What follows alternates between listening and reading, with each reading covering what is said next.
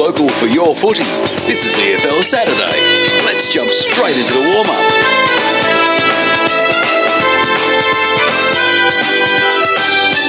Ladies and gentlemen, welcome to a historic Eastland EFL Match of the Day out here at Hughes Park as we bring you Croydon North-MLOC, the Mount Leal Old Collegians, up against Kilsyth. It's been a long time since either of these two clubs, obviously Croydon North-MLOC's first ever Eastland Match of the Day, but it's been a long time since we've seen Kilsyth as well. So we're looking forward to a big one. The winner will probably move into pole position to grab fourth spot if Jared Beadland's hunch is true from yesterday's Deakin Uni weekend forecast. But until all that's sort of been, we can leave that to later on. Matthew Fodia here for the pre-game with Blake Tennant, Scott Hardy and Jared Beadland. We'll start with Jared. We'll build our way up to big Blakey Tennant, who can tell us all about his exploits in the under-19s this morning. Jared, you excited to see what these two clubs have got to offer? Obviously, you know, it's not quite the heights of maybe a Vermont Baldwin clash, but there's still a lot of interest in it. Yeah, g'day, gents, and g'day to the listeners as well. Yeah, look, these, as you've said, these two teams are going to be fighting very hard for that fourth spot. You know,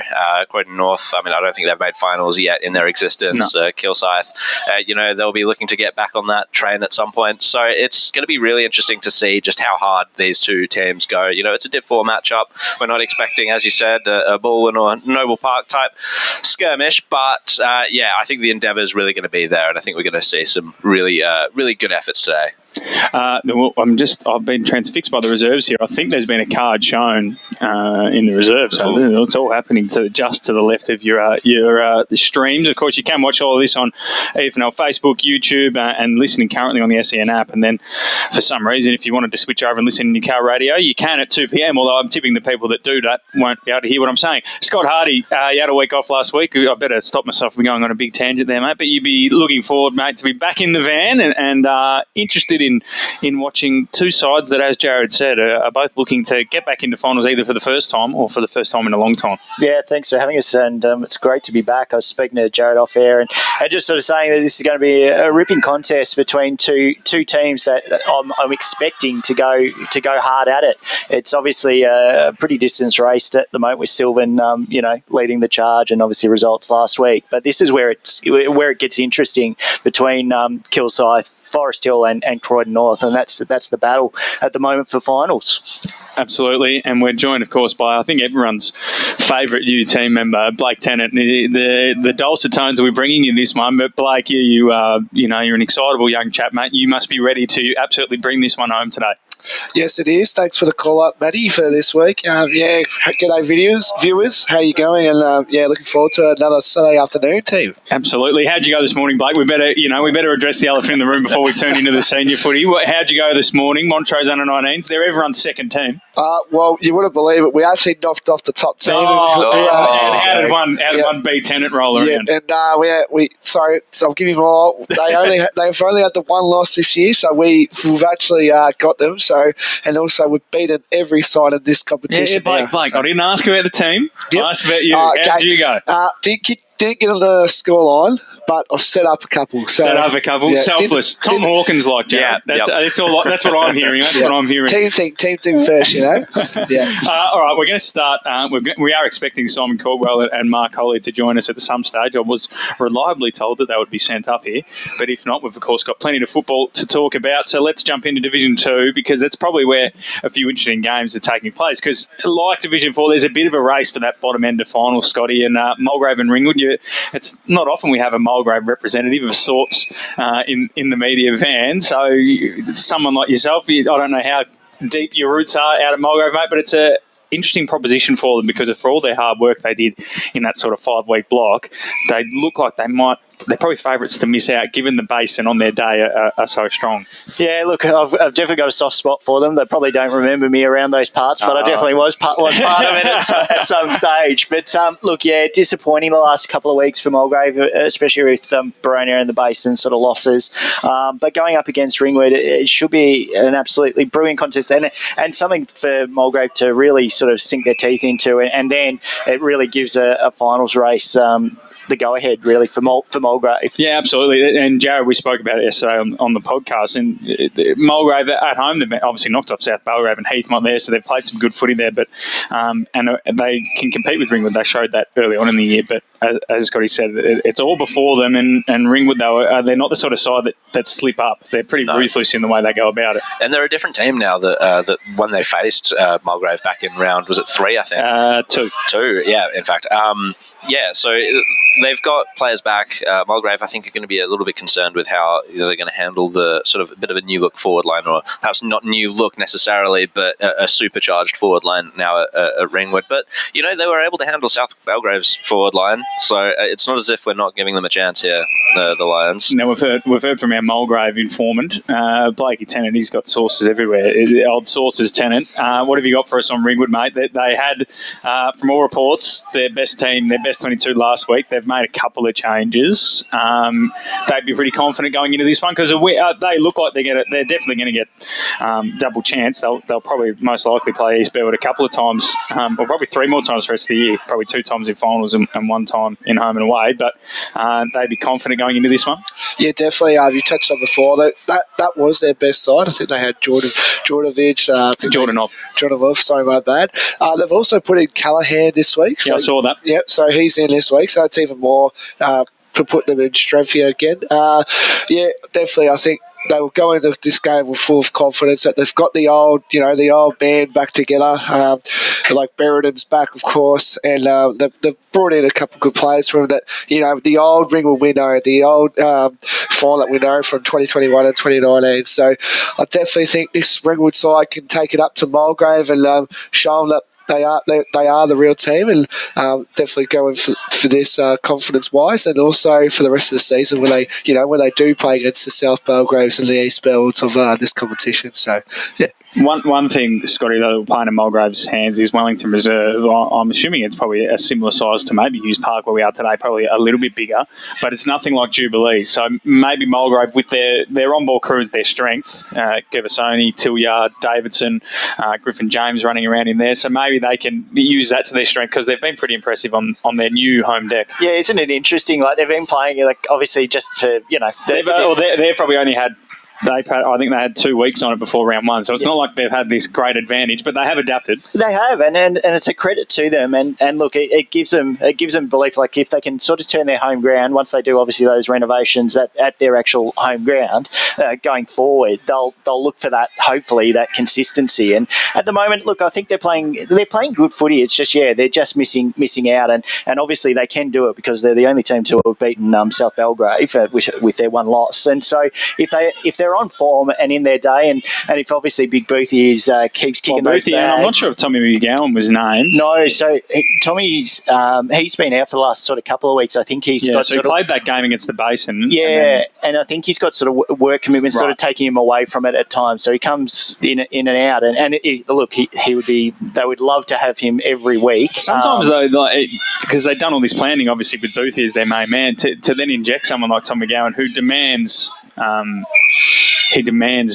ball a lot. He's such a presence. It can sometimes mess with you too. Like he played that game against the Basin, and obviously the Basin are quite strong. But going in on paper, you think Mulgrave informed them just added their leading goal kicker. Yeah. But sometimes maybe the forward line didn't have that synergy. I think it's just obviously not having that sort of consistency with their both being there, especially from the start. And obviously, Boothie's been a long stayer at that club, and he's still going strong, which is great to see. But yeah, they just need that extra sort of scoring presence to make those bigger scores and hopefully put the pressure on those teams, especially Ringwood today.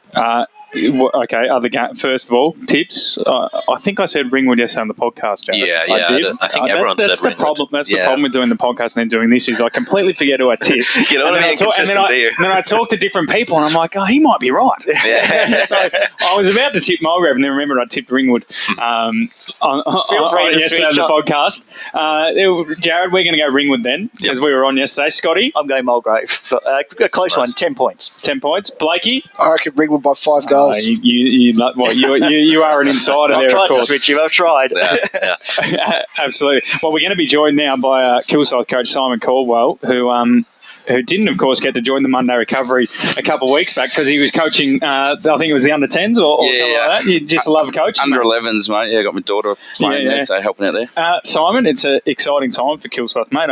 Obviously, since the pandemic, the club's sort of gone on a bit of a phoenix run, rebuilding from the bottom up, and you're in a position today where if you do get the points, you get a 2-game break inside the 4. Yeah, we, look, it's something that, the club, when I came back to the club in 2020, obviously didn't get that year away, but something that the club spoke about. That's, we've done it for, when I was back at the club, I coached here in 2009, 2013, and probably even before my time, for the last 20 years, we've been, bringing in 20 players, and a couple of years later they leave, and it just turned over with coaches. So it was something that the club were, we don't care, we don't need to bring players, we want to go with our under-19 group we had in 2019 and try and keep bringing them in. And obviously you filter a couple through as they come, but I think looking at Croydon North, I think they had about 40 clearances in this year, which have done a really good job. I think we might have had 4 or 5. So it's something that we're focused on, putting a couple around them each year, but trying to keep that group together for a sustainable period. And when you do eventually hopefully get up, that's sustainable long term. One bloke though who doesn't fit that mould is Sean Curry, just arrived on your doorstep, mate. How did that come about? Because he was at Furniture Gully last year and had hung up the boots from all reports, and now he's back. I've never met Sean before, and he played here in 2015. I think he played 3 or 4 years here. Yeah, he played. And I think maybe being captain of the club his last year, so still got some good friends at the club, and he rolled up about 4 weeks ago, and Thursday night his mates didn't even know he was coming, just said, do you mind if I train? I said, yeah, no worries, never met him before, and I'm like, geez, he's a big fella. And he just said, look, I'm just going to train for a few weeks, see how I go. I don't think my body's up for going back to that rigmarole. Third div, obviously French Gully are striving to try and stay up, so they're pushing everything. I just want to see if I can get my body right, and if I can, I'd love to have a kick again for whether it's this year, next year. And he trained for 3 or 4 weeks, was able to get out in the park last week, and he did okay. So you spoke about the under-19s that were coming up and you guys were developing. Who are some of the names that we could see today that you're really excited to show off? Yeah, I think probably that group. I think he was a top age player. He was one of those 20-year-olds with that group. But Drew Sells is off half back now, number 14. He's really come on this year, even more so from last year. He does a lot of kick-outs. Is really important to how we play. Declan Lamb plays through the midfield. He's another kid. His dad's played here, and he's I think second-year seniors now. Most of these kids were first year last year. Even we're lucky through a family friend, through Ryan Goodinson, his family friend with Mac Ayton, young kid. He's still eligible. He played under-19s when we had the bye actually in our group, because he's still eligible to play 19s and came over from North Ringwood, and weren't expecting massive things, but again another young fella into the group, started sort of small forward, and the seniors did all the work, and he's pretty much hasn't come out of the midfield after round 2. He stayed there, and I think with those guys, and Luke Hoogster has come across. He's one of those other really 5. Impressive, bit of a cult hero already. He went to school with all the guys, and he was playing at Vermont in the 2s, and then not even watching their seniors come down and watching our senior game and hang around the guys afterwards. And I was like, mate, let's just play footy here. And he came down to play. He's 6'2", came down to play, third tall back, and ended up playing ruck, because that's probably an area we're struggling with. And he's been really good. But I'd say the thing, on those last 2, Mac and Luke, that it's just that higher division mentality. They just train. Like there's no I've got a mum's birthday or uncle's something going on. There's just that's what you do at any level of footy, whether you're 4th division or Premier they were from. You're expected to train, and that's what you do, and you train hard, and you can see what they've been able to do. And you've got Max Bradley making a debut this week. Yeah, young Maxie. Yeah, so he's his first senior game for us. He's a kid. He actually is one of the kids that hasn't come up through a junior program. His mates have mates through cricket and came to our 19s this year. And look, there's probably a few more of them that we've wanted to play, and they've wanted to stick together. They've got a group together, and again from up the valley. Yeah, he's from up the valley. I think he plays a pretty good level of cricket, and they all want to stick together. So we've tried to do that, but now they're probably out of finals contention to a degree. So we had a chat and said, look, we want to start bringing some of you guys through. A couple of them played last year as under 17s played up. They've already played a couple of games this year, but that's probably our focus. Whether like you said, whether we end up playing a final or we don't, it's still we're making sure we try and get those 5 or 6 kids in the 19s that we identified, at least get a game or 2 into them this year. So next year when they come up to senior footy, they've already had that prep a bit. Ryan Goodinson, how much of an impact has he been for you guys this year? I think he's kicked about 34 goals. He's definitely been been your lively forward up there. Yep. How much of an impact is he having down here at the club? Ryan's, last year he had a pretty good year as well, but I think it's the most, he says himself, it's the first time he's done a pre-season.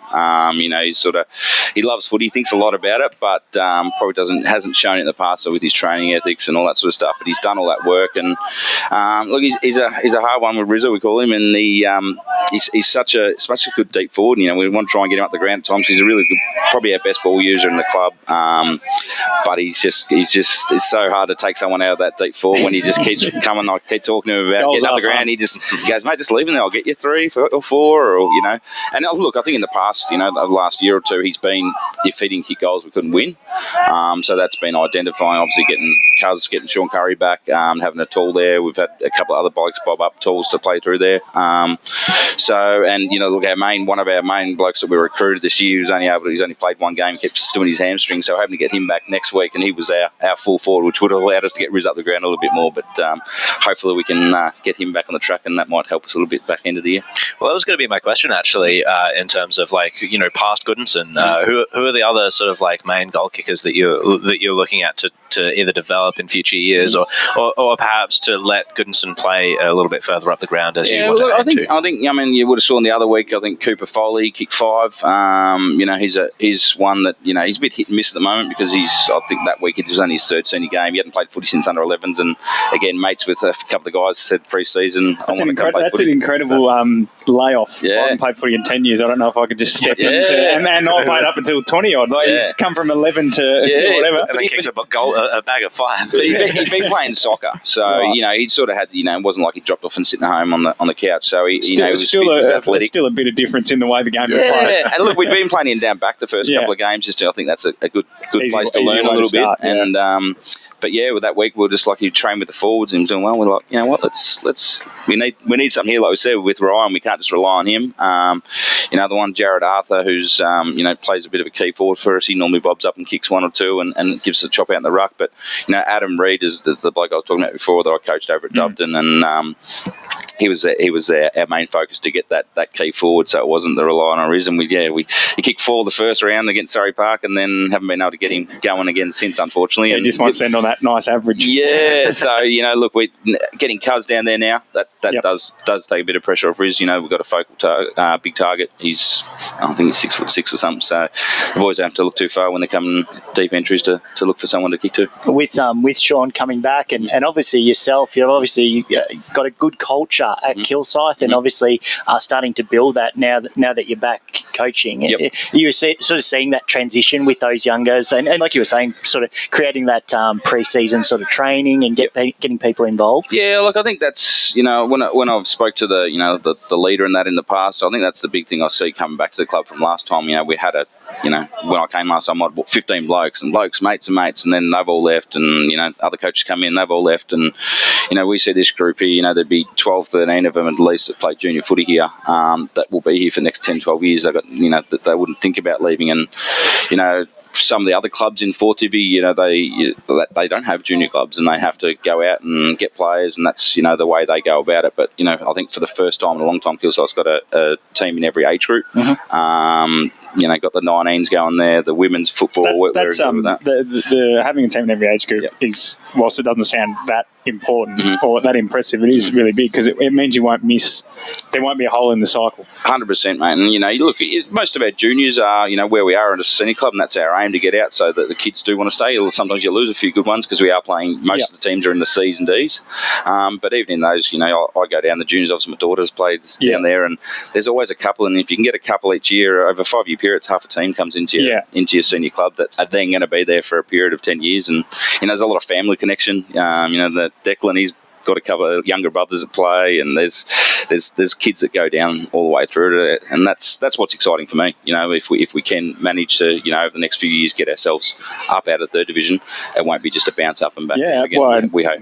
And of course, you speak about Kilsyth and where you're coming from, but obviously years and years ago we're in the VFA, so there is some. And I say to obviously a lot of my mates go, "Geez, what are you doing going back to Kilsyth, bottom 4th division?" And I said, "Yeah, I get that, but you guys would have been down to Pinks over the past, and they've it's just a great facility. facility. We actually had Wayne Carey and Corey McKernan there last night doing a bit of a sportsman's night, and I was speaking to Wayne outside. He's like, "Geez, this is a great setup." The junior interleague's based out of there. Yeah, and I would say for someone coming, some of the Premier Division clubs would, if you walked in and not knowing anything about what division we play in, you walk in, you got the basketball stadium, you got the 2 grounds, the background's got lots of netball stadium. Yeah. We get brand new rooms, get knocked over at the end of this year. And they used to have baseball there. Yeah, I think they still do. Yeah. That's getting done up at the back as well. So you'd go, geez, this is a complex. This is, we got that side of it. You got the structure there. You just got to get the on-field stuff right. So. well, Simon, thanks very much, mate, for joining us on the first part of the pre-game show. It's going to be exciting to see Kilsyth. I don't know. I can't remember the last time someone older than me will be able to tell me when there was the last radio game with Kilsyth in it. So we're looking forward to it. Good luck for that and good luck for the rest of the year. Got it, guys. Cheers. Thanks, Simon Caldwell there, Kilsyth senior coach. We're going to go to our first break here on the Eastland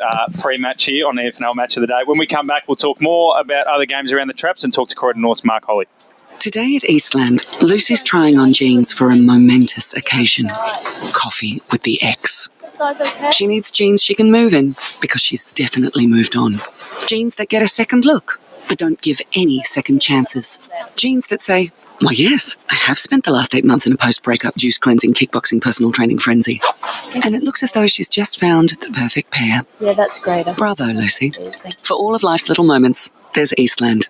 Eastland. Live real.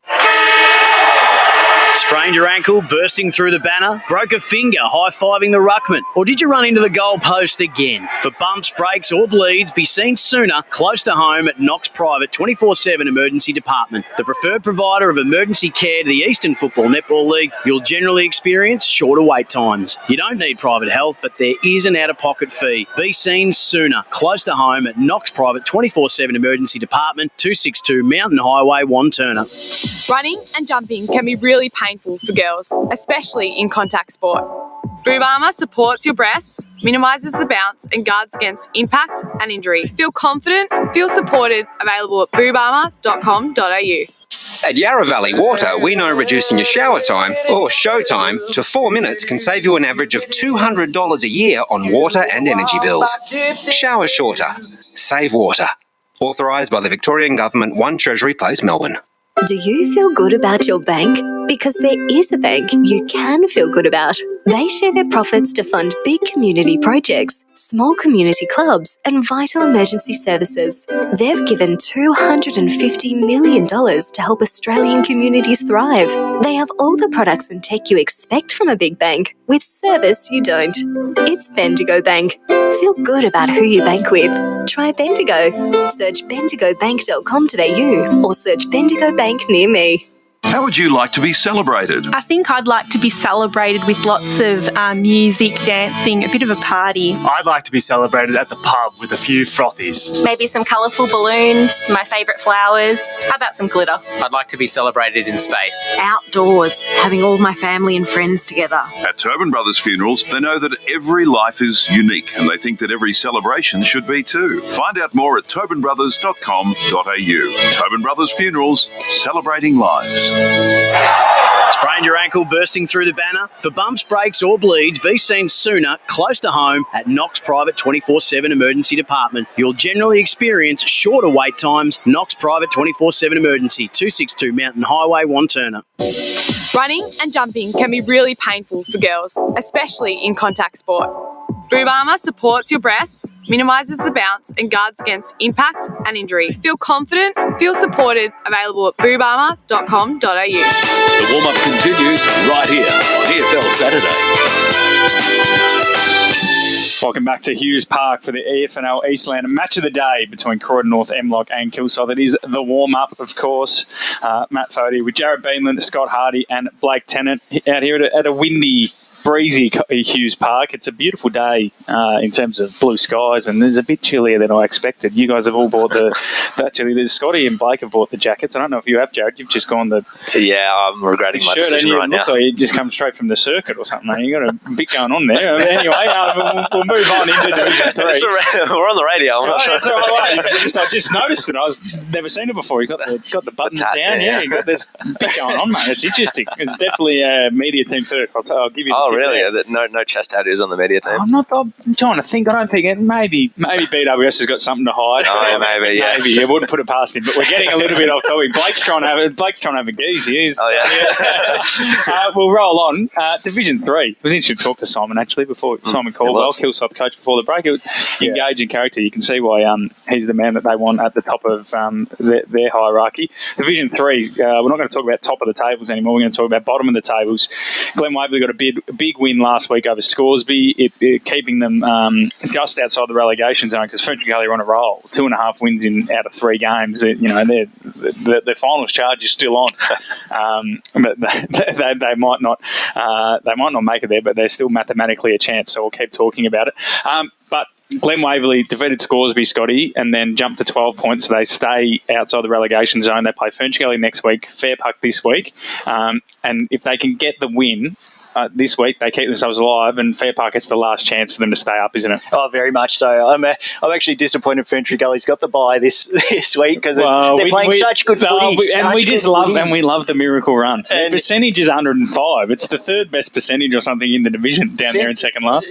Since we've had that chat about Ferntree Gully possibly, on the podcast making finals and how they can still do it, they've been on a roll. So they've been playing some great footy, but yeah, it's going to be a tight contest between Fair Park and Glen Waverley. But I'm going Glen Waverley. Two low-scoring sides, Jared, as well. Indeed, like Glen Waverley only scoring about under 60 points a game, just over 50, and then Fair Park just under 60. So we're expecting a low-scoring scrap out at Central Reserve, and Fair Park lose, it'll be. It's relegation with the double relegation, and if Glen Waverley lose, it means that French Gully will be in the box seat to jump out next week. Yep, absolutely. And you mentioned the low scoring teams there. Glen Waverley on that day, they can be quite defensive, which is sort of, I think, the problem for Fair Park. I'm not sure if they're going to have the scoring power to match the defensibility of Glen Waverley's structure. When they have it set up in the way that they want to. Fair Park, on the other hand, a little bit more attacking. However, you can see the difference in percentage there on the ladder. It's 11 points in favour of Glen Waverley. So my tip, as I said on the podcast yesterday, it's going to be Glen Waverley. You going with them as well, Blake? Yeah, Glen Waverley can't see them losing today. I think Fair Park, they might be getting relegated this year, so I reckon that will be on the cards. Blakey putting it all on the line there. Yeah, tipping Fair Park to get relegated in the year. Loves making the big calls. We've got another coach with us, Mark Holly from Croydon North-MLOC. Mark, it's been a big week or a big day for the club. I saw you out here early this morning, I think, with the Oz Kickers. Yep. You were crack of dawn out here with the Oz Kick, mate, and then the women have had a great win over East Burwood to jump on top of the ladder, beating the Rams. Kangaroos beat the Rams in a high-scoring one out there, and now you've got the radio game. There must be a buzz. I think there's premiership reunions behind the goals. Yeah, we've got the 4 of them over there. And the frat party tonight, mate. It's all happening. It is. It's all up and about. We've had a good week on the track after having the bye, and we're really looking forward today. Absolute cracker of a game, and hopefully we can come away with the chocolates. Your game during Queen's birthday, you played Churnside Park, and you had a lot of changes with a lot of guys out with injuries and viruses and all the goings-on that are happening in this current world. Yeah, exactly. And then you've had the bye, and now this week, are we looking at pretty much close to full strength? We've still got a couple of blokes out, but it's probably the strongest team we've had all season, so I'm pretty happy. I've got a couple of defenders still out. We've got Vizza. He's come back since the Surrey Park game. I think he's missed 6 weeks now, so he's getting to run around the twos. Lukey Malberg was our best defender. He broke his wrist, I think it was the Churnside game, so he's still a couple of weeks away, but apart from that, we're pretty much good to go, so looking forward to it. So there are a couple of players that you'll be disappointed won't get a run in the broadcast game. Are there any players that you're excited to show off? The young bloke came to us a couple of weeks ago. You're going to ask me his last name. I can't remember it off the top of my head, but young Ethan. Ren? Is it Ren? Harvey. That's it. Harvey. Ethan Harvey. There we go. I think he played at East Ringwood, and he literally just knocked on the door and he said he had a couple of mates down here. He played 2 games in the reserves and literally he's straight into the number 3. Yes, he's done very well. And most people in the right place. Yeah. He's just an excitement machine. It's something we don't really have, and he literally 40 kilos ringing wet, but he doesn't shy away from contests, and if he's out in front and gets it. he just looks exciting. So I'm looking forward to seeing what he can do today. Same young mini, Jake Gurin. He's the same type of player. But on their day, I think he kicked 5 last week. A couple of weeks ago, so he's the same. If he's on, he's really on. So blokes like that, it just makes an easy job for the coach when the ball's on the ground in the forward line. And you're obviously seeing that. You spoke earlier in the year about having the same list, sort of consistency going through. Yep. And obviously that's sort of continuing and building. And you're obviously improving because you're doing, you're obviously getting the wins on the board this year. Oh, look, we've fallen short a couple, which is, and as I was saying at the start of the year, with the new players coming through, trying to adapt and all that type of stuff, we haven't quite worked out how to play 3 to 4 quarters. We had a meeting during the week for a bit of a just open floor for all the players to put the spiel out and see what's going on, and it was literally a matter of just gelling, understanding where we are, where we're coming, and telling them that we're literally 1 game out of the 4. Anything can happen, but it's up to you blokes. So that's what I was saying. The week's been fantastic for us just to gel, talk it through and understand the bigger picture that who would have thought last year that we'd be talking that we might be able to play finals this year. And we're not getting ahead of ourselves, but the blokes have got to realise they're in that position now where we're not getting done by 100+ points. You're actually in games of football. If we can play more than 2 quarters a game, you end up winning them. We played 3 against Forest Hill and look what happened. We played 2 against Churnside, lost by a point, and we played 2 against Surrey Park and we're only down by 17 points at 3/4 time. The 4th quarter was terrible and we lose by 30. So that's where we're at the moment, and that's what we know this second half of the year. If we can actually play 3 to 4 quarters of football, I reckon anyone's for the taking, apart from Sylvan. But we won't go there. We'll leave that one alone. G'day, Mark. I've got a player here, Daniel Bateria. He's really been the standout, you would say, with the goal kicking with 34 majors this year. How big of an impact has he been for you guys this year? He hates me talking about him because he's missed that many goals, and he's our marquee player. We've never had a big bloke like that can kick, and he kicks 4 goals, but you don't realise he kicks 4 goals for. So he hates it when I tell him that, but he's fantastic for us. We haven't had that big marquee player that can take marks, take the game on, and that's what he is for us. So he's played 2 games this year where he's been underdone. He had the flu and all that, but we played him just because we had to. So he just stands up week in, week out for us. He played really well again, played against Kilsyth last time. He kicked 4 goals for, and we lost by 13 points. So I remind him about that all the time. Hopefully today he's got his kicking shoe on and he could be really good for us. And another one that'll hate you talking about him is Robbie Hudson, because he was another one that if it wasn't for Bateria and Crow and so on coming with a bit of Premier Division and Eastern Ranges experience, he'd be the marquee man, the running machine Hudson. I think we put up on social media a clip of his about triple efforts against Surrey Park. What's it someone like him brought, not just on game day, but around the training track? Because when you run that much, usually you're quite a hard trainer. Yeah, well, he probably is one of our marquee players. Like, you do talk about Smelly only because of his height, but what Hutto brings to us through that midfield, as you said then, his first, second, third effort's just unbelievable. He does not stop running. And we talk about it when we're at training at the same time. We're doing a drill and you're worrying about your opponent, and you sit there and you go, so who was on Hutto? And then they don't want to put their hand up because he got the tap ruck, and then all of a sudden he's kicked it forward, and then all of a sudden he's kicking the ball out of the fullback in the back line, and his opponent's still standing in the middle trying to work out where he'd gone. That's just what he's like. He's just one speed, but it's fast and it's just constant all the time. So he gives our forwards first use. He's there when the ball hits the ground. So apart from because he's not tall, he's definitely one of our marquee players. Yep. So we're talking about a lot of players who've come across from other divisions and from other teams. Has there been a difficult situation to try and get them to gel with the remainder of the guys that were here from last year, or have there been more fun challenges in that? That's a good question. Every year we've had a big turnover. We're not going to lie with that. It's constant. Like, I don't know why. The players have been staying, but we've always managed to get the better players every year. So we're having that turnover. Half of this side here played seniors for us last year. So they're still here, but we are rotating through the players. So it is hard, but when you're losing by 100, 150, 200 points, they want to see these better calibre players coming. So they understand what's going on. So it's not like they're getting frustrated and all that. They want to see the club moving forward, which is what we're doing. So it's not easy, but we still have to adapt. But we understand where we're at, and as I said, that was why we had those type of meetings that we've been having, because you need to open up the floor for them to be able to have that communication and talk to find out where we're at, and that's what we had this week. And it was good that the older players or the blokes from the years before, they've still got their input and everybody's listening. So it has its challenges, but I reckon we're adapting to it pretty well. And it's obviously a big day for the club. We spoke obviously earlier about the premiership reunion, and it gives those players, like you're saying now, talking about finals and everything, gives them the hope and the sort of the drive to say, hey, this is what can be at this club.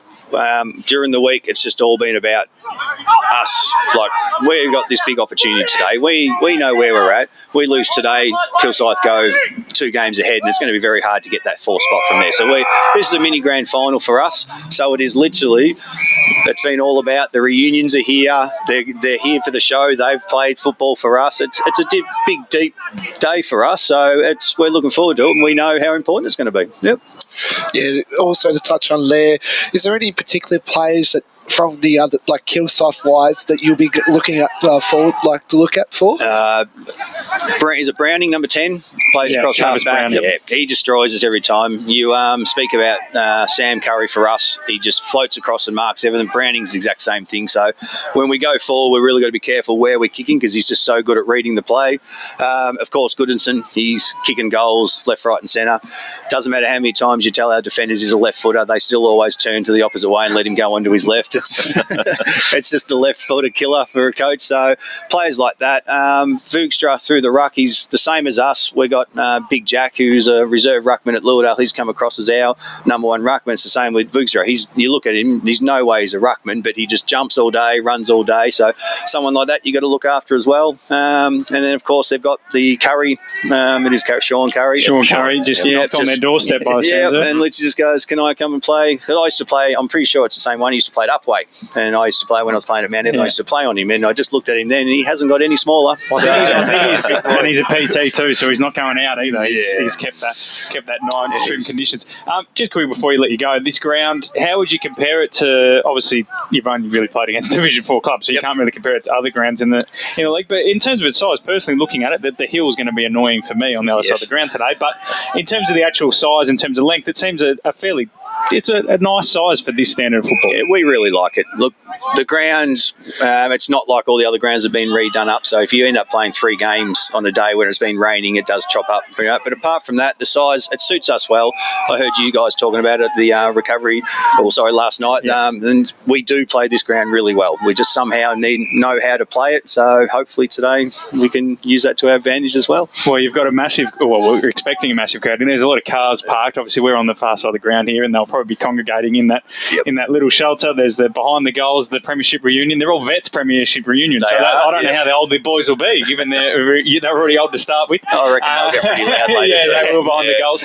But it's great to be here, mate, to finally get down and witness this club in action. It's a testament to you and Graham and the rest of the organisation to get you guys at least in the conversation for finals only 3 years after you came in. So thank you. Looking forward to it, mate, and good luck for not only today but the rest of the year. Beautiful. Thank you very much, guys. Mark Holly there, Croydon North-MLOC Old Collegian senior coach, and positive chats, Jared, about their chances today and for the rest of the season. Yeah, absolutely.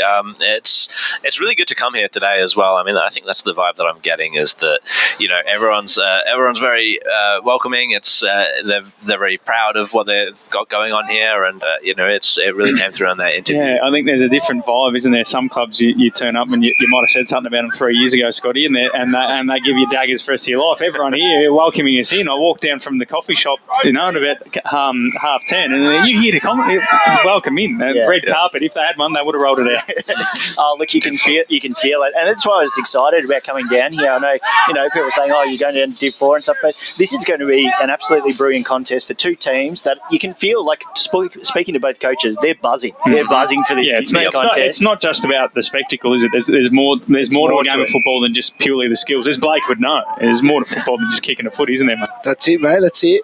Yeah, as I touched on, I walked in here today, and they were all like, well, they said you're a tenant. Well, pretty much every footy club I walk into, that's what you hear. You're a tenant. So, this is this is a great speculation game, you would say.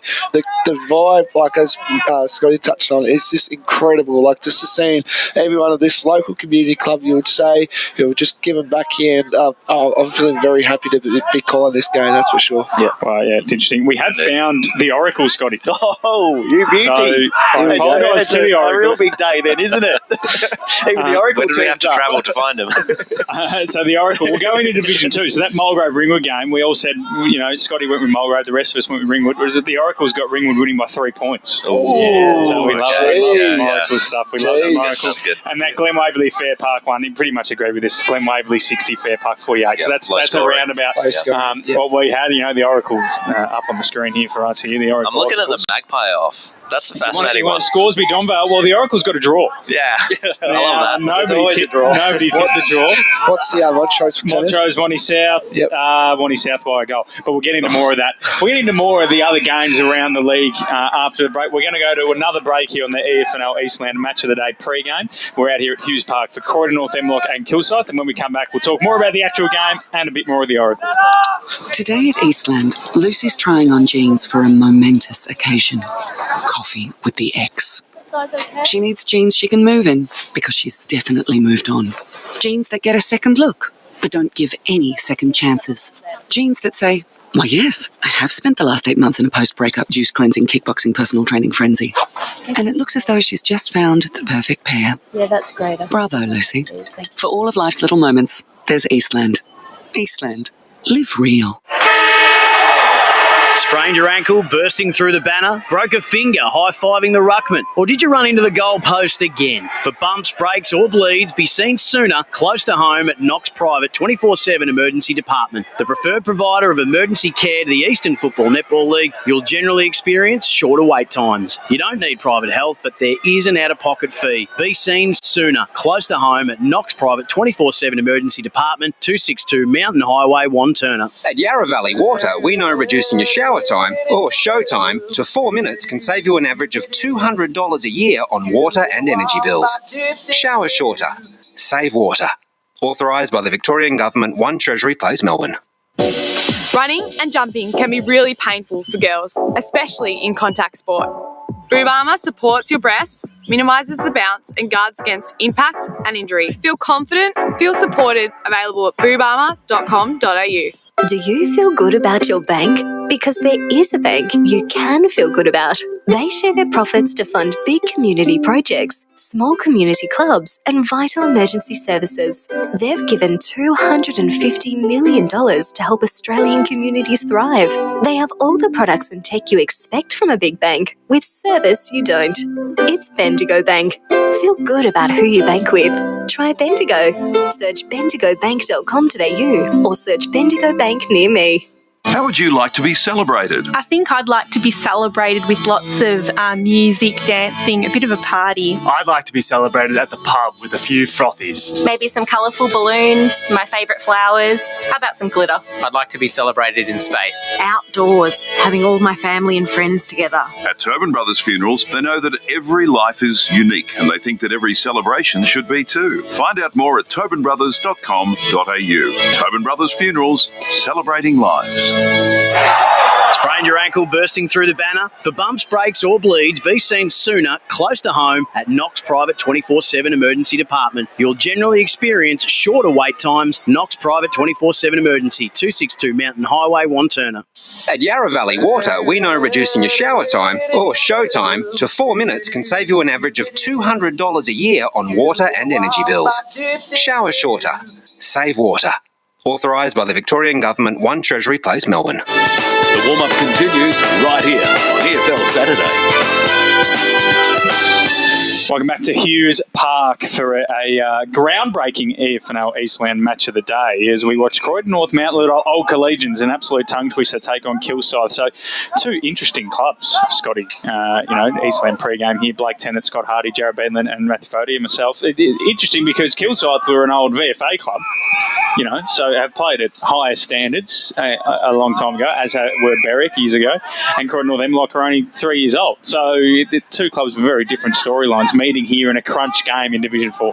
Yeah, two different side, but in very now similar positions. They've different journeys to get to the same spot. Yeah, and look, and that's the way it goes. You know, obviously with the relegations, promotions, and everything in between. But look, it's credit to them. They're providing obviously good footy, and it's going to be an exciting game. Absolutely. Let's jump into Premier Division now. So we'll wrap around, because after the final break here, we'll have 20 minutes for the call team to sort of jump into this game. So we'll jump around to different divisions. We'll go into Premier, and there's some really interesting games that we talked about on the podcast, but we can back over them again. And Baldwin and South Croydon is big for a couple of reasons. If Baldwin win and Vermont get up over Rowville, it could see Baldwin jump into the top two, and that'll be a spot that they really want to be into, because that's pretty much the only way to get double chance this year is to finish in the top two in Premier Division. And they take on a South Croydon side who are very good going forwards, are a bit leaky. They're definitely the worst defence of the top six, but on their day they've got such a good midfield group, and James Wilson up forward can kick plenty of goals, Jared. So we talked about it a little bit yesterday, but it's a really intriguing clash, because I think we could have a shootout on our hands out here at Cherry Road. Yep, I reckon it could be 40 goals plus maybe if we're being a little optimistic. I'm keen, because as we've said, as I definitely alluded to on the podcast yesterday, South Croydon's defence is not the best. In the top 6 or even 7, I think Blackburn might have them pipped there as well. So just looking at that, so the South Croydon have conceded more than the only teams that have conceded more than South Croydon is North Ringwood.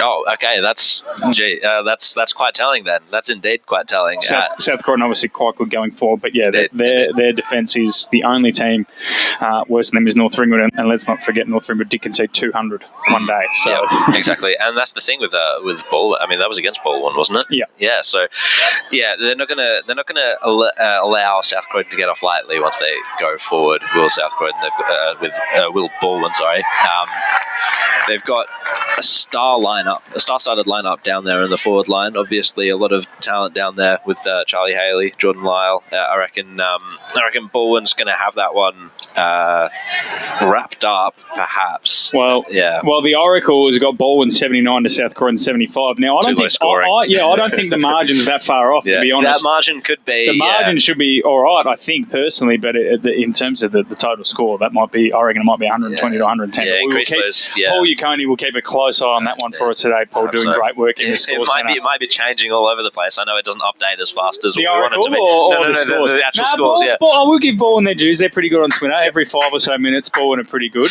Okay, good. But we'll see how we go. Blackburn Doncaster, Scotty, is a big one for Blackburn in particular. Doncaster, look, the state of North Ringwood unfortunately means that Doncaster, they've done their work already. And pretty much from now on, it's just trying to see how good they really are and almost look to the future now. They can almost start planning. But Blackburn, after their win over Vermont and their win over Nord before the bye, have put together 2 wins that have slotted them into a really good position, other than their percentage, but their draw actually helps them out there, thankfully for them. Whereas if they win today, they should jump into the top 6, given that you'd expect Rowville to be Vermont. Yeah, and it's an interesting battle, isn't it, between that 5th position to 9th, 10th. That's where we're watching now for this sort of second part of the season. We sort of feel like those top sides. And as you mentioned, as well, like you said, there's more. Like Doncaster aren't technically out of it. No, and then Nord and Park Orchards, have better percentages than Blackburn and Vermont, and are a game further back. So yeah, Blackburn are doing everyone a favour by knocking off these teams. Yeah, 100%, and that's the thing. And then it's sort of turning that battle of what's happening with Vermont, because we were speaking a couple of weeks ago about them, and they were doing quite well, and now they've sort of dropped back down into that group, and it's getting a real sort of quagmire of collections there of points. And Blackburn's obviously got that. I think they've got the draw there as well, so yeah, they do that extra. So Blackburn, I'm going Blackburn. Well, the Oracle's with you. Yeah. 17 points Blackburn. 17 points Blackburn. I think this scoreline's pretty good. 75 to 58. Yeah. Doncaster are pretty good defensively. And obviously Blackburn have, as Brendan Allen alluded to on the Monday recovery last week, they've sort of changed the way they're approaching games. They realise that they can't really match sides going with an outside game, they're trying to make it a bit more up and down the line. And then Roeville, Vermont, Blakey. Roeville, they were all conquering before Doncaster got a hold of them out of nowhere. Before the bye, a really good performance from Doncaster. They bounced back last week, Roeville, with a strong win over Berwick, but Berwick tested them. Vermont, on the other hand, they're hitting a bit of a wobble. The first time they've wobbled in almost a decade, but they're the sort of team that you can't really knock them down. They're a bit like your Richmonds and your Hawthorns and your Geelongs where, even though on paper it looks like it's about to crumble, they find a way to win. Can you see them getting up today over Roeville? Oh, I had a look at their outs today, and I saw Arnott's out, so that's a big out for them. And Mason Hawkins playing for Box Hill. Yep, and they've also brought in some youth as well. I saw Noel Riddle. Noel Riddle straight out of the 19s. Yep. Matt Sevior. I butchered his name there. I know him as Sev. I don't know his last name. But he's been brought in after playing some good footy in the reserve.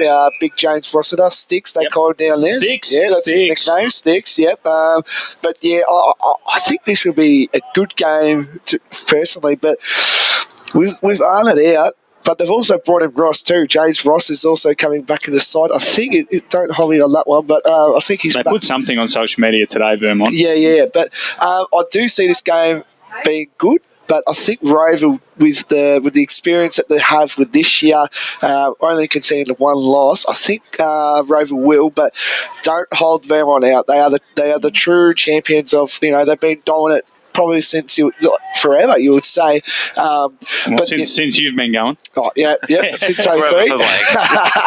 But no, honestly, I until that final siren is done. So my heart will go Roeville, but I do have a soft spot for Vermont today. Your head Roeville, your heart Vermont. Yeah, that's it. Yeah. So those ins that you were talking about, so Matt Sevior, Noah Riddle, Flynn Maguire come in, and then you've got Ross at a back, Fraser Smith back, and Ned Coghlan back. But that's pretty good. The outs though are James Ross, Ryan Fitzpatrick, Adrian Kalkovsky, Harrison Banfield, and then obviously Mason Hawkins playing VFL. So a fair bit of changeover, but there'll be a lot of passion in terms of the Oracle. The Oracle's with you, Blake. Yep. But by 1 point. He's got Roeville 62, Vermont 61. So the Oracle love that sort of stuff. And then the main game that we talked about yesterday on the podcast was Doncaster East Norwood. The Oracle's got Norwood winning by a goal. So that would blow the race wide open because it would set up 2 spots in the top 6 that are vulnerable if Donny East were to go down, and Norwood obviously would come up level on points with them. So that would be an impressive win for Norwood. It's the win they need to have because we spoke about their next month. If they don't win now, it might be season over. Yeah, and Doncaster East on their part,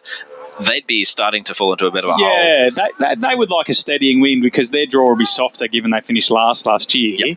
But you don't want to get into a bit of a hole, because sides like Berwick and Park Orchards become a bit tougher if you're not in form. Obviously, they've already lost to Park Orchards, so it'll be interesting to see how that goes. On to Division 1. Mitcham East Ringwood is probably the game of the round. We saw Mitcham last week. They competed really well against Mooroolbark Jared, but ultimately they lacked the depth in the midfield in terms of A-grade talent that Mooroolbark had, and probably at times they butchered their opportunities in the first half. They take on an East Ringwood side that just keep doing the job. Mitcham are a much better side at home, though. The Oracle's got Mitcham winning by a goal. Yeah. Are you with the Oracle? I'm not personally, but I can see it because he's got it 90 to 85. I can see it flipped. I can see it being a similar scoreline. East Ringwood, I reckon they'll get a scare here against Mitcham because last time they played them, I'd imagine Mitcham have improved since then, so it might not be quite what the Roos are expecting. But East Ringwood seem to do that to every side bar Mooroolbark, so it's an interesting one. Scotty, Blake, obviously this is your division, Blake, so I might just hand over straight to you, mate. Who's winning this one? Well, we obviously saw Mitcham last week, and they challenged Mooroolbark for, you would say, 3 quarters, and Mooroolbark just ran over the top of them in the last quarter. But I saw East Ringwood play my beloved Montrose last week, and Montrose went there with a goal in a 3-quarter time, and of course East Ringwood finally got their act together and kicked away. But I think I'm going to go with East Ringwood just with the experience they have, obviously with the top 2 at the moment shaping up. I'd see East Ringwood winning that one. So you've gone against the Oracle, which Scotty's already fuming. There's smoke coming out of his ears. Well, hand over you then, Scotty. Montrose, Blake's beloved Montrose, and Wanturn to South. The loser is not completely out of it, but you'd say they're in a bit of a hole given that Montrose already played an extra game. So if they lose, not only will they be a game behind Monty South, but Moonee South will have a game in hand, albeit against Mooroolbark. So you could consider that maybe not that big of an advantage, but until you've played it, you can still win it. And then if Moonee South lose it, it's just another example of them not being able to take their opportunities. So it's at Montrose. Which way are you swinging? I was sort of leaning towards Wantirna South. I just sort of feel they're going to sort of flick the switch, but being away from home, I'll go with Montrose if I have to. Well, the Oracle's got Moonee South by a goal and a point. That's harsh. That's harsh. Lucky we're not too far up, or else Blakey might have a jump out the window. But it's going to be a game to watch. I'm sort of leaning Montrose too, purely because it's at home. I think Montrose have won every game at home this year. I don't think that we lost to Mooroolbark. No, as in your wins have come at home. So obviously knocked off Croydon, knocked off Upper Gully, knocked off Mitcham, and then beat Wantirna South away by a point. And a lot of people could argue though that Moonee South should have won that. So Montrose are obviously a much better side at home. So I think that might get them over the line. But I agree with you, Scotty. Moonee South, every week you just expect it to just click has in to the gear. come. It's sort of like the Fentress Gully. We're sort of saying, build it. And once they get that run, I feel like, especially at home, like they can play better footy. Just in terms of this, quickly onto this reserves game I'm watching, the big full forward, Daniel Panetta, has taken the mark on the point of the centre square, and he's lining up from... He's gone Ben Brown style run up this. How far is he kicking this? It's probably only about 45 metres, but he's really, Daniel Panetta, really exaggerating the run up. I don't know how much routine's into this. Good connection. Oh, yeah. Bloody hell. Oh, that's a big kick. He's kicked it. Yeah, good connection. What a goal. The big fella. Get around him. Goal. The big fella. Goal. Good on him. Yeah. There you go. Yeah. What a goal. I think he did play a game in the seniors last time out. His name's familiar. His name's familiar to you, Jared. Anyway, let's roll on the other games in that division. Croydon to beat Bayswater by 7 points, according to the Oracle. Mooroolbark by 4 goals over Beaky, and Ludale by the same margin over Upper Gully. Div 2, it's got Ringwood by 3 points, as we mentioned. Boronia to beat Oakley Districts fairly comfortably, which we expect. East Burwood and Templestowe, on paper, the Oracle's got this decided by a goal towards East Burwood, Blake, but again, we'll go to you as a tenant. East Burwood, they're getting closer to full strength again, and I know Templestowe have got Cloak and Hardwick, and they're close to full strength, but you'd expect the Rams at home to do this one pretty comfortably. Davis Harrigan's out there today tweeting all the scores for us. Well, believe it or not, my old man was actually talking to Shuey Wine, the ultimate duo down there. Mate, you don't have to convince me, mate. I can definitely believe that one. I think, we last time we touched on about East Bell when we were down there at Ringwood, they had a lot of players with the flu, and he said that they're slowly coming back to full strength, as we touched on before. But I just see East Bellwood just too experienced with that, and they want to submit their spot definitely in the top 2, and challenge a couple of teams ahead of them. So I see East Burwood by about 3 goals. I reckon. What does the Oracle say? Well, the Oracle's got East Burwood by a goal, but I don't say this often, Blake, but I tend to agree with you. I think East Burwood will win that one pretty comfortably too. The other games there, South Burgrave to beat Knox, and then the Basin to beat Heathmont. We've already spoken about Glen Waverley Fair Park. It's got the Hawks winning that by 2 goals. Scoresby Donvale, the elusive tie, I think it'll probably be Donvale pretty comfortably. Whitehorse and Waverley, it's got Waverley by 53 points, so the Oracle on the song there, and Warrandyte Coldstream, Warrandyte by 4 goals. I think that one you could toss a coin. It's at Warrandyte though, so makes me lean that way. And then Division 4, quickly before we go, we've got just under a minute, Jared, and Scotty's going to join you in the hunch. Nunawading to beat Forest Hill. Yep. Scotty? Yeah, I like Nunawading. You're in on it? You're in on it? I've got 20 seconds, mate. So you're in on it? Yeah. Jared, Blake, you're on the hunch? The Oracle's got Forest Hill by 2 goals, and then Surrey Park Sylvan. The Oracle's got Sylvan by 30 points. It's a good effort by Surrey Park. It will. 90 to 120. They'll take that. And then this one here, we'll all give you our tips. I'll go quickly. I'm going to tip Croydon North-MLOC because it's at Hughes Park, but the Oracle's got Kilsyth winning by 9 points, so hopefully it is that close.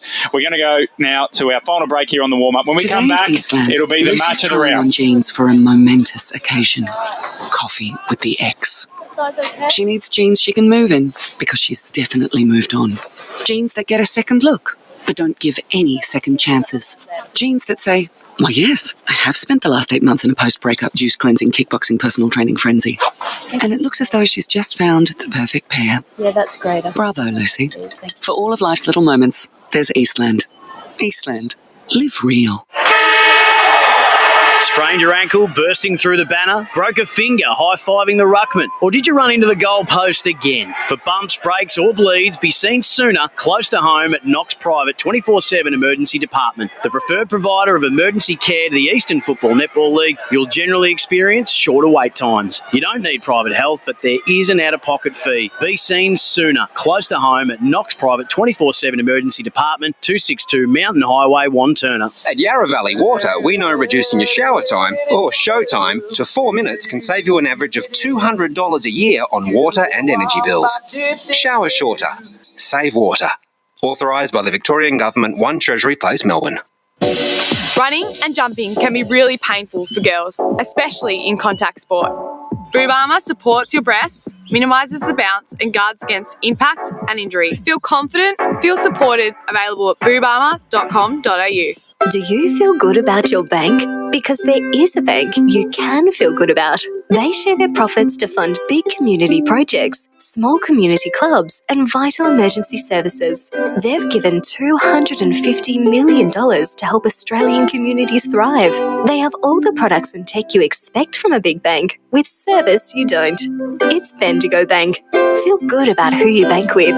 Try Bendigo. Search bendigobank.com.au or search Bendigo Bank near me.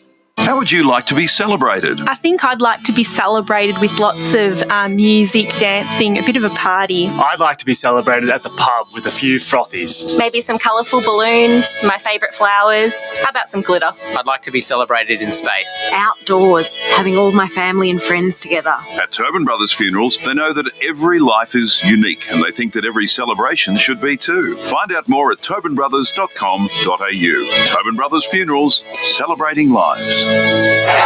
Sprained your ankle, bursting through the banner? For bumps, breaks or bleeds, be seen sooner, close to home at Knox Private 24/7 Emergency Department. You'll generally experience shorter wait times. Knox Private 24/7 Emergency, 262 Mountain Highway, Wanturna. At Yarra Valley Water, we know reducing your shower time or show time to 4 minutes can save you an average of $200 a year on water and energy bills. Shower shorter. Save water. Authorised by the Victorian Government, 1 Treasury Place, Melbourne. On EFL Saturday, it's time for the match of the round. Let's cross to our team and go local for your footy. Welcome back to Hughes Park here in Croydon North, where we've got the Division 4 matchup between Croydon North-MLOC and Kilsyth. Joining me for this pre-game show, we've got Blake Tennant and Scott Harvey. Sorry, this isn't the pre-game show. This is the just before the game starts. Scott Harvey and Blake Tennant. We were on the pre-game show together with Matt, and joining us for the first time today is Ryan Long. G'day, Ryan. Thanks, Joe. No, good to be here. You talked about the atmosphere. Went over there just before to see. To get the team sheets, and everyone's buzzing. And you can tell by the cars here. I think I'm illegally parked on where I am at the moment. I'm not sure if I'm allowed to be there. It's packed to the house, I reckon, on that side. Plenty of the vets over there celebrating the, I guess, former premierships and having a few beers, watching the footy, which is what's going to be I think a really interesting game and a big game for both clubs who have improved drastically over the last 7 or 8 weeks. Ryan, you were at the senior girls match of the round. How was that, mate? It was good, and Croydon North playing there got over the line by 5 points in what was a really impressive win. Watching them turn it on in the third quarter, kick 5 goals and unanswered against the undefeated East Burwood side. They've just got so much talent. You can talk about Gabrielle Zapier up forward, down back. They had a number of players who just stood under the ball every time and took those intercept marks and really helped them out in the end. So that's a big win in the context of their season. I saw a few of the girls have come along here, so they've made the trip down Maroondah. Is it Maroondah Highway? Is that what we're on? Yeah. They've the trip down here from East Burwood to watch the game today. So, look, I haven't been to a Croydon North game before today, but it seems to be a club that are on the rise, and they are building something here, which is really fantastic to see. And it's as Matt said before, it's a big day for them, and really looking forward to it. It's exciting. exciting, isn't it? And, I'm glad that we've made the trip up here. It's a fair way, but, it's going to be absolutely worth it. Also, joining us for the first time today is Paul Yaconi. He'll have the scores throughout the day. Paul, how you doing, man? Yeah, I'm good. Should be a good game here between Croydon North and Kilsyth. Yeah, absolutely. Have you got... we'll get into tips and talking about the games the game itself pretty shortly. So, Blake and Scott, you were on the pre-game show. We didn't quite get round to talking about this game specifically. What are your sort of thoughts, Blake, going into this game? Well, obviously, it's a much hyped game today. That's for sure. Like I think we touched on in the pre-game that if Kilsyth win, fourth place is pretty much locked up because I think if Kilsyth win, they are 2 games clear. I'm pretty sure with that. So I reckon this game is going Croydon North's way. You would think because if Croydon North win, then the battle for 4th place just opens up so much in Division 4, which is great to see. But the game that I want to see is the 2 big forwards going on. I think we've got Goodinson, who's kicked about 39 goals this year on, I think, pretty sure. And also Daniel Batiro, who's playing really good footy at the moment. He's kicked about 35 or 34 goals in about 9 games. So I'm looking forward to seeing the 2 big body forwards, kind of like last week when we had Jordan and Paranti. We could see another shapeover like this for this game. Yep, absolutely. And Scott, you'll be on special comments today. Are there any specific players you're looking out for to turn it on today, really? I think Blake's on my thunder a bit. Obviously, Goodinson, it's going to be really interesting to see. Obviously, if he keeps up that leading goal scoring sort of tally, he's obviously, if it wasn't for Sylvan, he would be leading it because I think the next above him is on 60. So look, it's going to be a battle for there. Obviously, we're speaking to both coaches, and obviously they're excited about what they're sort of bringing through. I'm excited to see Sean Curry from Kilsyth. Everyone's sort of got big raps on him, and apparently he's a big bulk of a lad. I haven't seen him play, but to come back into Kilsyth's side will be a big injection, and obviously they're excited to have him. I think we saw Curry play for Fentry Gully last year. Ryan, you might have remembered that game. It was the one at Donvale. We saw, big, was it Sean Curry? Yeah. And I accidentally called him Stephen Curry. Stephen. Stephen Curry, there you go. So I'm definitely excited to see him play. Ryan, what are your thoughts on the game we've got on our hands here today? Obviously, both teams striving for that final spot. Do you think this is going to be, a Kilsyth win to lock down that final spot, or Croydon North to sort of keep the finals race open? I think it's more about Croydon North keeping it open. A win then by Kilsyth today would mean they're 2 games out, as Scott just mentioned before, and that's probably a hard one to come back from when you're now into the back half of the season. I think the best thing about this is at the start of the season, I think when we went through the previews of Division 4 and the other divisions, we sort of locked away the top 4. We were like, Forest Hill, Surrey Park, Chirnside Park and Sylvan. We thought the bottom 3, we want to see improvement, but I don't think we can put them into the top 4. Yep. Both these sides now have a chance, and that's the great thing about Division 4. Although Sylvan are miles above in the rest of the competition, it's a really even from 2 to 6, really even. And I think if Croydon North win today, it probably makes it a little more interesting because both sides will be on the same amount of wins and really keeps it open. Yep, absolutely. Before I get on, tips, boys, who are we backing today? I reckon I've got Croydon North personally. It's at Hughes Park, and I think they're just going to have that, but every team sort of down from Sylvan has a bit of a chance to slip up on their day, when we're talking about Division 4. And I think Kilsyth, they've played pretty well throughout the season. They have had a couple of slip-ups. They really should have beaten Forest Hill, arguably both times, definitely the most recent time. And, I think each team, they have a chance to beat one another on their day, and Croydon North, I think it could be their day. There's a lot of hype there. There's a lot of emotion going on here today. I think you're right, Joe. That's what's sort of leaning me to put my tip towards Croydon North, especially after seeing their women's side as well today and coming out here. In that first game they played earlier in the season, I think in round 4, it was a pretty close game in the end, and the only difference was that Kilsyth jumped out to a 5-1 goal lead at quarter time, and that was really probably the the where they won it in the end, and Goodison ended up kicking 4. So if they can, limit his influence up forward and just keep him relatively quiet while being able to score themselves, I think they can win, and that's probably my tip, but I think it's 1 or 2 goals either way. I reckon it's going to be a really close contest. I came in sort of thinking Kilsyth.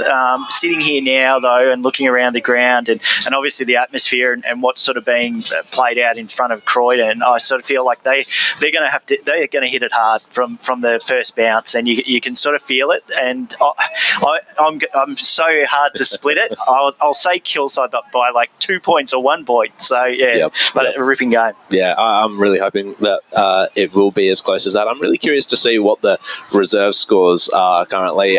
We're not in the best view of the scoreboard, are we? No, we're not. I see 69 to 40, 45. Okay, so Croydon North going up here in the reserves. Could this be 2 from 3 at the moment? Yeah, Croydon North. Big day for the club, that's for sure. Yeah, if they go 3 from 3, that'll be huge. I think they've got a massive function on. I was looking on their socials. They've got the frat party tonight at Croydon North. So can you imagine that's that? in the hall. In the hall there. Yep. Yeah, I've been there before. Yep. I met my missus there. We don't want to get too much detail there. Anyway, we're going to go to Paul. Paul, can you give us some games that you think will be matching around as well? Perfect for that. I think in Premier Division, Bowen and South Croydon both in the top 4. I think that'll be a really good game, that, and I think it'll be a test for South Croydon defensively, because Bowen are a good scoring team. I saw Bowen a couple of weeks ago against Noble Park. They didn't have the best game there, but I think at home Bowen should get up, but I think it'll be a close one. I think as we touched on as well with South Croydon being, I think Matty put this up in the pre-game as well. South Croydon's defence is like the second worst in the comp, other than North Freeman, of course. But that's just saying something. Like they've been kicking goals, which is good to see. But the defence, it needs a lot of work if they're going to stick. They've only got a percentage of 105. So if they are going to get like a win, they sort of need a big win so they can establish themselves in the final space.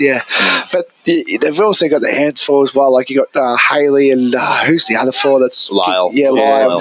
So they've got a bit of work to do there. That's for sure in their defensive work. Back to this game. Where do you think this game will be won? Like, will it be won in the midfield group or the forward group or the back group? I think it might be down to Goodison and, whether or not Croydon North can sort of like curtail his influence because we haven't really seen much depth in Kilsyth's forward line this year, unfortunately. I think the next player down from Goodison has only kicked 7 goals. So unfortunately for Kilsyth, if Croydon North can get a hold of Goodison, then it might be that might be the way it plays out. I think also, given it's a Division 4 matchup, the skills, they're not always going to be the top flight. So if there's one team that can sort of like find their field kicking boots and like build from defence really nicely, then we could see that team take it on and take the victory. Yeah, I think you nailed it there with taking your opportunities. As you said, Division 4, it's a different ball game, and I watched bits and pieces of their last matchup, and there were a lot of turnovers and just firing out kicks and just hoping for the best. So if they are going to play that sort of similar footy, it's when you do get your set shots and you do get it inside 50, you've got to make the most of it, because you don't know if you're going to have those chances again. And I think that's what it will probably come down to, who can take the most of their opportunities and winning it out of the middle, and for Kilsyth getting Goodison as much opportunities as you can, and for Croydon North, potentially you can use a swing man or someone to step in front of him and just put a lot of body on him and just don't give him anything easy all day.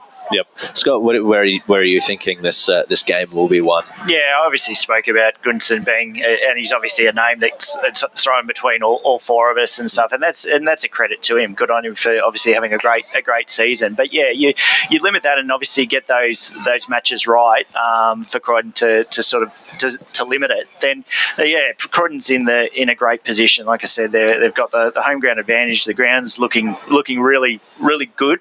Considering it's obviously had the game's on it. A bit of wet weather, obviously, for the week, but it's holding up, and it should be a tough contest in that forward line back line combination. Indeed, and you mentioned the ground as well. Croydon North, they've played their home ground pretty well. They're not building a fortress here just yet. I don't think that could be something that could be said of it in the future. But at the moment, it's becoming more and more difficult to come here and play Croydon North, as currently we're seeing the end of the Resi's game. Croydon North running out victors there. Can't quite see the scoreboard from here. I think it's 75 to 45 or 46, something along those lines. So congrats to the Kangaroos. Blake, it's going to be your first commentating position in the men's today after a brilliant debut last week alongside me at Ringwood East. Yep, the dynamic duo is back. Yep. We've been called up to the senior men's now, so it's incredible. Good to call with you again, and I'm looking forward to that. Do we have time to do our AFL tips before we? Let's do it. Yeah, Why not? Well, I've just got confirmation then that Freo are up 3 goals straight to Carlton 139. So you would think Freo should win that one. Boys, who are we going for, Richmond or Geelong? It's a big game, definitely for sure, for me and Ryan's sake, because we're both heavily Richmond. But where are we going today? Are we going Richmond or Geelong? Well, I'm thinking of Basto on this one as well, because he's a Geelong man. And Ryan, you came in a little not confident perhaps about Richmond. You've got Bolter and who is it? Tarrant out. Yeah, I'll keep it short, because then I'll be speaking for half an hour if you want me to. So I think Geelong probably have the, I don't know, they've got a bit more depth, and we've got a few injuries, and once we lose a couple, we struggle. So I'll tip Geelong. Yeah, and I'll tip Geelong as well. Yeah, that's fair. And as the Kangaroos now currently come out, which is good to see with the blue and white, the almighty blue and white here, the old-fashioned jersey, which looks very nice to see coming out. Yeah, with the Kangaroom logo on the front as well. Interesting mascot. Yep. Boundary people. Matt, are you there, mate? Can you want to say a couple of words, mate? If you're on the boundary, or you ready? Yeah, I'm down here, mate. What would you like to hear from me? It's perfect conditions for footy down here, mate. Go on, Blake. Obviously, how is the ground, and what are we expecting? Will we expect some clean footy, or is it a bit dirty down there? Look, I don't think the players will be getting dirty. I think the ground's held up. They were pretty lucky, as Mark mentioned on the broadcast, that they haven't really played on really rainy days, which means the ground's kept fairly good coverage. But I've seen better surfaces, I'll be honest with you. But look, it's obviously the hill means that I don't think there's going to be much footy played right up the guts. But look, there's a bit of a breeze. It's favouring the left of where I'm standing, so the right of you guys, and for the people watching at home, so the right of your screens, probably the scoring end at the moment. Fairly decent crowd, and you probably don't notice it sitting in the van over there. But as Bruce mentioned off air, there's absolutely not a car park in sight out here at Hughes Park. There's plenty of people piling in behind the goals in the little what would you call it there, decking area, and then also behind the goals at the other end. So good atmosphere. The surface is it's passable, and in terms of a brand of football, I think it's going to be high intensity surge footy. I don't know how many handball chains we're going to see. I was trying to pick you out there, Matt. Have you stepped into the reunion tent down to the left of the screen? Past. They offered me a spot, but I don't even qualify for vets yet, let alone 10 years ago. So I don't know how I'd qualify for that one. I'm dead opposite. I think Lee's zooming in on me now. There's a couple of kids playing kick to kick. This kid clearly takes his concussion protocols seriously. He's wearing a bike helmet playing kick to kick. So we'd like to see it, safety first. But look, I'm actually excited today to just see two clubs that don't really get much limelight in the competition, especially Kilsyth. Croydon North obviously get their limelight from being new. Kilsyth are, as we've mentioned multiple times, a very old and historic club, but don't get the limelight they probably deserve. So it'll be interesting to see. And as Mark Holly said, if you take Sylvan out of this division, it's quite an enthralling one. Have you got a tip, Matt? I think I said Croydon North before the break, and as Jared knows, I'm pretty forgetful. I do so many shows and tips and everything that I actually forget who I tip half the time, but I'm going to stick with Croydon North. Purely home ground advantage. I think they're up and about, and as Mark said, it's probably their strongest team for the year. So at home, there's good atmosphere. They're excited. They've already had a good day, as you saw. They won that women's game to go top of the table. Reserves are up, so got to go the Kangaroos. It's going to be very interesting to see that. And on the other side of this break, we'll be bringing you Croydon North versus Kilsyth. Today at Eastland, Lucy's trying on jeans for a momentous occasion. Coffee with the ex. size okay? She needs jeans she can move in because she's definitely moved on. Jeans that get a second look, but don't give any second chances. Jeans that say, "Why, yes, I have spent the last 8 months in a post-breakup juice cleansing, kickboxing, personal training frenzy." And it looks as though she's just found the perfect pair. Yeah, that's great. Bravo, Lucy. For all of life's little moments, there's Eastland. Eastland. Live real. Sprained your ankle, bursting through the banner? Broke a finger, high-fiving the ruckman? Or did you run into the goal post again? For bumps, breaks or bleeds, be seen sooner, close to home at Knox Private 24/7 Emergency Department. The preferred provider of emergency care to the Eastern Football Netball League, you'll generally experience shorter wait times. You don't need private health, but there is an out-of-pocket fee. Be seen sooner, close to home at Knox Private 24/7 Emergency Department, 262 Mountain Highway, Wanturna. Running and jumping can be really painful for girls, especially in contact sport. Boob armour supports your breasts, minimises the bounce and guards against impact and injury. Feel confident, feel supported, available at boobarmour.com.au. At Yarra Valley Water, we know reducing your shower time, or show time, to 4 minutes can save you an average of $200 a year on water and energy bills. Shower shorter. Save water. Authorised by the Victorian Government, 1 Treasury Place, Melbourne. Do you feel good about your bank? Because there is a bank you can feel good about. They share their profits to fund big community projects, small community clubs, and vital emergency services. They've given $250 million to help Australian communities thrive. They have all the products and tech you expect from a big bank, with service you don't. It's Bendigo Bank. Feel good about who you bank with. Try Bendigo. Search bendigobank.com.au or search Bendigo Bank near me. How would you like to be celebrated? I think I'd like to be celebrated with lots of music, dancing, a bit of a party. I'd like to be celebrated at the pub with a few frothies. Maybe some colourful balloons, my favourite flowers. How about some glitter? I'd like to be celebrated in space. Outdoors, having all my family and friends together. At Tobin Brothers Funerals, they know that every life is unique and they think that every celebration should be too. Find out more at tobinbrothers.com.au. Tobin Brothers Funerals, celebrating lives. Sprained your ankle, bursting through the banner? For bumps, breaks or bleeds, be seen sooner, close to home at Knox Private 24/7 Emergency Department. You'll generally experience shorter wait times. Knox Private 24/7 Emergency, 262 Mountain Highway, Wanturna. Running and jumping can be really painful for girls, especially in contact sport. Boob armour supports your breasts, minimises the bounce and guards against impact and injury. Feel confident, feel supported, available at boobarmour.com.au. EFL Saturday Game Day continues. Let's head back and go local for your footy. That is right. We are going local for our footy here at Croydon North. We are at Hughes Park here in Croydon North. Kilsyth coming here to take on the Kangaroos in this Division 4 matchup. We are just minutes away from the bounce, and well, the umpires haven't even come out yet. Funny or not, that's an interesting, interesting quirk. All right, yeah, the umpires haven't even come out yet. Fingers crossed. We have umpires for today. Let's go down to the boundary real quick with Matt. Yeah, I suspect that the boundary umpires will be doubling up, so they might be just having a quick power raid to get back out there. Hopefully they won't be too much longer. Of course, I did umpire senior footy before, Jared, so I might be able to double up here. Oh, okay, all right. If Blakey's got his boots in the car.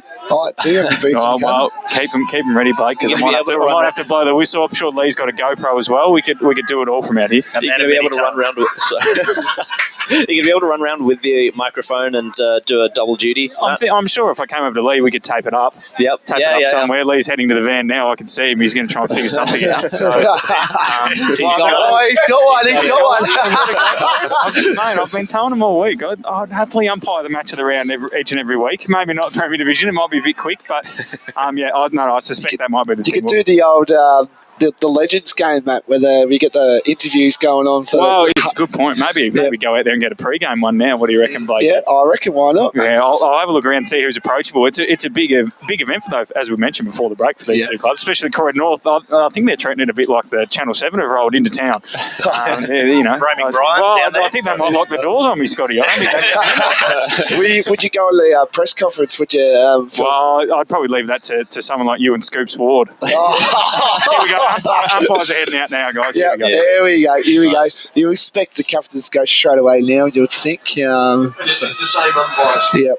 So I guess a double up coming up here, that's for sure. Yeah, that's impressive. Got to commend them for that one. That's it's not going to be easy. That's real stuff. That's for Just sure. anyone who's listening at home, if you are looking to get into umpiring, now is the perfect time. Perfect. And I am. certainly we need more umpires as well, and they do a fantastic job each week. Yeah. I've actually got a game tomorrow for the umpire. I think I've got a under 13s game at Kimberley Reserve Churnside, and then I've got under 17s with Beardy. So me, myself, and Beardy have got a game tomorrow for the under 17s. So big game there, that's for sure. I think we've got another umpire on the media team as well with Will Faulkner. I think he goes out and umpires games occasionally. Yep, that's for sure. We're getting the whole squad together then, aren't we? So we can cover it if they pull a hammy or anything. We'll be right to go. Yep, absolutely.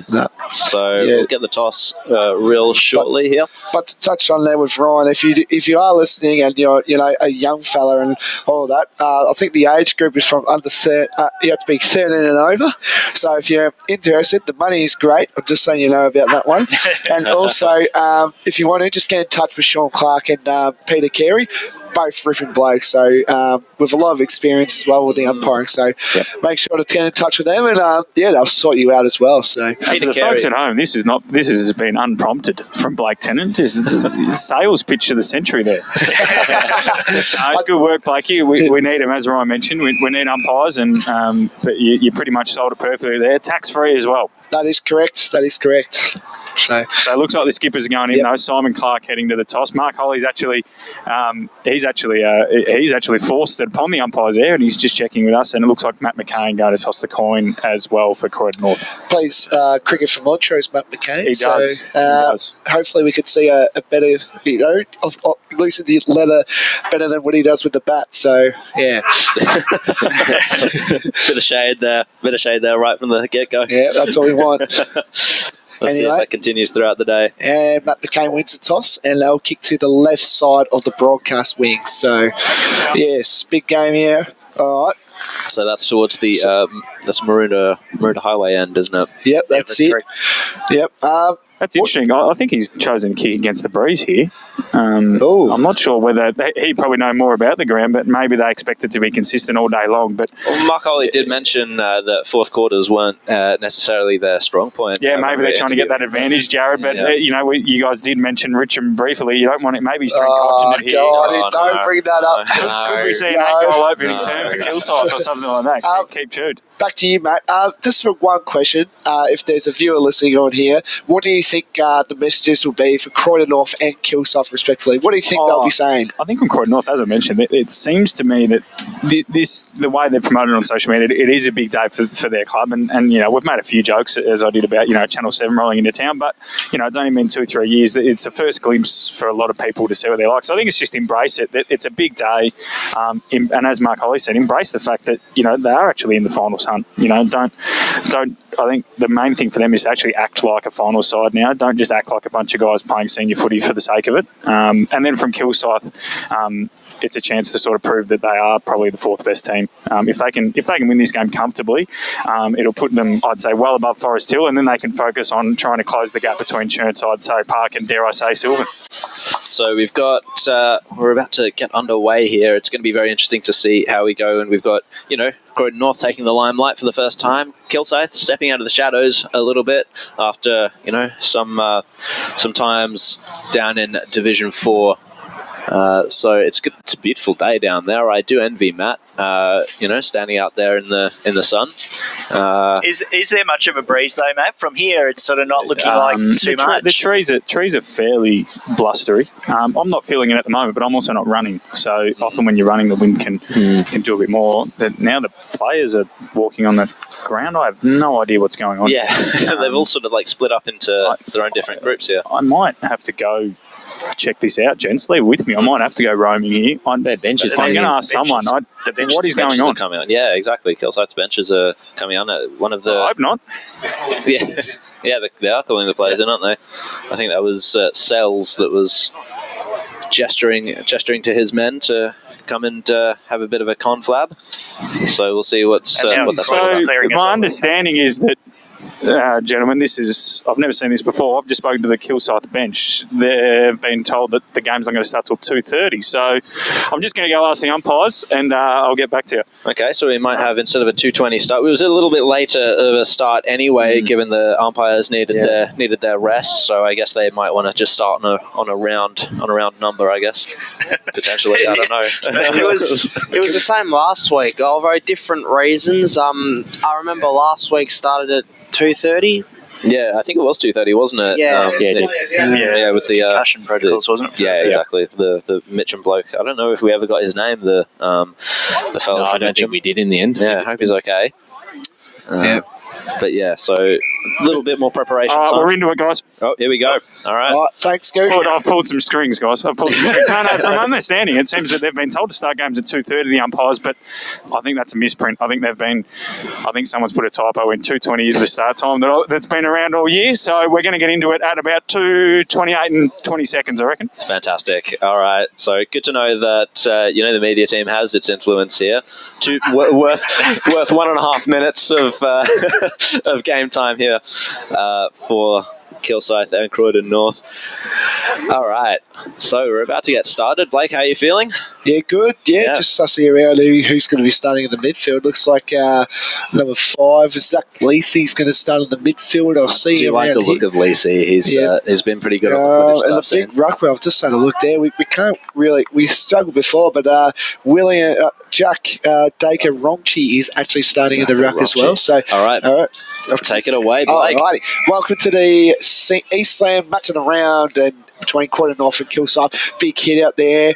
Ball's still moving around, and it looks like Kilsyth had the ball, but they eventually get the ball, and again, it tackled. No, the ball gets out again, and looks like the umpire will ball it up about a couple of metres out from the centre bounce. So both ruckmen trying to get the good hit out here. Kilsyth eventually do that. Ball is still moving around the wing of the van. Kicks it down. This is our first entry for Kilsyth in the 450. Big spoil there. Kilsyth get the crumb around. Kick is around. And it is through a behind. Cooper Foley there on that kick. Yep. Kicked 5 goals for the year, all of them against Surrey Park. So we'll get a kick in here. It looks like it's McCain to take that duty for the Kangaroos. Very vastly empty backline here for Croydon North as everyone's held it up around the arcs. McCain looking to go out on the outer side. Contest forms there on the wing. Ball spills out. Ball picked up there, I think, by Lamb. He was taken down in the tackle, holding the ball there against Kilsyth. So Punnett taking the free kick here. Goes on the right boot, down towards half forward. Nice mark taken there for Croydon North. That's Hudson. He was a best and fairest winner for the reserves at South Belgrave.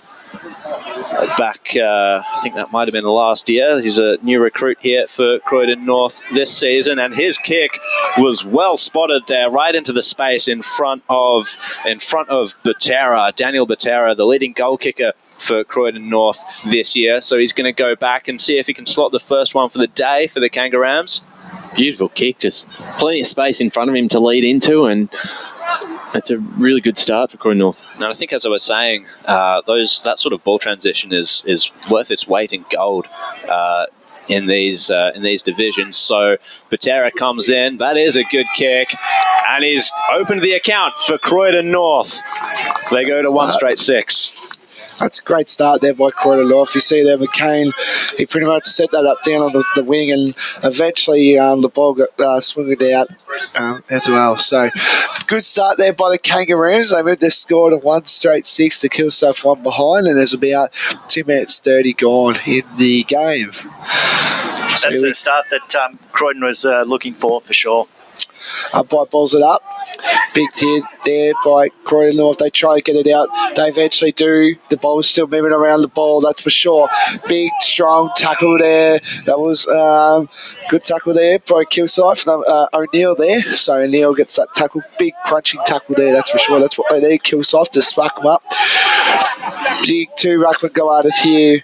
And the ball was still moving good. And eventually the ball marks the ball. No, doesn't get played. Ball's still moving around. This is deep inside Kilsyth 450. But eventually there's all Kangaroos, that's for sure. They get the handball out moving towards it. Big, strong tackle there. We're going to go boundary side team, Matt.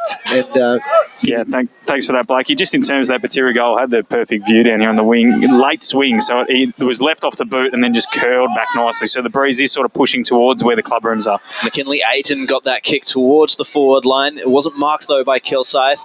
It's come out towards centre-half forward. Punnett takes it for the Kangaroos. He feeds it off to Reid. Tierney Reid gets the kick down. Batera has worked his way up the ground. He's going to wheel around and go. He's got Theroff.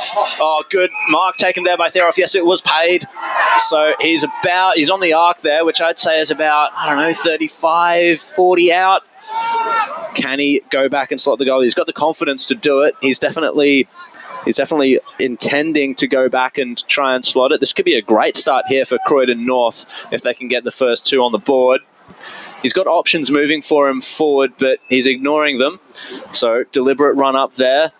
Out near the club rooms, right foot kick. It's on its way. It's a good looking kick, but it just drifted right there for the one behind. Yeah, that looked all right, the kick then, but eventually went through from behind. So anyway, now Kilsyth want to try get it down. They were really good down at their forward 50 end, but great defence there by Croydon North, that's for sure. So Kilsyth now trying to look around, try to see the good options around here. He plays on. Good centering ball down the wing of the benches. Great, good fly there, but anyway, the ball is still moving around. Good hand pass there down here. This is where Kilsyth look dangerous. They kick it down, eventually gets smothered. Mark here taken by Kilsyth again. Ball still again, kicks it deep inside there. 450, who flies? No one will fight it. Ball gets picked up again by Jacobs there. Big kick here. Doesn't get the ball marked there. Good crunch and bust there, that's for sure. Great tackle, and he'll be eventually balled up there by the umpire. This is deep inside Kilsyth's 450, so dangerous for Croydon North, that's for sure. Ball gets bounced up. Kilsyth circling around, but there's a lot of Kangaroos jumpers, that's for sure. They get the handball eventually. Ball gets knocked out here. Good find. This is good leg up handballs here by Croydon North. They eventually find a player that can't really get to the contest. Anyway, the umpire will eventually throw it in there. Indeed. So good defence again by Croydon North. Let's quickly go to the score centre with Paul. In Premier Division, Doncaster East lead Nord by 5 points, 6-1. And in First Division, Montrose lead Wanturna South 16-13, and East Ringwood lead Mitcham 8-0. So thank you, Paul. From that ball in, we had a bit of a contest there, and it was holding the ball there. Free kick to Declan Lamb as he centres the ball. It was poorly aimed, that kick, and it was swallowed up by McCann. And he's just turned it right over again. So Kilsyth now to attack. They had a man working forward in space. It was Trimboli, and he's going to go back and see if he can slot the first one for Kilsyth. Poor execution there, you would say. Just had more time. He had the time of the world there, McCain. So needs to go back and regroup with that kick, because that kick could be costly for him. Yeah, it really could be. So Trimboli, bit of a stuttery run up. That's an interesting one. Josh Kennedy, like. And it's on its way, and it is indeed there. So Kilsyth square things up. Jeez, I was like Josh Kennedy back in 2010's era around there, that's for sure. That was very interesting to see indeed. Back at it again yesterday with 5 goals. So anyway, could he touch on? He might be the hero for Kilsyth today, that's for sure. Good young player there, that's for sure. Yeah, it's important for Kilsyth to find goals from people other than Goodinson, of course. Yep. Let's go to Paul in the score centre real quick. In Second Division, Heathmont lead the Basin by 5 points, 7-2. And in Third Division, Glen Waverley lead Fair Park by a point, 8-7. And Donvale lead Scoresby by 12 points, 12-0. So the mark taken in defence there from that clearance. It was a Kilsyth clearance, but it was swallowed up there by Bailey Cheong, one of the ins today.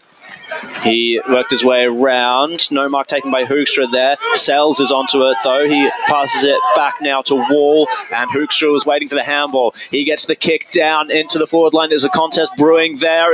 Everyone went up for that one. It's come down.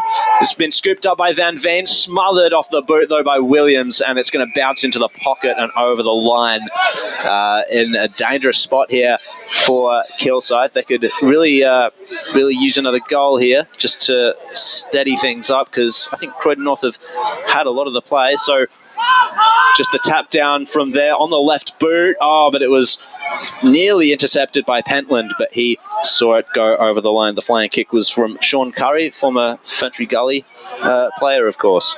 They've doubled their inside 50s Kilsyth so far, but only the one major. They've really looked dangerous down there, that's for sure. When they get it down in the 450, it's just that Croydon North have been really defensively well-mannered, that's for sure. Anyway, back to the footy now. Long, straight looking kick down the corridor, the Croydon North Kilsyth 50. Great kick there by there. Hudson picks up the ball, looks around, and looks to great centre kick there to Collins. Collins now, he can go back now, and he tells the group to just slow it down. He wants to slow it down. Kicks it inside, but now again, great intercept mark there. Browning kicks it to Wall.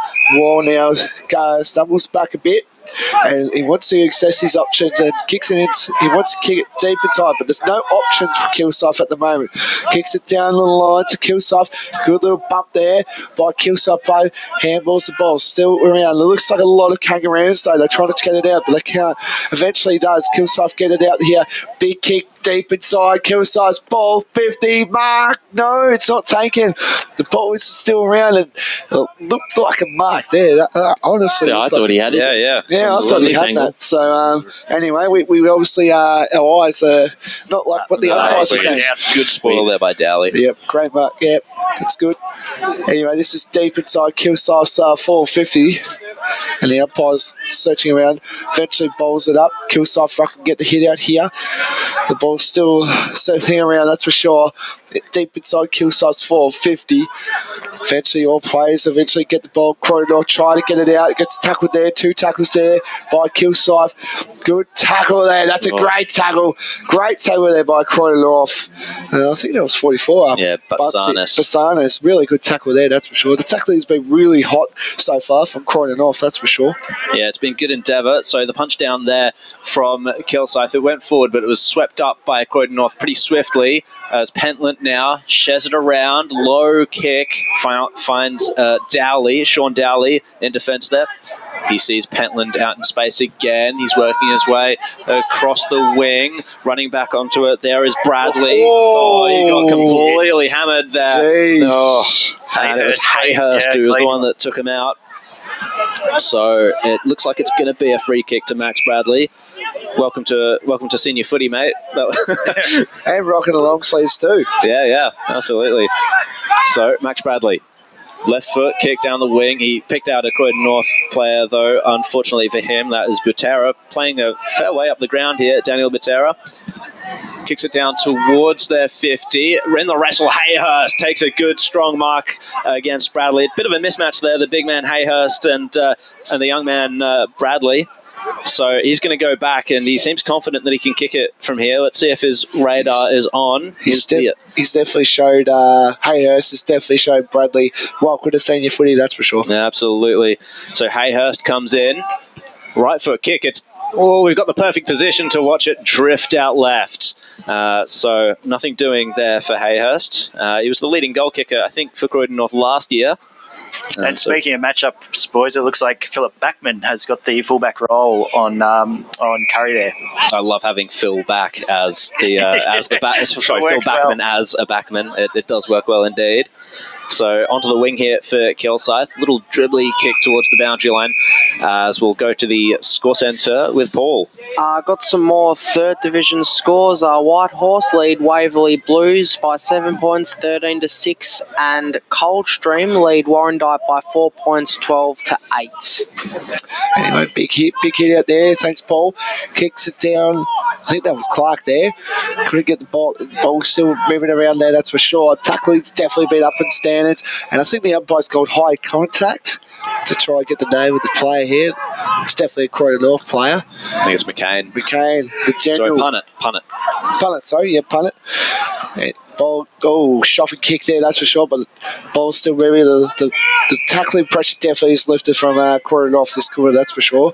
Laid a few crunching tackles, that's for sure. 5 tackles apiece. Yeah, so it's showing a lot of the tackling pressure is on and also the pressure as well. So ball is up and about. The ball is still circling around, that's for sure. And umpire's going to go holding, and it looks like it's going to go to Kilsyth's way. Kilsyth play kicks it down to the wing of our pocket down here that we have here. Ball still moving around. It gives it off to Van Veen, and finds the Kilsyth play. That's a short. Kicks it down. Great mark. That's a great mark. Curry there. That's for sure. Sean Curry there. I think we've touched on a bit about him in the pre-game from Ferntree Gully. So looks all right here. He looks very tall, that's for sure. Curry now. He was saying he's on a slight angle, that's for sure. Deep inside around the boundary. Anyway, plays on. Good kick. Looks all right. The boot. And it's hit the post. It's hit the post. So through from behind there, versus Kilsyth to 139 to Croydon North 128. There's about 14 and a bit gone into the first quarter. Well done by Jake Henschel there to get a bit of space, and the kick was a good one right in front of him. Yeah, absolutely. So that's the sort of inside 50s that you're looking for here. The mark's been taken by Butera. He's done well working up the ground, providing a bit of a marking option for Croydon North to assist with that ball movement that we have been speaking about. He finds Collins, and he's going to go the switch. He's out to Hudson here, but Van Veen had the sit for the spoil. He's going to run onto it. He created a good opportunity for himself, gives the fend off, and now out to Lamb. Bit of not a great kick inside forward 50 for them, but it was just dropped by Curry for Croydon North, and Goodinson finds a great little set-up kick, a centering ball, as a Croydon North player has just gone down from that contest. We'll keep an eye on that. It looks like he's in trouble there. It's Will Pentland. Yeah. And so the mark, I've neglected to say, has been taken by Kilsyth. He's got the real Ben Brown little run up here, that's for sure. Yeah, absolutely. We saw that one in the reserves just before, so. So this is Jared Arthur, straight in front from about 35 out. It's going to drift towards the pack. It's going to be handed over. Over the goal line there for one behind to Kilsyth. So that's Kilsyth 1-4-10 to Croydon North 1-2-8. Let's go down to Matt on the boundary line. Yeah, so Pentland's staying out there, guys. Looks like he just got a knee to the hip. That's what he was clutching at. Trainers ran out there and he's told him to come back off. So he seems fine. Not moving that great, but just a corky. Yeah. Anyway, McCain kicks it down. He looks like he'll be taking the Kings majority of the game anyway. Deep inside the benches, boundary line. Kilsyth players all around here. They look around, but the pressure's been really good by Croydon North here. Eventually does a spin. Ball is still again. It's still running around with Croydon North. Still trying to get tackled. And eventually, I think that's going to be holding the ball. It is. It's been holding the ball. It'll be a Kilsyth free kick. Trying to figure out who tackled him. I think it was Clark. No, that's not Clark, is it? It is, I think. Yeah, Clark, the captain. Clark. Yeah, the captain of Kilsyth. Clark, he kicks it down to Win, and eventually the ball is still moving around. Deep inside the benches, benches, that's for sure. The umpire says, listen here, boys, it's my ball up. So here we go again. Another stoppage, that's for sure. Kicked. Umpire throws it up this time.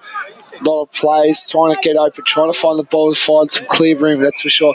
And again, the umpire says my footy. So deep inside on the benches, that's for sure. I think you take this start for a Croydon North perspective. They did get beaten well last time in the first quarter, 5-1. So with just a pretty even first quarter, I think they'd be happy. So Croydon North have the ball in the centre of the ground. It was a good smother there as Reid couldn't get it away. Willing contest. Good pressure by both teams. It's been quite the skirmish so far. Definitely enjoyed watching it here. And the tap down came straight for Kilsyth. Down the middle they go. Inside forward 50. It's all one-on-ones down there. Good punch away from Dowley. And towards the boundary line, can Kilsyth keep it in? He's going to be assisted over the line there, though, by Cheong, and we'll have a boundary line just where the arc meets the boundary at Kilsyth's forward 50. Cheong's got the match up on Goodison, and they'll be pleased that Goodison hasn't had any impact yet. Yeah, we'll continue to see how Cheong's going against him, because he's looked good so far. So it was Guerin there around the body for the clearance, fighting for it there. Croydon North.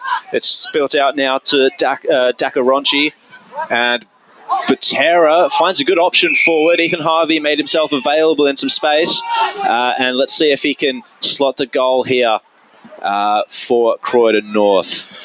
This is on a very tight angle, you would say, that's for sure. Deep inside of the boundary. Yeah, similar spot to where Hayhurst kicked his point from earlier. It's going to get a bit more leverage on the kick. It's going to float towards the goal square, adrift across the right. Let's quickly go to Paul in the score centre. Goal score from Division 2. East Burwood lead by 23 points over Templestowe early in the first quarter, 24-1. So that sounds ominous here for the Dockers. It's going to be Drew Sells, to take the kick in for Kilsyth, trying to direct his players across the ground. Right foot kick. He tried to get as much leverage as he could on that one to find a contest out wide, and it's just going to spill over the line for a boundary throw in. They've had 5 inside 50s, but 4 marks inside 50. So once they do go forward, they do look good. They've just got to give themselves more opportunities, and Kilsyth are probably the other way around. They've had plenty of the ball up forward, but haven't used it. Absolutely. So from the throw in there, good tackle, sling tackle though perhaps. That was against Punnett. No, it was holding the ball. So well on to Punnett for keeping that tackle legal, but making it effective. He saw Butera. He was just edged out of the contest there at the fall of the ball. However, was a 13 for Croydon North, who I don't think I have on my team sheet. So we'll see. It was a ball up there in Croydon North's forward line. Let's have a look at what this clearance can bring. It's going to come out. Oh no, it was well stopped there by Kilsyth. Onto it was Collins. That centre half forward for them, but Kilsyth are just forcing it back, and now they regain possession. So down the middle go Kilsyth, and it's just going to be swallowed up there by, I think that's Dowry. He finds Pentland. Will Pentland from centre half back. Just finds another kick there for Croydon North. So a bit of a slow build here for the Kangaroos. This is Justin Batsanis looking for options inside forward 50. Plays on, and he plays on into trouble. Just eludes it though. He finds a kick out wide.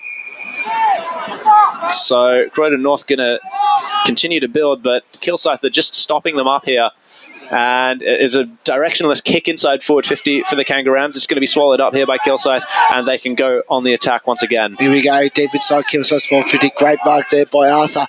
Arthur gets it to Trimboli. Trimboli kicks it deep inside Kilsyth, small 50. Great defence. They've been really solid all day, but it's an intercept mark there to Kilsyth. When Kilsyth kick it inside their 450, always good defence there by the Croydon North, that's for sure. Ball gets really good. Great tackle there by Croydon North. And then the umpire says they're towing the footy, so great tackle. I think that was McCain. I think it was McCain there. So Backman. Yeah.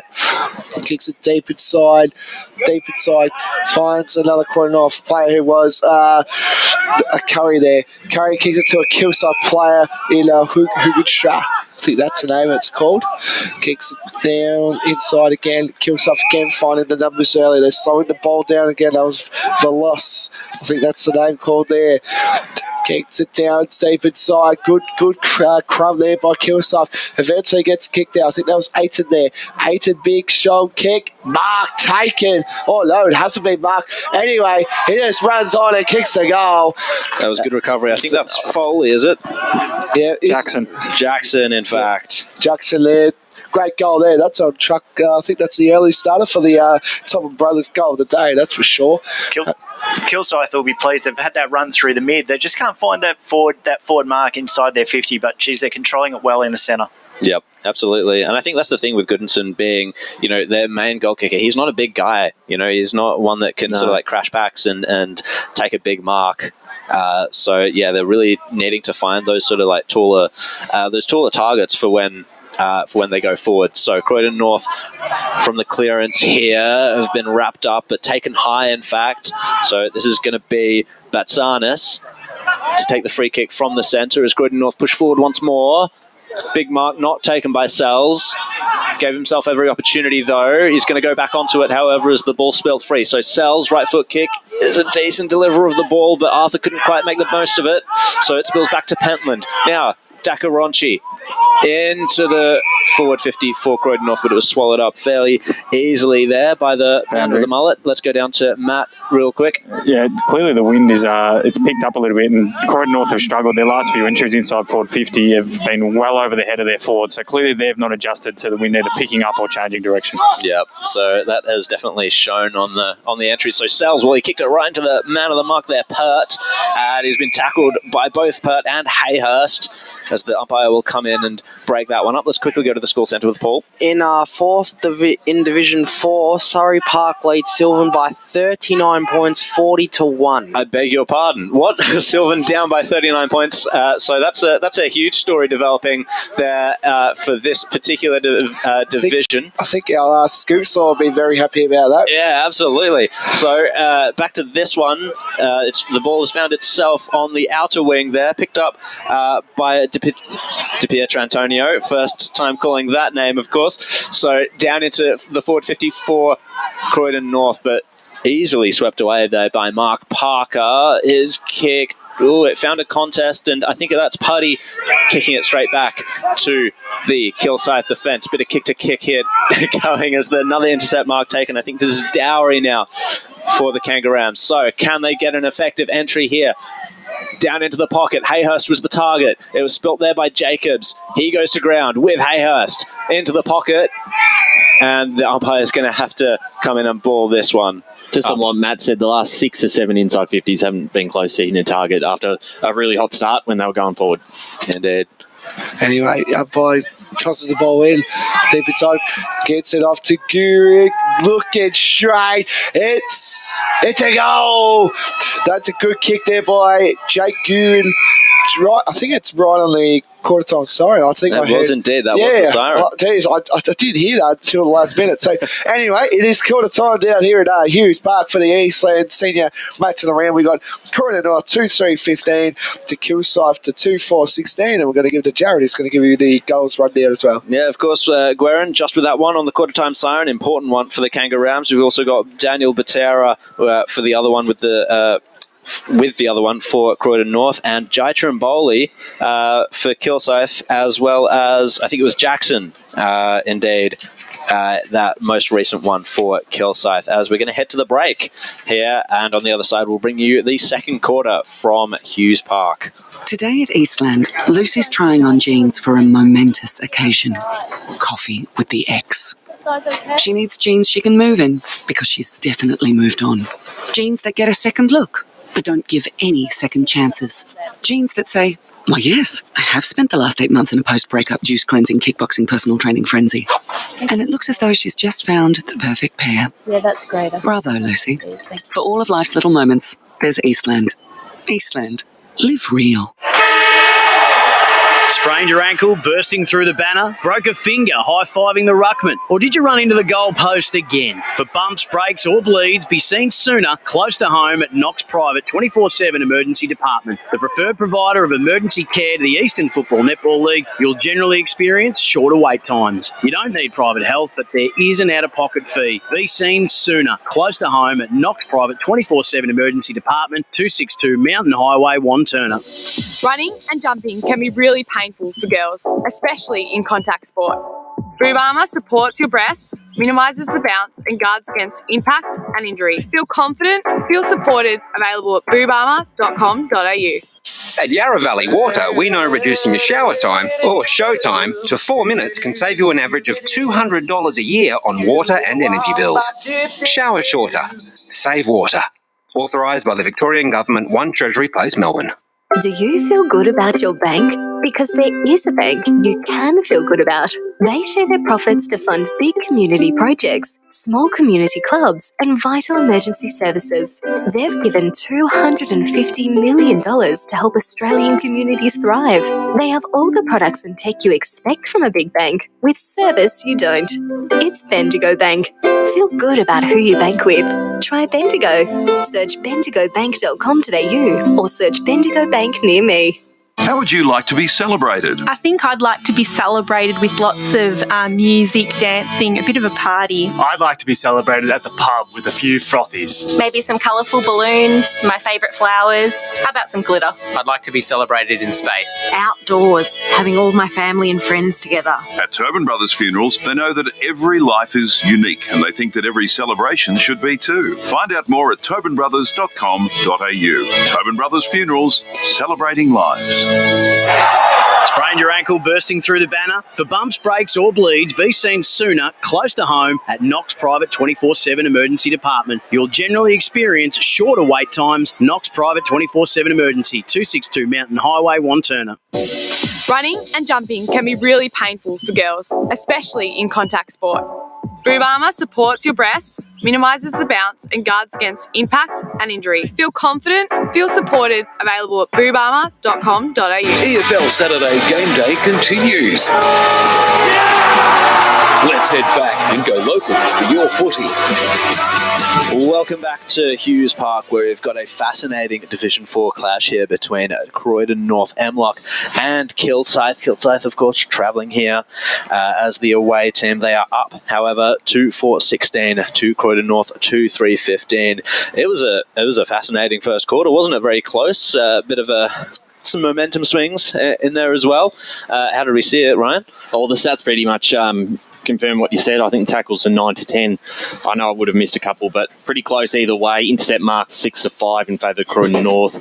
The marks inside 50 in favour of Croydon North 4-3, and then the inside 50s in the end 13-13, which Kilsyth were dominating in there for most of the game. But that last 5 minutes, patch of footy there from Croydon North really put the pressure on the Kilsyth defenders, and were able to get that late one that's really evened up this game. I think it might be a little bit deceptive, that inside 50 count, just simply because of the quality of entries that Croydon North had. It kept on coming out and then coming back in as well. Yeah, it went back and forth, and that, especially that last 5 minutes. But early on, their first, I think 4 of their first 5 entries hit up targets, took marks inside 50s, and we're looking good. Yeah, they just got to find that again, don't they, Scott? Yeah, and like I said before, they just got to shut that run down from Kilsyth sort of through the middle, because Kilsyth aren't really using it that well in their forward line. So once you shut that down, it's going to be predominantly and then in Croydon's half.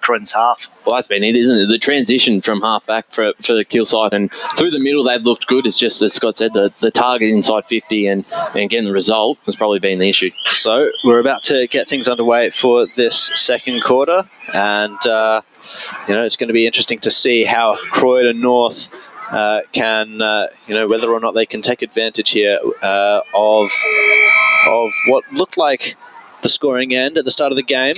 So up they go. Hoekstra gets the tap down. It's come out the front of the contest, but was swept up by Croydon North. A high ball from them. Not marked there, though, by Part. It's going to be a bit of a scrap there, but coming away with it was Henschel. Oh, he's just turned that right over. Awful kick. Nearly taken, though. Well, it was a good recovery in the end by the defensive Kilsyth. Running onto it there, the Cougars. They can't quite get it away. Van Veen, and it was also Lamb there. Lamb with the kick down towards the forward line. It's going to spill back out. Good handball backwards there. He kicked it as he was tackled. It was an inside 50 there for Kilsyth, and it's going to spill over into the pocket as they couldn't quite hit the target. So they are very lucky. That was an extremely dangerous kick to cross goal, and very lucky that they were able to control themselves and control the ball. Play on, gets down by Kilsyth, eventually ball gets out, Croydon off, eventually get the kick out, which is great to see. Players going up for the ball, but anyway, now Croydon off, try and speculate, but eventually the umpire will ball it up. You would say only the bench of both benches there for Kilsyth and Croydon off respectively. Anyway, the umpire balls it up. Boundary. Kilsyth get the ball moving. A great crunching tackle there by Croydon North player, that's for sure. Ball is still moving around, looks dangerous around here, that's for sure. And eventually the ball go out of bounds. And we're going to go boundary to Matt. All right, guys, I'm with Mark Holly. We're a bit behind schedule, Mark, so I'll make it quick, mate. But just a couple of things, and you already mentioned it to the boys. You were very Daniel Batira-centric going forward, weren't you? Yeah, we were. And they picked that up pretty quick, and we didn't actually change the way we were playing. They had 2 or 3 blokes on him. We still kept trying to kick it to him. So made a couple of changes this quarter, brought another couple of tools down there that hopefully will make their back line have to try and adapt to the way we're going to play now. And then quickly, mate, because I'll let you go because the game is underway, but they were dominating out of the centre with the clearances. Do you think that was intensity or just a bit of tactic stuff? They definitely had the intensity, which didn't help us. And then, of course, we let them walk out of stoppages. So we're going man on man this quarter. We'll find out if that's a difference. Well, the wind's dying down, mates. Hopefully it's good luck for you guys. Well done. Thank you. So, free kick there to Croydon North as Sells, his kick didn't quite find a target there going forward for Kilsyth. So, Croydon North to go back onto that outside wing. Picked up again, though, by Kilsyth as Lamb manages to get it away with that right boot inside forward 50 for the Cougars. Onto it there, running onto it and snapping the goal. Goodinson it was. So he gets his first of the game and Kilsyth get their third. Another, you would say, another late for the goal of the day, for the Tobin Brothers goal of the day. That was a good, nice little snap around the corner, that's for sure. Indeed it was. So obviously looking dangerous going forward there, Kilsyth. We'll see if Goodinson can continue to get off the chain. But we mentioned it was Cheong, I think, in the first quarter. He was playing a good role on him. Yeah, he'd be disappointed having that goal scored against him this quarter, but he'll tighten up, but he's playing a good game against him. That's also credit to Kilsyth that they've looked for other options as well in that first quarter where, as Mark has mentioned, they've probably been too focused on hitting up Butera. So, anyway, gets it down. Good tackling pressure. The pressure's definitely been up, that's for sure. Great tackle there by Kilsyth. Eventually gets the ball. That was Trimboli. Trimboli kicks it deep inside Kilsyth. Great spoil there by Valias. I think that's the name there. For Valahos. Yep. There by Croydon North there. So there we go. We're inside, you would say, on Kilsyth's 450. And the umpire will now toss the ball in for the boundary. He tosses that in.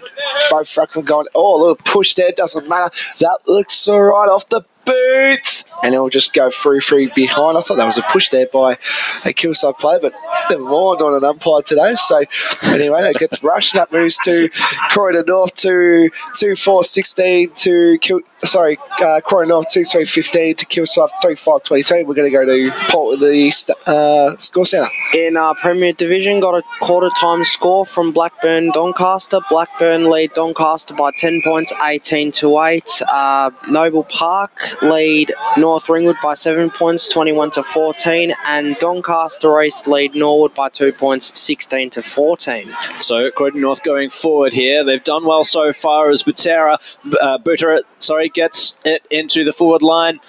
And it was Henschel to clear it up. That was well done by him. Didn't quite find a target, but Jacobs does well there. Gets it out to, I think that's Sells there. No, this is Sells, in fact, so that must have been Clark, I'd say.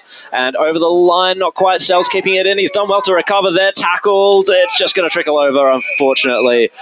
And that was good stuff there in defence by Kilsyth. So, ball in here, in the pocket. More than happy to go across goal, aren't they? I think both teams are, aren't they? Yeah. So from that clearance, scooped up. Kilsyth gets the kick down. It's been marked by Jared Arthur. Henschel asked for it back. He was ignored. Arthur looking a little further afield this time. He sees a bit of space down there, but it's a 2-on-1 situation for Jackson. Scooped up by Dowry. He gets the handball away, but it was turned over straight away to Jackson. High ball inside the goal square. Dangerous position here for Croydon North. The tap along was good to Hudson. Can they make something of it, though? Trimboli's there fighting for it, as is Goodinson. It's just come out for Kilsyth, but the scrappy kick towards goal has drifted right, and we'll get another kick in there for Croydon North. Let's quickly go to Paul. Quarter time score from Division 1. Montrose lead Wanturna South by 7 points, 26-19. You'd be happy with that one? Yeah, I'll be very happy. McCain kicks it down to the wing on the benches for both sides. Good straight kick. Great mark there taken by Croydon North. Anyway, gets a handball. It's a bit weird there. Surely he would have gone back and kicked that anyway. Finds McCain again, who's been solid all day, you would say. Plays on. Kicks it down the corridor. This is a dangerous kick. It will go to Kilsyth. Kilsyth, good little fist there. Gets it off. I think that was Arthur again, who's been pretty solid all day. Kicks it deep inside. Van Veen, I think that was blocked, and that will go to Van Veen. Anyway, advantage called, and Kilsyth will settle that. Great mark inside their 450. Boy, that looked dangerous, that kick there by McCain on the corridor, that's for sure. Yeah, dead. So it's Vlahos going back for goal here for Kilsyth. Vlahos now, he's on like a little bit of the edge of the boundary, on a slight angle. The bean angle is a lot here, down here at Hughes Park, that's for sure. Anyway, kicks it down, looks kick off the boot, and it'll go through a behind. So that moves the score to Croydon North 2-3-15 to Kilsyth 3-7-25. Looks like we've got some more scores. I've got some more scores from Division 1. Croydon lead Bayswater by 20 points, 26-6. Upper Ferntree Gully lead Lilydale by 15 points, 24-9. Murrelbach lead Beaconsfield by 24 points, 32-8. And Mitcham lead East Ringwood by 5 points, 14-9. Boundary. Let's go down to the boundary with Matt. Yeah, just interesting fact that I thought it was the first quarter because they had the win that McCain's kickouts kept coming to this side of the ground where I'm standing, the decking side. But even from the other end, he continues to kick this side of the ground. It's just a bit of a quirk that they don't seem to attack on the broadcast van side. So the Henschel kick was smothered as it was going inside 50. Croydon North tried to recover the ball but was tackled immediately by Lamb. We'll get a ball up here. It's annoying for us that it's over that side of the... It is annoying for you, yes. Over that side of the ground, unfortunately, but we'll make do and mend. So Kilsyth just retreating a little bit here, but finding a way forward now through Clark. The kick towards forward line. It was picked up by Curry for Croydon North. He finds a man on the outside, but he was tackled by two. Just got the kick away. That was fortunate for the Kangaroos. Ball still in dispute. Scooped up there by Putty. He couldn't really handle it. Over towards the wing, and the turnover there once more. Kilsyth goes... the intercept marker to Kilsyth. Let's go down to Matt. Yeah, so the Croydon North trainers are going to be pretty frantic next. Tierney Reid is coming off the ground. He's clutching at his left collarbone. And Will Pentland, he's up about again, but that's the second time Pentland's been winded behind play. So he's getting in the wars today. That's for sure. A bit of worrying times there, that's for sure, for Croydon North at the moment. But the umpire will say balled up. This is inside Kilsyth's forward 50, where the ball has been majority of this quarter, that's for sure. 8 inside 50s. Yeah, that's telling. That's definitely showing on the scoreboard as well. If they can kick straight, this game will be pretty much a lopsided affair. But anyway, kicks it down deep inside Kilsyth's forward 50. Good fire there, but eventually, here we go. This is the time we'll finally get Croydon North out here. They look dangerous already, but it's slowing down there. That was Harvey there. Harvey now looks back, kicks it dead. This is our first inside 50. Oh, great mark there, taken by the captain there of Clark.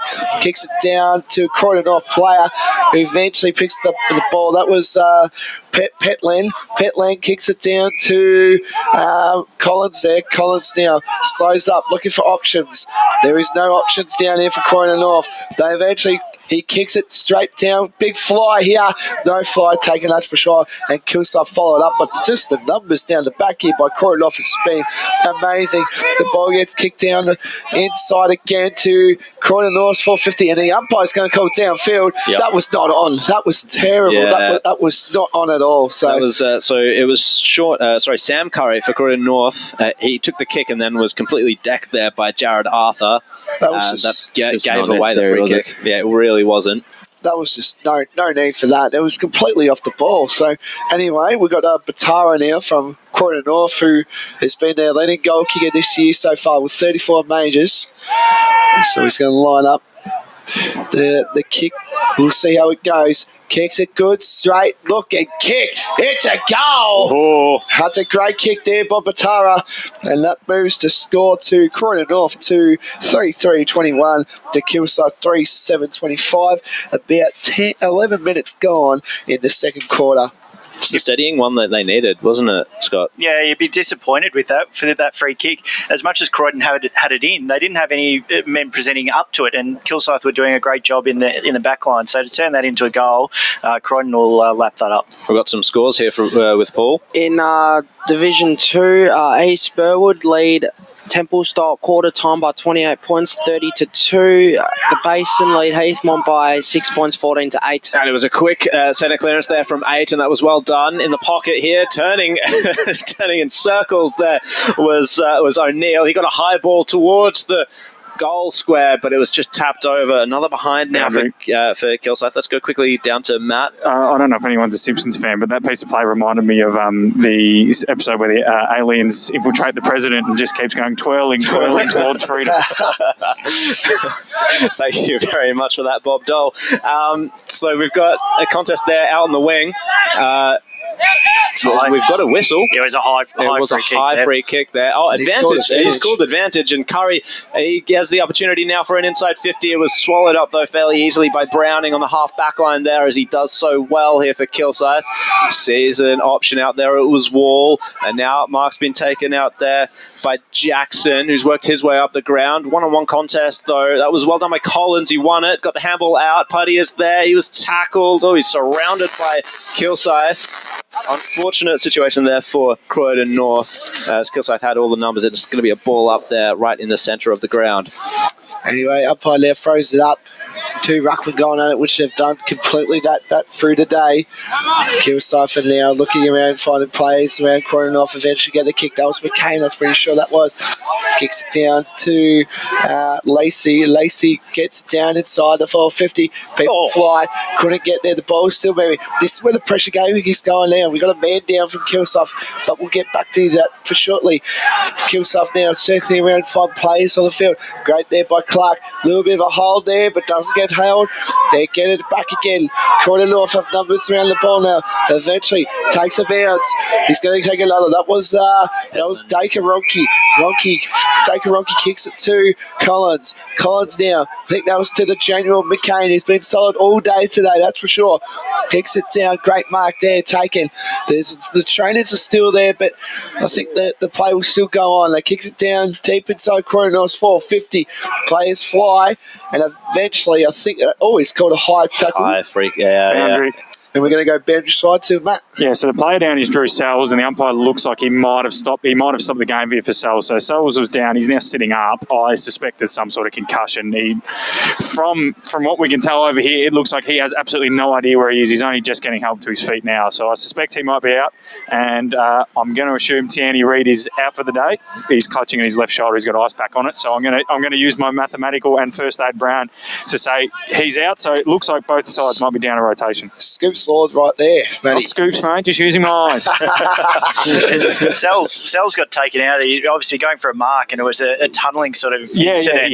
He just hit the ground head first, didn't he, Scotty? Yeah, it was a bad fall. He's walking off now, but look, personally, you can't risk it, can you? Yeah, personally, given that I'm tipping no one definitely on either side. I'm saying Chance is a qualified doctor, so I would like to think that he's not going back out there. So in game terms, that's a huge out for Kilsyth. Sells has definitely been one of their better ball users there across halfback. He's the captain and the general down there. So, obviously they're going to be, if you're going to be a man down, that's not the man you want to be down.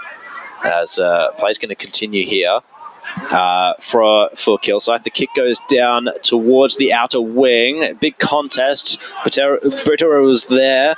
It's been picked up by Van Veen. Tackled. That was well done by McCain. And now Croydon North to take it away towards the forward line. No mark taken by Batsanis. I think the umpires picked out a free kick to him, though. And it was a high tackle in the marking contest. So Batsanis gets it inside forward 50. He's seen an option there. It was Hayhurst. He couldn't take the mark. It's in the pocket now for Croydon North. It's going to be wrapped up by the looks of it. And we'll get a ball up there in that pocket as Croydon North continue to attack and try and close this 5-point gap. Umpire throws it up deep inside Croydon North 450. Players get the ball here, and they want to try and get it out early, that's for sure. And eventually the ball goes out. I think what I'm saying this game is if Croydon North, they've actually getting the ball inside their 450 a bit more than Kilsyth right now. If we can get with Ryan for that one, that's for sure. How's the 11-7, but they've evened it up quite a bit. Yeah, and we're going to go to his score scanning with Paul. In Division 3, Glen Waverley lead Fair Park by 8 points, 16-8. And Scoresby lead Donvale by 7 points, 27-20. Well, it's in Kilsyth's forward 50 here. Jeez, I think I just saw a fist then. I don't know what that was, but I just saw a fist there, clean fist there by Croydon North player, that's for sure. Well, regardless, it's the ball up there in the back line. I hope that's not the case, Blake. Ball up in the back line for Croydon North as they're going to have a secondary ball up. Looks like it was Cooper Foley there at the bottom of that pack. Good punch there for Croydon North. Gets the kick away. Drifted right though. And Kilsyth will score yet another behind there. They're up to 3-9-27. And Croydon North 3-3-21. So one straight goal in it. As Croydon North look to take the kick in. This is McCain, I believe. He's looked out to the left as he's done so. Oh, it was just a smother from the man on the mark there. It's spilt back to Kilsyth. Shot on goal. Good snap. Horrendous mistake there for Croydon North. Really unfortunate. And we'll get an eyeball on the O'Neill. It was Jared O'Neill in the 66 for Kilsyth. Good fend off there. Good strength to that goal. That's a ripping goal. He should have gone for a run there, McCain. He did. He's had all the time in the world, but just needs to worry about his boundary. Yeah, back to you, Matt. Yeah, so just checked with the Kilsyth bench. They're going to give Drew Sells a couple more minutes to sort of steady himself before they make a call on him. But personally, I'd like to think he's out, but we'll see how it goes. So that is unfortunate for Kilsyth. Up they go in the ruck once again. It's been tapped down in the advantage of Croydon North. Batsanis got the kick away into the forward line. Bit of a throw there, I thought, maybe from the young man, Hartman, but away comes He's seen Jackson out there with the handball. MacArthur in this case, Cam MacArthur was wrapped up, and it'll be a ball up there.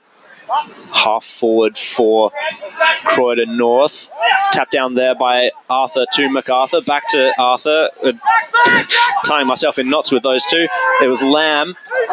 And now another ball up. Real scrappy affair now as we're closing out this second quarter. Let's go to the score centre with Paul. In Premier Division, Berwick lead Park Orchards by 26 points, 45-19. Roeville lead Vermont by 22 points, 29-7. And Doncaster East lead Norwood by 23 points. So it was a centering ball from Daka Ronchi. They're really trying to find the corridor at Croydon North on some of these occasions, but Kilsyth were able to hold them up. Dakaronchi gets the palm down only as far as Lamb. Now onto it is Clark. This is Simon Clark. Gets it to Henschel. Kilsyth going forward once more. One-on-one down there. It's Goodinson, but he was beaten by Cheong. That was well done by Bailey. He finds a centering ball. Lisi just had to hold up for it. Nearly slipped over because of that. Got the ball anyway. And Croydon North finding a bit of a chain of handballs here. Is it going to come unstuck? Lisi was ignored by that time, and it was McCain to get the kick towards centre half forward. Hayhurst crashed into the pack. Couldn't make the impact that he wanted, and Kilsyth might come away with it again through Jackson. Jackson spins round in the tackle. Finds Jacobs. He goes to ground in pursuit of the ball. And it's going to be a ball up there at centre half forward for Croydon North. I thought he was about to pin him then. Croydon just don't have any lead up in the forward half. That's half their problem at the moment. Back to you, mate. Just following on what Scotty said, their work rate's pretty poor here as well. There was that little contest right in front of me. I'll hand it over to Ethan Harvey. Could he go off the ground? Not quite. So carrying on that contest right in front of me, it was a 50-50 contest. They did well to win it forward, and then their three blokes stood up and walked, and the Kilsyth guys ran to the next contest. So not only do they don't have anyone running at them, they don't have any help from contest to contest. So I think that might be the area where Kilsyth are winning it. They're just intensity, as Mark Holly indicated, not only at the clearances, but just at the follow-ups. Anyway, now Kilsyth trying to look open here. They need to find something. The ball's been in Croydon North's thing around, and the umpire's going to say, hey, you need to come back inside the goal square. So a bit of miscommunication there from the umpire to the players, that's for sure. Kilsyth now play on. This is going to go deep inside. Ball kicks it down forward half of Kilsyth. Anyway, the ball's eventually got tackled. Players get tackled. A lot of ball called there, but eventually the ball gets tackled there. Great smother there again. Here we go. Croydon off trying to get opening. The pressure from Kilsyth. That's a great tackle. Don't call there. Anyway, Kilsyth trying to keep that pressure thing alive. They're doing really well with it at the moment. The ball gets eventually now. The umpire being called up, and we're going to go the score stand with Paul. In Division 1, Upper Ferntree Gully lead Lilydale by 9 points, 31-22, and Mitcham lead East Ringwood by 5 points, 17-12. Anyway, gets the ball here. Croydon North now searching around there. There's a play down, but he's eventually got back up. That's good signs for Croydon North. Anyway, now the umpire will say my footy. So we're about, you would say, we're just past time on, so we're about 21 minutes gone, and players now searching the ball around. It's going to be out, and it looks like the umpire will throw it up, and it's about on where the Kilsyth bench is at the moment, so the ball is there. So the boundary umpire throws it up. Both ruckman trying to get the hit out, eventually does. That was Kilsyth. Anyway, ball gets tackled again. Great tackle. The pressure has been exceptional. Can you get some stats around for that one, Ryan? Yeah, 12 tackles for Kilsyth, 10 for Croydon North. So I feel like their pressure is really good. As if they can get their skill level, start hitting up some targets, like they could open this game up. Yeah, that's for sure. Anyway, Kilsyth get the falling clearance. Oh, almost mark tackle. Great tackle. Oh, he's got the goal. That is definitely on for the goal of the day. The Tolman Brothers goal of the day. That was superb work there. Great Jared O'Neill. Oh, that was sensational. That might be the standout at the moment for the Tolman Brothers goal of the day, that's for sure. And that brings the score to Kilsyth 5-9-39 to Croydon North 3-3-21. About 23 minutes gone in the second quarter. Boys, do you reckon that's on target for the goal, the Tolman Brothers goal today? Yeah, I certainly do. And you have to give credit to Jake Henschel as well. He's worked really hard to create those forward 50 entries, and just their work rate, just had the second effort there to finish it off was incredible. So out of the centre here, go Croydon North. They're really going to need to get the next one, but their thrust forward has been cleaned up by Clark. Oh, good contest there by Curry as he crashed in. That was the Curry for Croydon North. Oh, nearly stripped of it there, Croydon North, as they try and recover the ball. Okay, they're going the switch now. Out to Pentland. Bart crashing through was MacArthur. He gets it. He's looking for players. He had to hesitate there a little bit, but he found Lamb in space. He had some time to kick it down towards the goal square. Kilsyth looking dangerous once more, but that was well done this time. I think that was Curry once more for Croydon North. That was good stuff. He sees Putty out in the outer wing, Hamish Putty. He's going to go back. He's taking the mark there. He's going to go back and search for some more options. There's no real lead-ups, as has been stated, and an easy but good-looking intercept markers there taken by the captain, Clark. This is Simon Clark. Kicks it down the line. So Kilsyth now looking a little bit more controlling of the airwaves, as well as Jackson takes the mark. Down towards centre half forward, but I think the mark has been paid there. Indeed it has, and this is Michael Pert. So Croydon North. Boundary. Let's go down to Matt at the boundary line. Drew Sells is back on the ground, so keep an eye on him. He's running centre half back now. He's back on the ground, so hopefully for all involved, he's 100% ready to go. Indeed. So Collins was wrapped up there for Croydon North, and we'll get another ball up. Daka Ronchi gets the palm down to Pert. He finds Guerin out as they're really trying to find the spaces on the open side there, Croydon North. It's looking like another scrap there. Well, actually, they got it away through Hudson. Hudson back onto it as Hamble didn't really go particularly far. Kilsyth really trying to do their best to turn it over to thwart their options. Oh, that was a good flying shot at goal there by Kilsyth, but it's not going to amount to anything as we go down to Matt on the boundary line. Another example of work right there. So Guren's tried to go wide there to the runner in Hudson. I can see what he's trying to do, but then stuffs up the kick and doesn't go help him out. 4-on-1. And so Hudson did well not to just completely turn the footy over, but it's just that work rate. Kilsyth are just I don't know if they're fitter, but they're definitely running harder. Anyway, kicks it deep inside to the pavilion end stand, gets the ball here, and eventually the ball's going to get tackled and players eventually get it, and the umpire will say, my footy. So we're on the pavilion end of the Hughes Park. Ball gets tapped down, that's for sure. Kilsyth now flying the numbers across. Got a chain of handball. Anyway, great tackle there, but eventually the Croydon off, get the handball off there. Kilsyth there circling around. They got players around the footy, which is good to see. Deep inside the forward 50 for Kilsyth. Almost a fly. That was over the shoulder. Right on there by, I think that was McCain down there. It was Curry. The Curry, sorry. Curry gets there.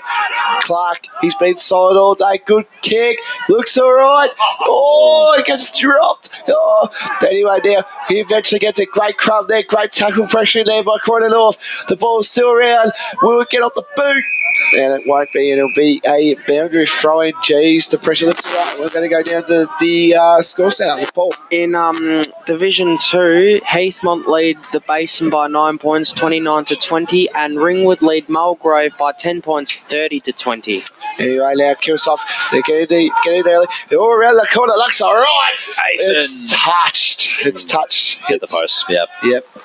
Anyway, that brings the score to Croydon North 3-3-21 to Kilsyth 5-10-40, and we're about 27 minutes gone deep inside the second quarter. You just feel they're 1 or 2 goals from opening this game up, really. Yeah, Croydon North will be lucky to be within 3 goals at halftime. Yeah, they're threatening and looking very dangerous now here, Kilsyth, as these transitions forward for Croydon North just aren't coming off, as Curry was looking for an option there, had to wait, and he's just kicked it straight to Sells. It was a good intercept mark, because it's good to see him back on the ground there.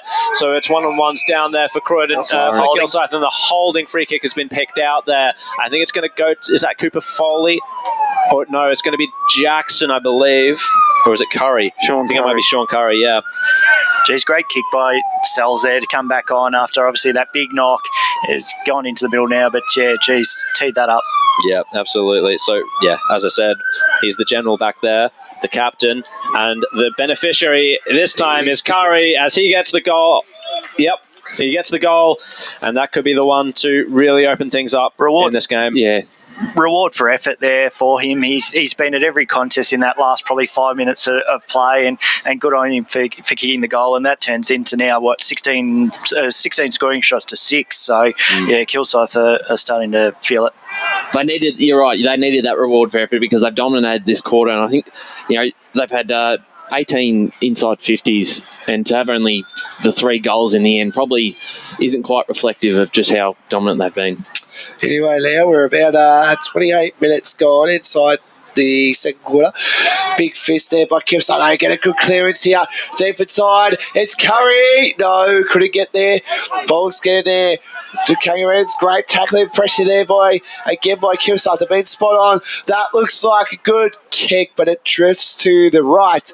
It'll be through a behind. How good's Henschel been? Out of the middle there. That was his clearance. And the siren sounds, and that'll be half time down here at Hughes Park. We have Croydon North 3-3-21 to Kilsyth 6-11-47. And we're going to go to Jared, who's going to give us the goals. Yeah, absolutely. So we've got Daniel Batera, the only player on the ground with multiple goals. He's got 2, 1 in each quarter, and then Jake Warren, the only other one for Croydon North-MLOC. And we look over at Kilsyth. We've got Trimboli with 1, Goodinson with 1, Curry, Jackson and O'Neill all with 1, and I think I missed that last one as well. O'Neill has got 2 actually, so he joins Batera on the multiple goal kicking front. So thanks for joining us here at Hughes Park in Croydon North in this Division 4 matchup. On the other side, we'll have the halftime show. Stick around. Today at Eastland, Lucy's trying on jeans for a momentous occasion. Coffee with the ex. She needs jeans she can move in because she's definitely moved on. Jeans that get a second look but don't give any second chances. Jeans that say, Why, yes. I have spent the last 8 months in a post-breakup juice-cleansing, kickboxing, personal training frenzy. And it looks as though she's just found the perfect pair. Yeah, that's great. Bravo, Lucy. For all of life's little moments, there's Eastland. Eastland. Live real. Sprained your ankle, bursting through the banner? Broke a finger, high-fiving the ruckman? Or did you run into the goal post again? For bumps, breaks or bleeds, be seen sooner, close to home at Knox Private 24/7 Emergency Department. The preferred provider of emergency care to the Eastern Football Netball League, you'll generally experience shorter wait times. You don't need private health, but there is an out-of-pocket fee. Be seen sooner, close to home at Knox Private 24/7 Emergency Department, 262 Mountain Highway, Wanturna. At Yarra Valley Water, we know reducing your shower time or show time to 4 minutes can save you an average of $200 a year on water and energy bills. Shower shorter. Save water.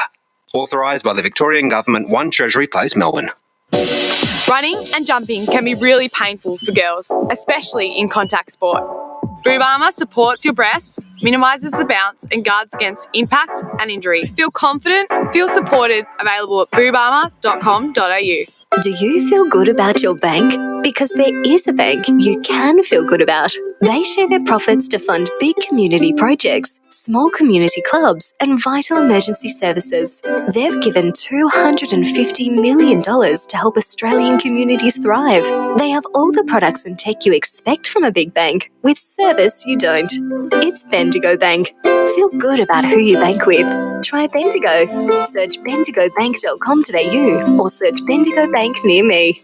How would you like to be celebrated? I think I'd like to be celebrated with lots of music, dancing, a bit of a party. I'd like to be celebrated at the pub with a few frothies. Maybe some colourful balloons, my favourite flowers. How about some glitter? I'd like to be celebrated in space. Outdoors, having all my family and friends together. At Tobin Brothers Funerals, they know that every life is unique and they think that every celebration should be too. Find out more at tobinbrothers.com.au. Tobin Brothers Funerals, celebrating lives.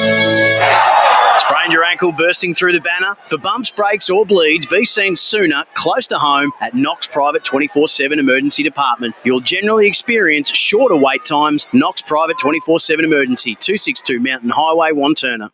At Yarra Valley Water, we know reducing your shower time or show time to 4 minutes can save you an average of $200 a year on water and energy bills.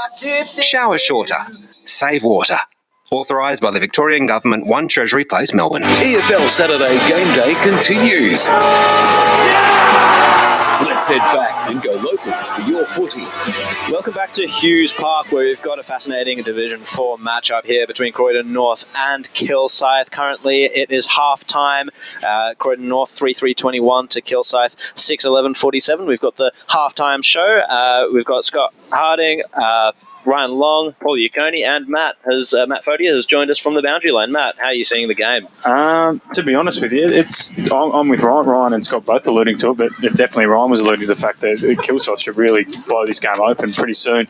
I don't think it's a talent thing or on the field. Like Croydon North, the first couple of minutes, that's some really nice pieces of play. They were hitting up drop punts, and I don't say that in a derogatory manner. Like there was some beautiful ball movement, the way they moved it to Batira for the first goal. But since then, I hazard myself, or trying to hold myself back and call them downhill skiers, Scott, but a lot of blokes out there are thinking about the big time, and they're a lot hard. They're running a lot harder, and I used to do this too when you play footy. A lot harder running forward when running harder. A lot harder, when you're going forward than when they're going back. Kilsyth's pressure without the footy, that's the difference. I think both teams turn the footy over a lot. Both teams are trying to use the corridor and missing targets and giving their opponent a chance to rebound. But when Croydon North do it, there's just no real sort of system to it. And I think Kilsyth, they've obviously got the advantage of having 3 to 4 genuine marking targets. Goodenson's their leading goal kick, but as Jared alluded to, he's actually not a marking target. He's just a very good player. Yeah. And then you got Arthur, Curry, Jackson, Van Veen was good in that quarter as well, and then Foley. So Kilsyth have obviously got a bit more of a structure in their forward line. But yeah, Croydon North, the difference is whenever they get it, it's just really, let's all just run forward and hopefully it ends up in the hands of Daniel Batira, who, as much as they say we don't want to be too centric to him, the only reason they kick it to him is because he's the only one who presents. That's it. It's sort of just working as a bomb it in, and sort of let's just see where it goes from there. But Kilsyth's defence is really standing up and really strong. They're run out of there. They're doing it quite easily, and that's probably the disappointing thing, I think, for Croydon is, like we're saying, if they could sort of shut that run down, it'll keep it in that half, but it's just coming out too easy. I think their wingers as well have actually got a bit of the ball, especially DePetri Antonio in front of me. He's actually got a fair bit of it, but again, really focused on the forward end, like really conscious of going forward. And Jake Henschel, his direct opponent for most of the games, probably been, for me, the standout player on the ground because he's quick. I don't know if you notice it, Ryan, but every time he seems to get it, he gains 10 yards just because he knows he's quicker than everyone else on the ground. That's probably the advantage of playing against some teams in Division 4, and he's got a fairly decent leg. So he's breaking the lines, and I think they need to do something about him and a couple others that are doing that. They do, and on the other end, I don't think they had a mark inside 50 in that second quarter, Croydon North, from memory. I haven't got it down on the board. I reckon you were generous with them in the first quarter. I think there was a few that were just outside the arc. But I will say the arc's about 33, so it's still inside 50. Inside 50, they're not hitting targets up there. On the return, Kilsyth haven't probably capitalised as much going forward either, but they're getting plenty of entries. They're repeat entries, and I just feel like it's going to take about 5 minutes of good footy from them to really almost just about end this game, because with guys like Henschel who deliver the ball inside 50, getting a lot of space, they're well and truly on top, and as you said, they're working a lot harder. Jared, you've obviously been calling that. Is there something Kilsyth could, that Croydon North could do in the ruck? Because Hoogstra as well gives them first use. He's just literally, they're walking it out of the middle as you guys have alluded to. So is there something Croydon North could do? Maybe even Batira in the ruck? Oh, well, I mean, that was the suggestion that I was going to make, but that's the classic sort of rob Peter to pay Paul, unfortunately for them, if they take Batira out of the forward line. So I don't know if Daka Ronchi has got the straps to beat Hoogstra. Unfortunately, Hoogstra's looking like a very good player for Kilsyth. He has been all year, and first use of the ball has always been them. So honestly, we've got a break coming up right now. We'll join us on the other side for the third quarter here at Hughes Park. Today at Eastland, Lucy's trying on jeans for a momentous occasion. Coffee with the ex. She needs jeans she can move in because she's definitely moved on. Jeans that get a second look, but don't give any second chances. Jeans that say, "Why, yes, I have spent the last 8 months in a post-breakup juice cleansing, kickboxing, personal training frenzy." And it looks as though she's just found the perfect pair. Yeah, that's great. Bravo, Lucy. For all of life's little moments, there's Eastland. Eastland. Live real. Sprained your ankle, bursting through the banner? Broke a finger, high-fiving the ruckman? Or did you run into the goal post again? For bumps, breaks or bleeds, be seen sooner, close to home at Knox Private 24/7 Emergency Department. The preferred provider of emergency care to the Eastern Football Netball League, you'll generally experience shorter wait times. You don't need private health, but there is an out-of-pocket fee. Be seen sooner, close to home at Knox Private 24/7 Emergency Department, 262 Mountain Highway, Wanturna. Running and jumping can be really painful for girls, especially in contact sport. Boob armour supports your breasts, minimises the bounce and guards against impact and injury. Feel confident, feel supported. Available at boobarmour.com.au. At Yarra Valley Water, we know reducing your shower time, or show time, to 4 minutes can save you an average of $200 a year on water and energy bills. Shower shorter. Save water. Authorised by the Victorian Government, 1 Treasury Place, Melbourne. Do you feel good about your bank? Because there is a bank you can feel good about. They share their profits to fund big community projects, small community clubs, and vital emergency services. They've given $250 million to help Australian communities thrive. They have all the products and tech you expect from a big bank, with service you don't. It's Bendigo Bank. Feel good about who you bank with. Try Bendigo. Search bendigobank.com.au or search Bendigo Bank near me.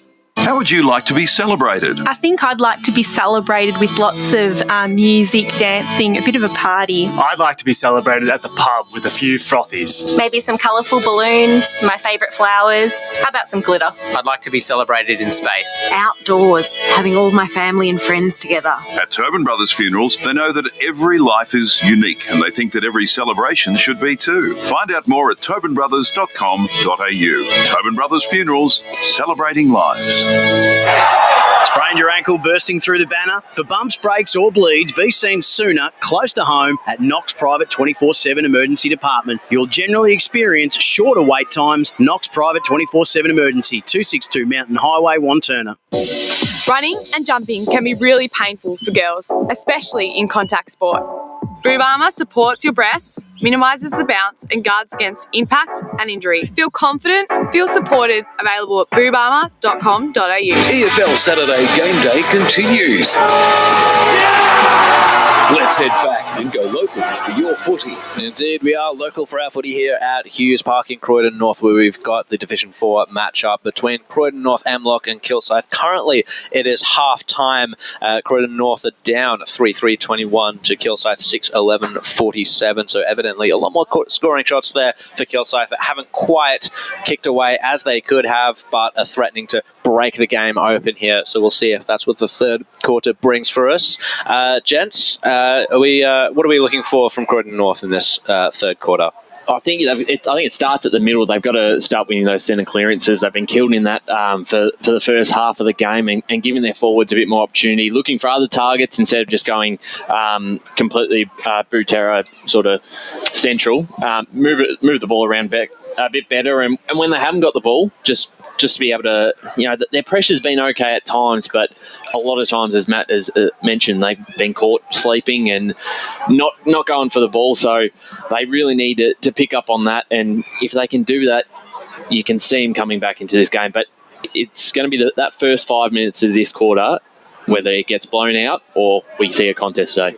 Yeah, you want to see them come out hard. It's obviously a proud day for the club, obviously with reunions down on the wing, down on the end here. And look, hopefully they come out and fire. Like I said, I was wanting to see that sort of pressure, and it just hasn't come from them at this stage. There's obviously room. The game's still within their grasp, but if Kilsyth get a quick goal or that run, it could be all over. Yeah, absolutely.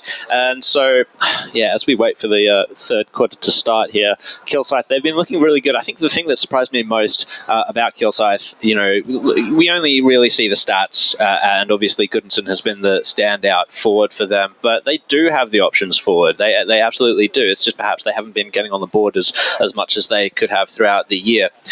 But what they have been doing in this game is they've been bringing it to ground in the forward line and creating those opportunities and locking it in as well as Croydon North. Defensively, they have been struggling a little bit, but as you can see from the scoreline, from the opportunities that Kilsyth have created. But I've been impressed by the likes of Curry and Jackson. Yeah, Sean Curry is such a big figure up there. Also, you talk about Goodison's not a massive guy, so. Even if he doesn't have to mark it, but he just has to make a contest. And guys like Goodison can be around the contest at the ball, and that's happened a couple of times. And their goals have been, just players being around the area, and they've called out Croydon North a couple of times. But 6-11, you've got to take your opportunities. So you don't want to come back at the end of the day and be looking at this first half and blaming inaccuracy and opportunities for why you lost. So important for them to start converting them. All right, so as we are getting ready here for the third quarter, let's quickly go down to the boundary line with Matt. A couple of changes for Croydon North Matt McCain starting on ball, which is key, and Butera going straight to the goal square. So hopefully for their sake, on our sake, it doesn't float too high up the ground. Take it away, Blakey Tennant. Here we go, the umpire ball's up. Bit of physicality going on between McCain and his opponent here. Anyway, the ball gets shifted down. There we go. This is what we like to see for the Kangaroos. Good start here. McCain kicks it down inside the 450 mark. People fly, but I can't get the ball. Eventually, Kilsyth get the kick down. And eventually the ball is going to get looked after here by the Kangaroos, who expect Croydon North get eventually. And the umpire has called it a throw-in. So good start here by the Kangaroos here. It bounced right out of their forward line again, though. That's the unfortunate thing. And Sells is still on, so obviously nothing from that knock earlier. Anyway, to get the ball down, great mark there taken. And Croydon North try look to get it inside their 450, that's for sure. They kick it down inside, deep side, little push there, but no, the umpire doesn't call there. Kilsyth eventually get the kick down, forward 50. Here we go. Now, trying to look down, but eventually there's 3 Kangaroo players. They get the kick in. McCain trying to look dangerous, but eventually Kilsyth player gets out, but no Sells. Sells kicks it down deep. There's Curry. That was Curry, I think it was. Is that Curry? I think you're right. Yep. I think it's Curry. Yep, it is. No, yep. Yeah, it is. Yep, sorry, I did. We can confirm it is. Yep, sorry, I didn't know who it was, but it is Curry. So Curry now, the big tall forward from the old Ferntree Gully, kicks it. Kick is on the way, and it's a beauty for Kilsyth. And they stretch their lead again. It's Croydon North 3-3-21 to Kilsyth 7-11-53. Jeez, he looks good from a tall target, that's for sure. And that kick from Sells as well. So he's come out firing. So obviously he needed a little bit of that break, and he's really delivering for him. Let's quickly go to the school centre with Paul. Got some scores from Premier Division. Got a halftime score from Bowen South Croydon. Bowen leads South Croydon by 33 points, 54-21, and Doncaster lead Blackburn at halftime by 2 points, 21-19. So it's Hudson right out of the middle there. Harvey with an option there in the pocket, an opportunity in the pocket even, but it was smothered right over the boundary line there by Kilsyth. So that was the clearance these are the clearances that Croydon North need, obviously. They need to lock it in now. Anyway, now the boundary umpire's about to throw it in. Big ruckman going at it here. And eventually get it North, and that will be out of the full. Jeez, he looked dangerous then. I think that was Lacey. Yeah, he's been all right today, I have to say. He's been pretty solid all day. Just didn't connect with the boot right, but he was in the right position. Yeah, spin. Anyway, now Kilsyth trying to look for plays and try again, look dangerous again. The little push there, the umpire didn't call that one. The ball gets bounced and triggered around here, deep inside the centre square, and the player gets tackled. And great tackling pressure again. The pressure's been elite by both sides today. The scoreboard might not reflect on it, but it looks all right with the pressuring, that's for sure. And now Kilsyth again, another stoppage here, that's for sure. And it looks all right, umpire straight away. Jeez, there was no signal there by the umpire, that's for sure. Anyway, Croydon North get deep inside the 450. Botira gets the knock, but couldn't connect there. Anyway, they finally get an open leg. Great tackle. That's a great tackle there by Kilsyth. And he's called the advantage. Clark now. This is where Kilsyth are getting dangerous. They find the ball here. Now he wants to slow it down. He kicks it inside Kilsyth's 450. People fly, but no one can get down. No crummers around there. Eventually the ball gets knocked down again. It will be knocked over there by Kilsyth. Numbers to the ball. Link of handballs going along here for Kilsyth. Great tackle again. And I think the umpire has got hold of the ball. It was well on by Guerin, I believe, out there on the outer side for Croydon North. So a bit more pressure by the Kangaroos coming out in this third quarter. The kick goes down the wing. It's been taken low by Sells, and he's been important also in this third quarter. No intercept there, mark there taken by Pert, and it's Curry for Croydon North to get a high up and under. Crashing through was Butera as he assesses options. He's worked his way up the ground once more.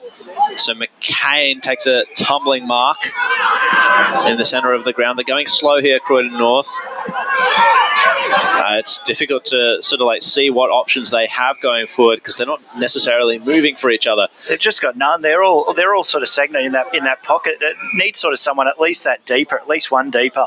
So DiPietro-Antonio gets the kick down, and the intercept mark has been taken by Kilsyth, and I think that was inevitable really from just how slowly that build-up was coming. Kilsyth were able to set up so well. So it's MacArthur to get the kick out wide here.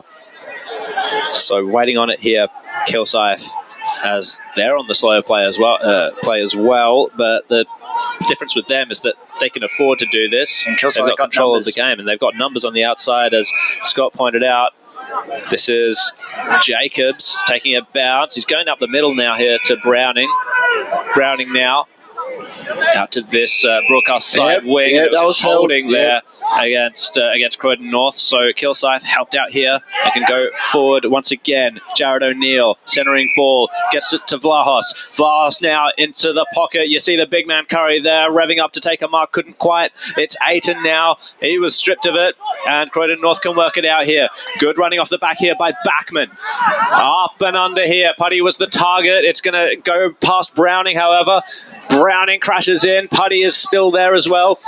On the 50 line here for Kilsyth, for Croydon North's forward line, but Kilsyth sweep it away. That was well done by Bradley. Up the middle here. Sells again. Inside 50. What options do they have down there? Great intercept. Great mark taken there by Cheong. And he's quietly been a pretty good player here for Croydon North as he's been playing on Goodinson and taking that mark as well. Up the middle. And his mark's been taken once again by Kilsyth. Just before that entry, they had 3 players in the midfield there. No sign of an opponent and just far too easy. Anyway, now Kilsyth looking dangerous here. They try and kick it deep inside their 450. Good fly. Great mark. Great mark there. That's Cooper. That's Cooper Foley. Cooper Foley now. He's been all right. He's been pretty solid all day, that's for sure. But he's got a huge task now. He's on like a slight angle on the 50-metre arc. You would say the kick will be about 40 metres or 30 you would say, around there. So Foley now can go back and kick this on through to open up the game to Kilsyth. And he looks all right here. He lines up, kick is on the way, and it's a goal. Taking their chances now, the Cougars. Oh, that's for sure. And that brings the score to Croydon North 3-3-21 to Kilsyth 8-11-59. And there's about 7 minutes gone inside the third quarter. Kilsyth look very dangerous down there, that's for sure. Let's go to Paul in the score centre. I've got a half-time score from Montrose, Wanturna South. Wanturna South lead Montrose by 15 points, 52-37. You teased Blake there with that one, Paul. So from the forward line there, from the centre there down to the forward line for Kilsyth. Lamb is contesting. He gets the shoveling ball out to Vlahos. Actually missed the target. Vlahos has to run back onto it and into the tackle of Collins. Scrapping for it there, Collins. Vlahos manages to get the ball out. Lacey is now buried, and Kilsyth hold up Croydon North. That's what we want to see from Croydon, that pressure. They're just getting Kilsyth just running sort of free. They want to stick to the man and hit those tackles. Indeed. And Collins is that sort of player as well, where he's able to, he's a bit of a hard body. He hasn't really featured that much in this game as Pentland gets the kick across into the corridor. Hoogstra, however, that was O'Neill. Gets the kick into Kilsyth's forward line. Running onto it there was Goodinson. We've got Lamb. He actually found a way forward there. Good punch away, however, by Croydon North. It could have fallen for Aiton, but no, crashing through Croydon North. It's now going to come to, that was Cheong. Tackled, claimed, gets a retaliation tackle on Goodison, and over the boundary line there in the pocket for Kilsyth. Let's go to Paul in the score centre. Got a halftime score from halftime scores from Division 2. The Heathmont lead the Basin by 14 points, 35-21. And it looks like we're back in play here for Kilsyth. Round the body, hits the post. I think that was Foley again. It was. Unfortunate he couldn't get his second goal of the game there. Kilsyth looking threatening. Back to you, Paul. Thank you, Jared. I'll give you that other halftime score. East Burwood lead Templestowe by 31 points, 52-21. Anyway, now this is Pert. Pert kicks it deep inside Clark, trying to get there, gets tackled there. Croydon off, trying to put the pressure on. They need to because the score is not looking in their favour. Kilsyth now with a chain of handballs. They look very good with the handballing at the moment. Anyway, gets tackled. Anyway, so now the ball is, you would say, nearly up to Kilsyth's 450, but it's like on the tight angle in the square. Umpire throws it up now. Players trying to get open here, looking around. Ball is still moving, but eventually the umpire will say my footy yet again. So it looks all right here, but Kilsyth, they're taking the opportunities, that's for sure. They get it down. Good. Here we go. Croydon off, trying to get open now. They eventually find the ball. The ball is bouncing deep inside Croydon North's 450. Kilsyth again, getting that chain handballs again, but the pressure's been on here. Here we go. This could be dangerous here for Kilsyth. Can they get it out? Bradley gets it down deep inside. Now it's up to our box down here on the wing. They're eventually now Croydon have players. That was Lacey. He's been very good all day. Kicks it deep to Hayhurst. Doesn't get there. The ball is out.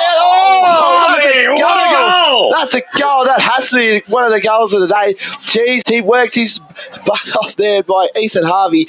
That was a sensational goal there. All that hard work down in our centre wing, that's for sure. That was a much needed goal for Croydon North, you would say. That has to be a Tobin Brothers Funerals goal of the day, that one. Absolutely. He just kicked it out of midair. You sold me. No. How good was that pressure there? That's what Croydon North needed. They needed to put that pressure on. You felt like they were doing that well. So, great goal. Much better ball movement there into that forward line. You had at least you had guys going for the contest, and look what happens. Yeah, right. Numbers at the foot of the contest. That's what they've been missing. So, let's quickly go to the score centre with Paul. Got another Division 2 score. Baronia lead Oakley District by 64 points, 74 to 10. Anyway, now Kilsyth. Now they got the goal now by Croydon North here. Gets out here. Players looking around. Good kick there by Lacey. He's been really good the last couple of minutes here. Big fire here. Pushing aside there. Doesn't get it. Players were down the back. They would have got out there, but couldn't get there. Gets it down to Hensel. Hensel now plays on. He takes grass, kicks it down deep. Good fire there, but no one gets it. The crummer does for Croydon North. Great mark there, taken by Collins. Collins deep inside to the Hayhurst direction. Oh, did he get held? No, he did. But Croydon North gets it. And it's a point. It's a point. Jeez. They're reinvigorated, aren't they, Croydon North? How much better has their ball movement been just in the last few minutes? Yep. Doesn't Hayhurst look dangerous too? Yeah, absolutely. Yep. So from the kick in here, it's Clark. Boundary. Let's go quickly down to the boundary line with Matt. Ball movement was better, Ryan, but they got very, very lucky. That drop mark or that intercept by Cheong on the halfback flank, and the fellas like Collins that hadn't worked back into defensive position, they got away with it. Yeah, so down on the outer side wing there, I think it's DePietro Antonio getting the kick forward. Just missed McCain, and Hayhurst was there as well as it trickles over the boundary line. Croydon North continuing to go forward as we go to the score centre with Paul. Got some scores from Division 3. Scoresby lead Donvale by 15 points, 53 to 38. Waverley Blues lead Whitehorse by 9 points, 37 to 28. Coldstream lead Warrandyte by 13 points, 45 to 32. And Fair Park lead Glen Waverley by 22 points, 41 to 19. So getting the clearance there, Kilsyth just out of the back 50. Trimboli was there. Tackle laid. And we'll see, what is the umpire called there? I think it's going to be a ball up there, or over the boundary line even. So right there on the outer side. Let's quickly go to Paul again. And we've got a score from Division 4. Surrey Park leads Sylvan by 38 points, 54 to 16. That was a huge thump there by Croydon North going forward from the ruck. Sells couldn't handle it. He was tackled. It's been picked up by McCain, but he was caught holding the ball. Good defensive pressure again by Kilsyth, just prevailing and winning the day there. Brian, what's the tackles like at the moment? It's really, the pressure's been up a bit. 6-5 this score in favour of Kilsyth. Jeez, they've been up and with that. Anyway, good fly there, good take there. And it's a mark, but Hoekstra. So Hoekstra takes that mark. Big, long, straight looking kick. Who will fly. Great mark taken there by Croydon North. And Croydon North, they're going to settle now. They want to settle. They kick it down and they find a player there. That was Lacey. He's been dominant this quarter, you would say. Lacey now, he wants to slow the ball down. Then he does so, kicks it short one to, that was Butera. I think that's the name. Butera, there we go. Butera kicks it down deep to the Hayhurst. He looks dangerous.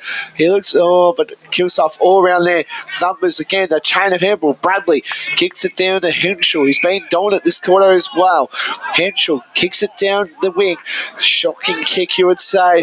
Finds Pert. Pert now kicks it down. Hayhurst again. He gets down again, and it might get rushed, and it will be rushed through a way behind. So that moves the score to Croydon North 4-5-29 to Kilsyth 8-12-60, and we're about 15 minutes gone. Slightly better by Croydon there, but yeah, just need to lower the eyes. They still keep bombing it, and when they're lowering it, looking for those leads, they're starting to get those opportunities. They don't quite have that big key forward that can just stand there and clunk marks. They've got Butera, and he's consistently leading up the ground, which is good.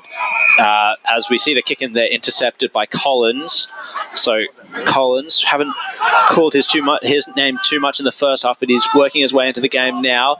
He lowered the eyes that time to the lead up of Butera. He's having a shot. And he looks like he's going back and taking the shot this time. He looks like he's about 60 metres out here. Well, I think the arc is about 35. Yeah, he's walking 60 metres for sure. I think the arc is about 35 out or so. So he's probably going to take the kick from around about 50 on, 45 out maybe. He did not get good purchase on that one, and it's going to just fade harmlessly out towards the pocket for a ball in there for Croydon North. Alrighty, anyway, it's going to be... We were saying we hadn't called Collins sort of much in that first half, but yeah, this second half, his pressure, his tackling, everything about it is what Croydon would want, and probably needs it from more of their players. He's that sort of player, isn't he? As the ball bubbles round in the dangerous spot there for Croydon North. Kilsyth were able to wrap it up. Let's quickly go into the boundary line. Croydon North need to make sure it don't get too crowded here. Set up some players back, and they might get a quick shot at goal from a dump kick. And that dump kick has just come from the ruck. It travelled across the face of goal. He didn't quite get the right purchase on it, so it's trickling out of forward 50 here for Croydon North as Pentland was tackled over the line, and we'll get a ball in there just where the so-called 50 arc meets the boundary line. Alrighty, umpire will throw it in. And about the corner of Croydon North is 450, that's for sure. Umpire eventually gets a kick. Great kick there. Who will fly? It looks like a Croydon North. Great mark. That was a good mark there, taken by Curry. That was Sam. So Sam Curry now plays on immediately, kicks it deep inside. Where is Hayhurst? Nowhere to be seen, but Butera was there. Oh! He got held, but eventually he took the mark. Great mark there, taken by Butera. As he was falling as well, he's grabbed that basically near the ground. This is class, definitely for sure, but this is a much needed goal, you would say, for Croydon North. Yeah. So Butera, he's about on an angle, you would say. He looks all right here. Can we back him in? He looks all right. He'll kick it. Hang on. He's got it. What, Moz? That's a much needed goal for Croydon North. And that brings Croydon North to 5-5-35 to Kilsyth 8-12-60. And we are approaching time on. We're about 18 minutes gone deep inside the third quarter. Let's go down to Matt. Yeah, so he talks about Butera, great mark, and he got the free kick anyway, but he wanted that immediately. When Sam Curry took that mark and looked up, Butera was downfield, he had his hand in the air, he wanted that ball straight away. If Curry had gone even quicker, who knows? But look, they've been really impressive, and he's lifted in these last 5 minutes. They probably need, what do you reckon, if they can close the gap to maybe one more goal in the last quarter, if they can have the wind at their sails, you never know. Yeah, they'd be in striking distance. Let's quickly get a ball in the score centre. In Premier Division, Berwick lead Park Orchards by 39 points, 73 to 34.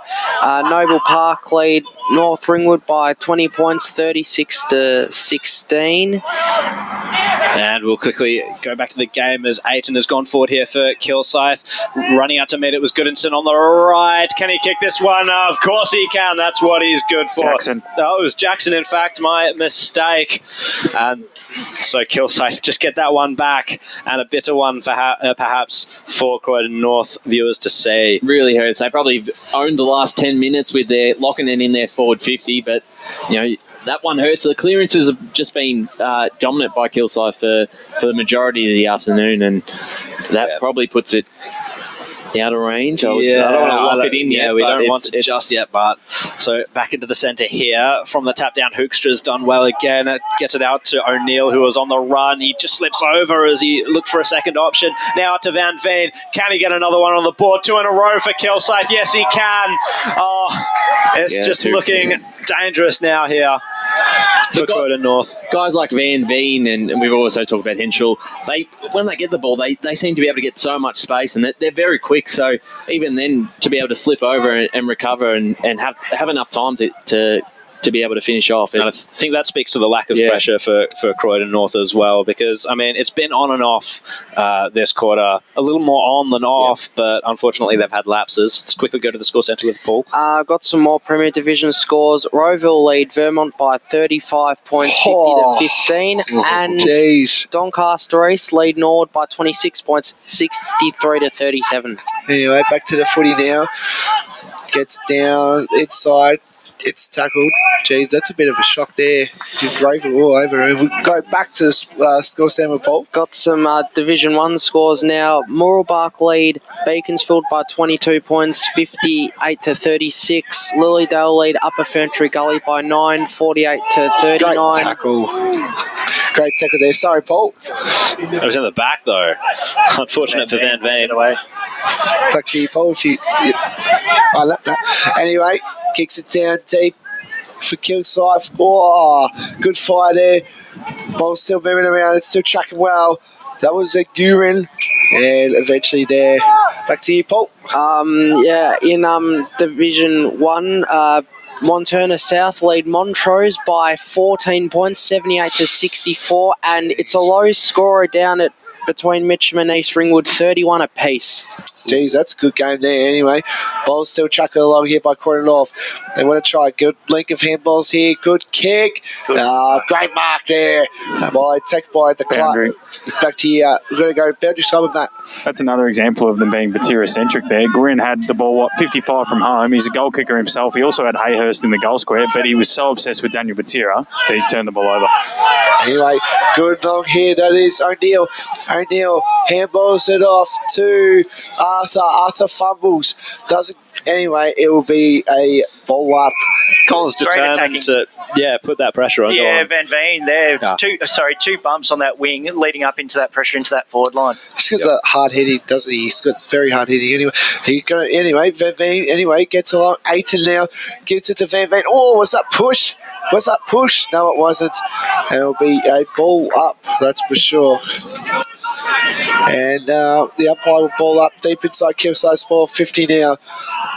Big rucks by. And eventually Kilsyth get the ball. Good strong tackle there. The McCain there trying getting involved there. He's going backwards, looking around. That is a good. Tell me. Oh, and he's called touch. It's a touch. That was Sean Curry there. Imagine that. That would have been an on track for sure. And that moves Kilsyth to 10-13-73 to Croydon North 5-5-35. We have approach time on, and there's about 23 minutes gone. Let's go with McCain here down the line for Croydon North. He's just turned it straight over to Jared Arthur. Unfortunately, Kilsyth will now rebound, get the entry again. Pack forms, but the mark's been taken there by Curry. He just takes the space, runs on with it.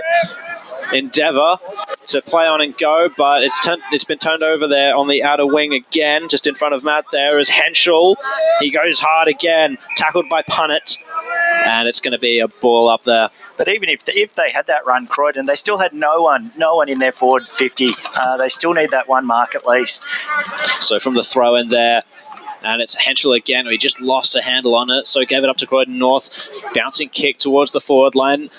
They've got that extra there, the spare to Kilsyth. He's putting the pressure on, but Harvey from the boundary line has kicked a point. He's exciting.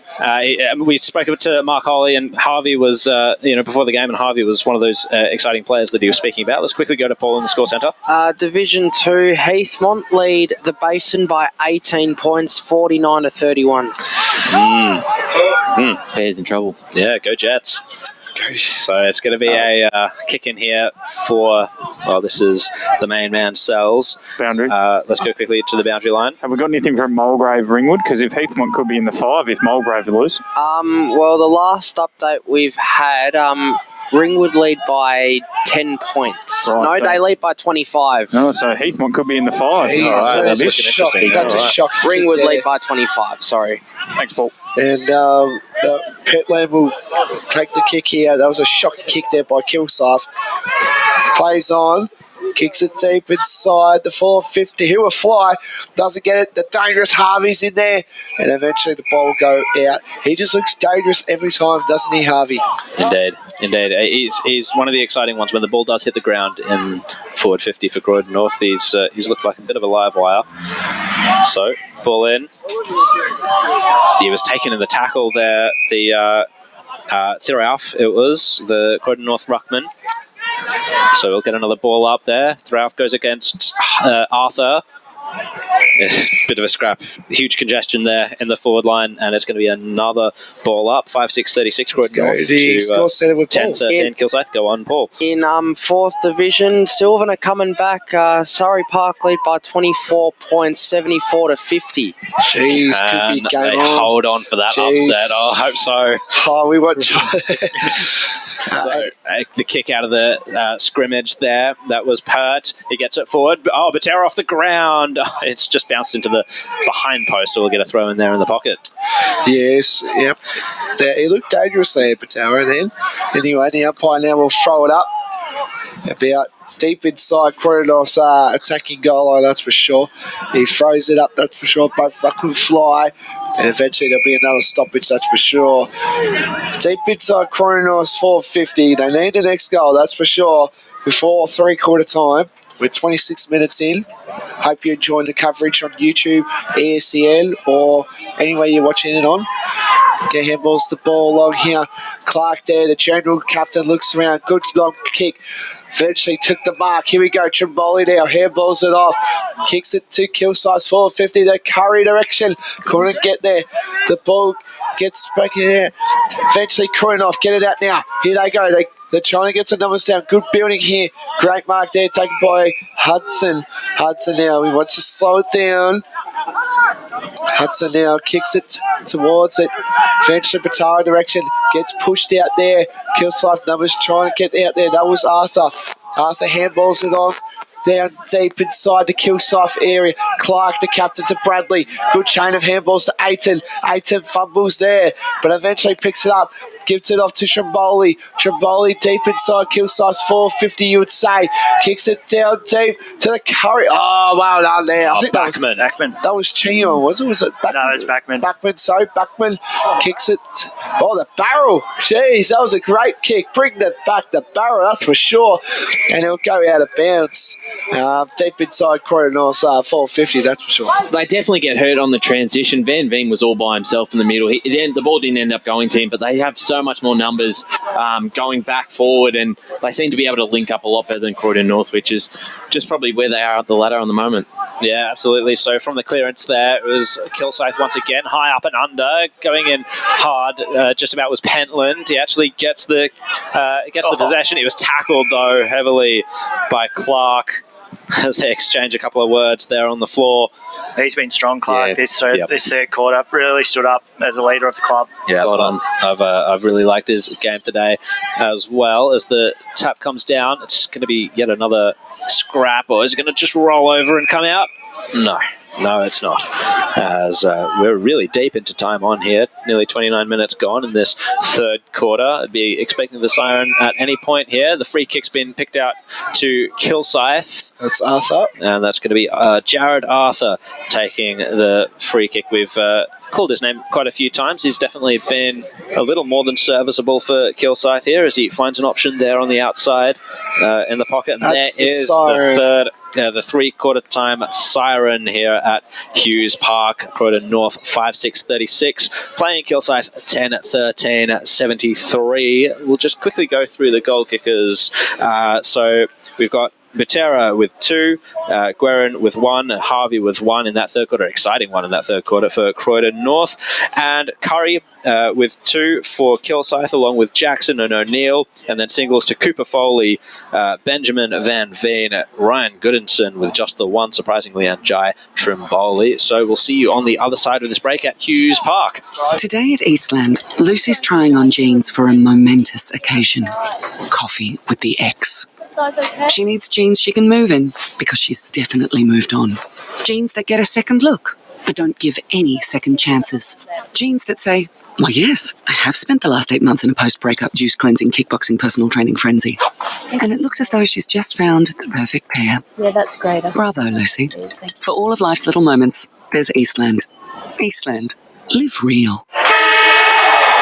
Sprained your ankle, bursting through the banner? Broke a finger, high-fiving the ruckman? Or did you run into the goal post again? For bumps, breaks or bleeds, be seen sooner, close to home at Knox Private 24/7 Emergency Department. The preferred provider of emergency care to the Eastern Football Netball League, you'll generally experience shorter wait times. You don't need private health, but there is an out-of-pocket fee. Be seen sooner, close to home at Knox Private 24/7 Emergency Department, 262 Mountain Highway, Wanturna. Running and jumping can be really painful for girls, especially in contact sport. Boob armour supports your breasts, minimises the bounce and guards against impact and injury. Feel confident, feel supported, available at boobarmour.com.au. At Yarra Valley Water, we know reducing your shower time, or show time, to 4 minutes can save you an average of $200 a year on water and energy bills. Shower shorter. Save water. Authorised by the Victorian Government, 1 Treasury Place, Melbourne. Do you feel good about your bank? Because there is a bank you can feel good about. They share their profits to fund big community projects, small community clubs, and vital emergency services. They've given $250 million to help Australian communities thrive. They have all the products and tech you expect from a big bank, with service you don't. It's Bendigo Bank. Feel good about who you bank with. Try Bendigo. Search bendigobank.com.au or search Bendigo Bank near me. How would you like to be celebrated? I think I'd like to be celebrated with lots of music, dancing, a bit of a party. I'd like to be celebrated at the pub with a few frothies. Maybe some colourful balloons, my favourite flowers. How about some glitter? I'd like to be celebrated in space. Outdoors, having all my family and friends together. At Tobin Brothers Funerals, they know that every life is unique and they think that every celebration should be too. Find out more at tobinbrothers.com.au. Tobin Brothers Funerals, celebrating lives. Sprained your ankle, bursting through the banner? For bumps, breaks or bleeds, be seen sooner, close to home at Knox Private 24/7 Emergency Department. You'll generally experience shorter wait times. Knox Private 24/7 Emergency, 262 Mountain Highway, Wanturna. Running and jumping can be really painful for girls, especially in contact sport. Boob armour supports your breasts, minimises the bounce and guards against impact and injury. Feel confident, feel supported, available at boobarmour.com.au. EFL Saturday Game Day continues. Let's head back and go local for your footy. Welcome back, ladies and gentlemen, to Hughes Park in Croydon North. We've got Croydon North 5-6-36 taking on Kilsyth, a 10-13 at 73. We're just in the third three-quarter time right now, and it sounds like... actually, we'll quickly go to our special comments, guys. What are we looking at here in this game? How is Kilsyth? How can Croydon North get back into this, essentially?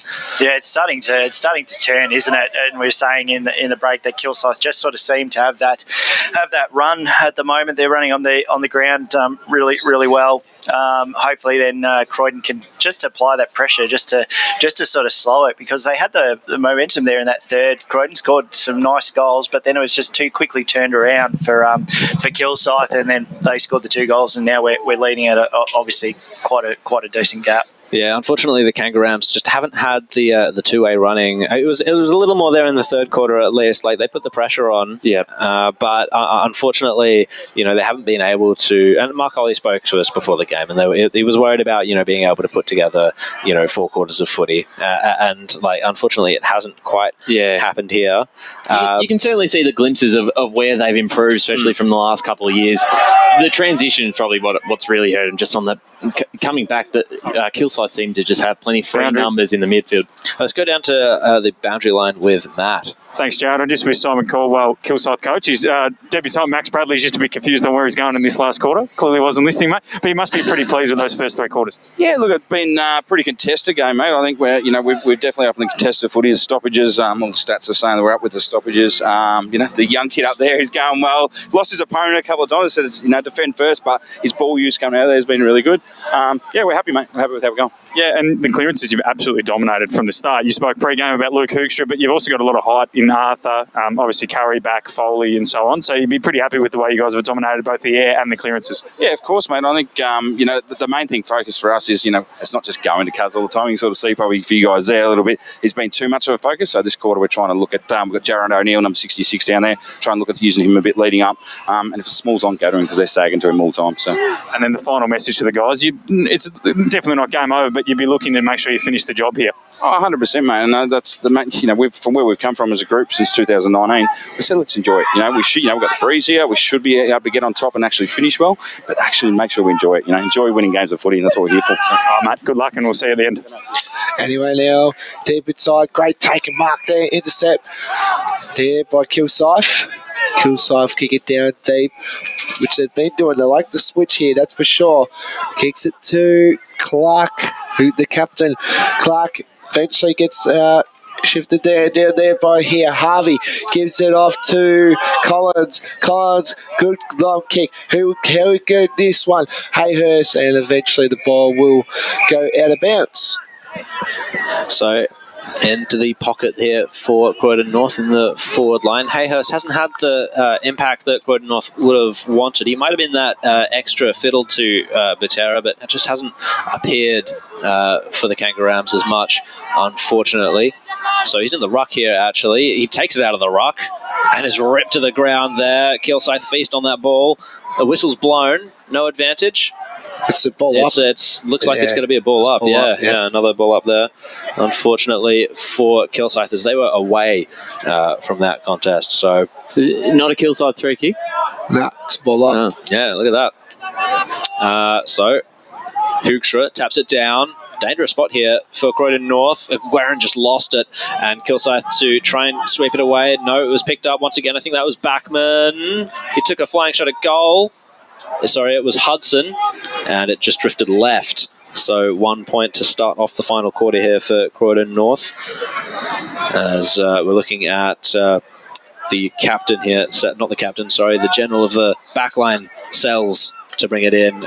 Fortunately, he's back on there with concussion worries in the, I think it was the second quarter where he got knocked out. Yeah, showing no signs of it though since then. He's had that rest, but yeah, strong. And he's been good. Good since back on. His kicking's been one of the features of Kilsyth's game as they go forward, one-on-one out here in the centre square. Putty was there, and it was also O'Neill, who's played well today. He's got 2 goals. Lamb ends up with it from that contest. He kicks it towards the forward line for Kilsyth, scooped up by Goodinson. He gets the handball over the top to Arthur. Oh, it was stolen, though, by Croydon North. That was well done. And bit of a contest out there. Loose ball. Good heavy hit there by Clark for Kilsyth. He gets buried in the tackle, however, as Croydon North hold them up. That was good contest work by Batsanis. Let's go score sound with Paul. Got some three-quarter time scores from Premier Division. Bowen leads South Croydon by 39 points, 86-47, and Blackburn lead Doncaster by 15 points, 37-22. Anyway, umpire will say here's footy. It's a very low scoring game for Blackburn and Doncaster. The Morton Park. Ball gets kicked along there. Kilsyth now trying to look dangerous. So look, here we go. Deep inside the 450. Eventually gets it out. Croydon off trying to get the players around the ball here. They've been really good with the league of handballs, Kilsyth. They kick it down deep inside to the Curry direction. Oh, the big fella hits it off here. Good little fist there. Gets it off Tremboli. And it's through for a behind. Jeez, they deserve that. That was a great play by Curry to tap it back into play. Just missed that snap though. Let's go to Paul in the score centre real quick. Got some more Premier Division scores. Berwick lead Park Orchards by 40, 80-40. Noble Park lead North Ringwood by 38 points, 67-29. Rowville lead Vermont by 43 points, 59-16, and Doncaster East lead Norwood by 31 points, 69-38. Croydon North exited their back 50 with a huge kick, and it's Butera working up the ground again. He's called to play on as Hudson was the option on the outside for the Campbell. He lowered his eyes, gets a good kick towards Punnett as he's going to just turn round, kick and a half from goal here for Croydon North. Looking at his options, he sees Hayhurst presenting, but he was in a 2-on-1 situation. Jacobs takes it. He spills the ball out, holding the ball. Holding the ball indeed, as he just dropped it there. So that was good stuff. And Butera is going to take the free kick. Bit of a limp. Oh, I think there's 25 here. I think you're absolutely right. 25 here. Yep. So could be a gift here for Croydon North to open the goal scoring in this final quarter. 3.5 minutes gone. Croydon North to go for their 6th goal through Butera. It'll be his 3rd of the game, I believe. 4th indeed. He lines up. And it's a goal. It's a goal indeed. Much needed one, that's for sure. Yep. And that brings the score to Croydon North 6-7-43 to Kilsyth 10-14-74. And we're about 4 minutes gone inside the 4th quarter. That was better work rate from him too. He started that on the wing here from the kick out, that long kick out from the back line, and then be able to move forward and take a mark there. Let's go boundary side with that. Yeah, and Hayhurst has been an interesting one because you've called his name a lot, but I don't think he's really got a clean possession, and he's going to have to do more because Kilsyth are rebounding a lot off of him because he just doesn't have that turn of foot either. So it's Ayton down here on the outer side for Kilsyth as he enters forward 50. No mark taken. It's an interesting one down there. Van Veen couldn't take it. Crashing in low, Kilsyth. Spilt to Van Veen again, and he sees the option, and it's O'Neill with his 3rd. And Kilsyth pushed forward even further. That was what on Jared O'Neill. Just too easy, obviously. That two out the back there, so it was pick who it was going to go to. They really need to stick on that man. Yeah, but they just get caught out of position a lot of the time down back, and it's hurt them today. Absolutely. That's reading of the play, I think. As we'll quickly go to Paul, I think you had some scores for us, mate. I've got a 3-quarter time score from Division 1. Wanturna South lead Montrose by 11 points, 78-67. All right, Blake, distract yourself by calling this one. Anyway, Triboli now trying to get open now. Gets the kick off there. Good there by Clark there. And eventually the ball will go out. And the umpire will call it out. And it'll be a boundary throw-in. So you would say on the arc of the 50-metre arc of Croydon North's 450, Kilsyth's 450. Boundary throws it in. And big boys fire there. The 2 rucks from Bolly getting involved again. He's been pretty good this last guy. To the Curry to action. Great mark there by Curry there. He's definitely been playing his best footy down here today, that's for sure. Just brings that big, tall footy player, that's for sure. Just such a strong mark on the chest there, in front as well. He's never going to get beat like that. Yep. Here we go. Curry lines up. Kick. He should kick this. Oh! Yeah, he's got it. What Moz? As I was saying before. And that brings the score to Croydon North 6-7-43 to Kilsyth 12-14-86. And we're about 6 minutes in the 4th quarter. As much as I was looking forward to seeing the Goodinson show, because he's always good for a bag of 4 or more. It's been a really nice surprise to see the diversity that Kilsyth have in their forward line. And, I think that's good omens for them going forward. What's going on here? I think there's a... Oh, it's a car. There's a score review or something. What? Oh, whoa. It's actually called a behind. No way. Oh, my word. The art system in play. I have never seen this in my lifetime. I've been involved for 19 years for local footy, and I've never seen this in my lifetime. Croydon North with the arc system. We didn't know they had this technology. Let's go to the boundary with Matt. Blake just claiming that he was involved in local footy from birth. You can't even remember how many touches you had this morning, and you're trying to claim you remember stuff 19 years ago. All those flags, Matt, that I've been a part of with the old man. A man of many talents for a boy.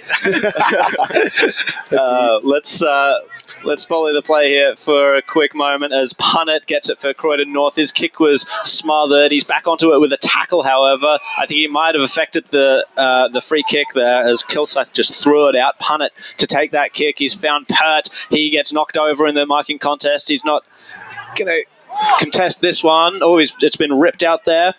It's come to Batsanis.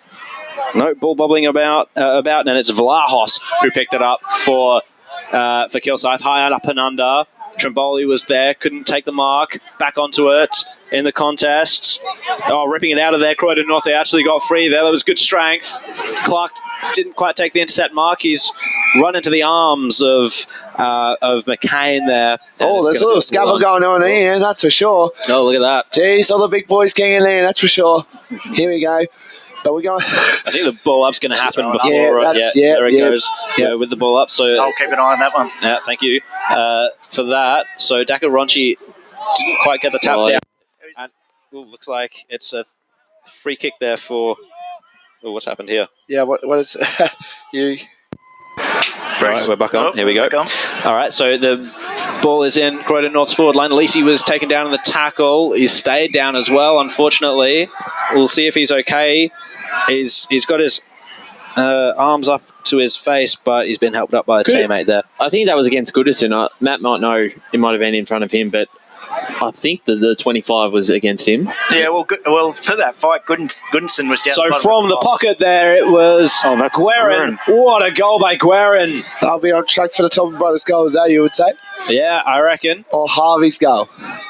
Oh, that's a good question. Let's go down to Matt really quickly. What 25 are you alluding to, Ryan? I thought there was a 25. No. So the free kick, I think Pentland or one holding the ball, and Guerin, as he's done a lot today, I think he loves anything that doesn't require too much effort.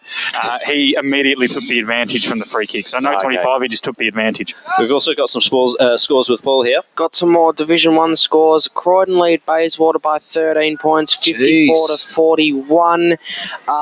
Lilydale lead Upper Ferntree Gully by 9 points, 48 to 39. Moorbark lead Beaconsfield by 28 points, 64 to 36. Here we go, deep inside our goal coming up here. It's a goal. O'Neill there. Perfect stuff there by O'Neill. Good little front centre, that's for sure. And he kicks a goal for Kilsyth. That brings the score to... He's fourth. He's fourth, sorry. Thank you. Sorry, Matt. That brings the score to 7-7-49. So Kilsyth 12-15-87. And we're about 10 minutes into the fourth quarter. He was just out the back there again. And we've just spoken about it. Like, you know, they've obviously got to look at that, what's happening down there, and they're getting too many easy goals from those free options. The centre clearance has been dominated by Kilsyth. That time it was MacArthur who just was able to break away and get it inside 50. So we've got the clearance here. It was Guerin once again. Oh, big mark taken by Butera. That was a good mark there. And he's right in front here, Butera. He can go back and possibly kick his fifth, I think. Yep. He's been solid all day. He's competed really well, and you know he's played really well today. That's for sure. Yeah. So deliberate walk in here. It's very slow. Yeah, it is. Breaks out into a jog now on the right. It's on its way. And I think it's just drifted. Drifted out to the left. We've got some scores with Paul here. Got another Division 1 score. East Ringwood lead Mitcham by 13 points, 44 to 31, and some three-quarter time scores from Division 2. East Burwood lead Templestowe by 16 points, 72 to 56, and Heathmont lead the Basin by 13 points, 51 to 38. Anyway, great mark there by Karen MacArthur. He's been really solid this year for Kilsyth, that's for sure. Kicks it down deep. Who will fly? Anyway, now the ball gets triggered. Great tackle there by Croydon North. And eventually the umpire will say here's footy. So we'll say we're really at Croydon North, Kilsyth's ball 50 end. That Kilsyth player thought he had the free kick then. Anyway, the umpire froze it up, and eventually now the Croydon North boys get around it. Good look kick here. Here we go. Who will follow here? That's for sure. Players get down deep. It's Foldy there, and eventually the ball will go out of bounds, and the umpire will say here's footy. Let's go to the score sound with Paul. In Division 3, Scoresby lead Donvale by 6 points, 69 to 63. Jeez. Fair Park lead Glen Waverley by 11 points, 66 to 55. Let's quickly go down to Matt. I hate to jump in on your parade here, Paul, but I've just got a text from Davis Harrigan. Templestowe have hit the front by a point. 11-8 to 11-7, 12 minutes gone over East Build. Rams, what's going on there? So it could be a bad day for Rams, Kanga or otherwise. So the free kick's gone to Thrauf, out to Pentland. Good kick inside forward 50 by Pentland. No mark taken. The Foley was there to try and take the intercept mark. Good little kick inside there, but it was Harvey knocked off the ball, unfortunately. Too lightweight down there. Picked up by Pentland as Kilsyth didn't quite exit defensive 50 properly. Centering ball now by Lisi. Running onto a Dakaronchi. He's got Jackson for company. He gets it out to Sells. Linking with a handball. Not quite though. McCain intercepted it. Now been picked up by Butera. He's going to go for goal number 5. I think he's got it. He knows he's got it. Great goal by Butera. That's a Tobin Brothers Funerals goal of the day, that one. That's a stunning goal on the run. That brings the score to 8-8-56 Croydon North to Kilsyth 12-15-87, and we're about 13 minutes going in the fourth quarter. Certainly the big positive is that they haven't given up completely, and they've really fought hard, especially in this last quarter, just to be able to keep within it, because they could have easily dropped their heads, and this could have been a 10-goal plus margin. So to be within 5 goals, it's credit to them to keep continuing. Free kick here. And it's going to Kilsyth. I think it was a 6-6 warning, you would say. And he scored 25. Yep, that's the rule. Yeah, and I think that's a big difference between Croydon North last year and this year as well. You're Is right. that endeavour and that fight remains in the contest throughout the whole day. Anyway, now this is MacArthur. Or was it Arthur? I think it's Arthur. Yeah, Arthur, sorry. Both names there with Arthur. Kicks it down deep inside the forward 50. Curry's down there. Oh, well done. Oh, good handball there. Snap around the corner. Gets smothered around. Here we go. Gets tackled once, but couldn't get there. Croydon North now. And they'll eventually get a stoppage here, that's for sure. And it'll be a ball up, and the umpire will say he's footy. Great tackle by Cheong there. Yep. Again on Goodinson. He's just keeping him well under wraps. Now let's go score sound with Paul. In Premier Division, Rowville lead Vermont by 47 points, 65-18. Jeez. Is that the lowest score Vermont have scored in a long time, you would think? Yeah, I'd expect so. The Kings of the Eastern Footy League are struggling at the moment, that's for sure. The King is dead. Long live the King, perhaps, with Rowville. Yeah. There's the snap on goal there from Bradley. That's a goal. Yeah, it's the debutant. Did he kick it? Let's see what the umpire says. Review. Let's go to the score review. Can we please see if the ball was touched? I'm taking around him if he's it's a point. Riding on the parade. Poor Max Bradley. Decision on scoreboard. One behind. In defence of the goal umpire, that sun coming through is just tough to see. He's got his eyes. Yeah, absolutely. He's got the wrong end. No, yeah, absolutely. Let's go to Paul in the score centre real quick. Got some scores from Division 1. Barrel. Go on, Paul. Bark lead Beaconsfield by 34 points, 84-50. Wanturna South lead Montrose by 9 points, 97-88. And East Ringwood lead Mitcham by 9 points, 46-37. Let's hope those Montrose boys I get got up. to add a very inaccurate Montrose, 11-22 they Jeez. Throwing it away. Great tackle there by throughout as we go down boundary side. It was holding the ball, actually. Boundary side with Matt. I just want to compliment Paul there. That was beautiful delivery. Come on, Matty. Croydon North are going forward, man. In the meantime, as everything is going down, Croydon North get the ball out. It was a handball there out to Batsanis. He's worked hard all day, even if we haven't called him all that much. Lisi was the target. He didn't take it. And it's going to be cleaned away here by Kilsyth. High ball, one-on-one situation. Van Veen was just out of position a little bit, and the mark's been taken. That's got to be Backman, I think. No, this is Backman. Great taken. Great mark. As the Kilsyth go down like henchmen as Backman takes the space in front of him. Good mark by Butera as well. Boundary. Let's go down to Matt. Oh, sorry. Sam Collins is they've absolutely stuffed this up. Hayhurst has kicked it out of bounds. That possession. What was that? I assumed Matera would take the shot given he's kicked 5. Yeah, so did I. Backman, that's a beautiful pass, and he meant 0% to that. He was absolutely going for home. Yeah. He ran 15 metres, had a shot. He's missed that by so far. He's actually passed it beautifully. So well done to Phil Backman. Impressive stuff there as Croydon North. It's in their forward line again. It was a throw in the pocket and a good tackle by Kilsyth. As we're going to go, we're heading towards time on, not quite there yet in the final quarter. Tap down towards Therauf. He gets the boot on it. It's out in the full. Yeah, hit the absolute wrong part of the ball there. It was a high up and under. I lost sight of it, in fact, in the sun. And we'll get a kick in here from, I think it's Sells, isn't it, for Kilsyth. He's been solid all night. He's been great. Let's go down to Matt once more. A couple more score updates. East Ring would have won by 8 points over Mitcham, and Templestowe lead by 8 points with about 3 minutes left. It's fascinating stuff there. Let's go with Parker across the face of goal here. And it's been taken by Browning.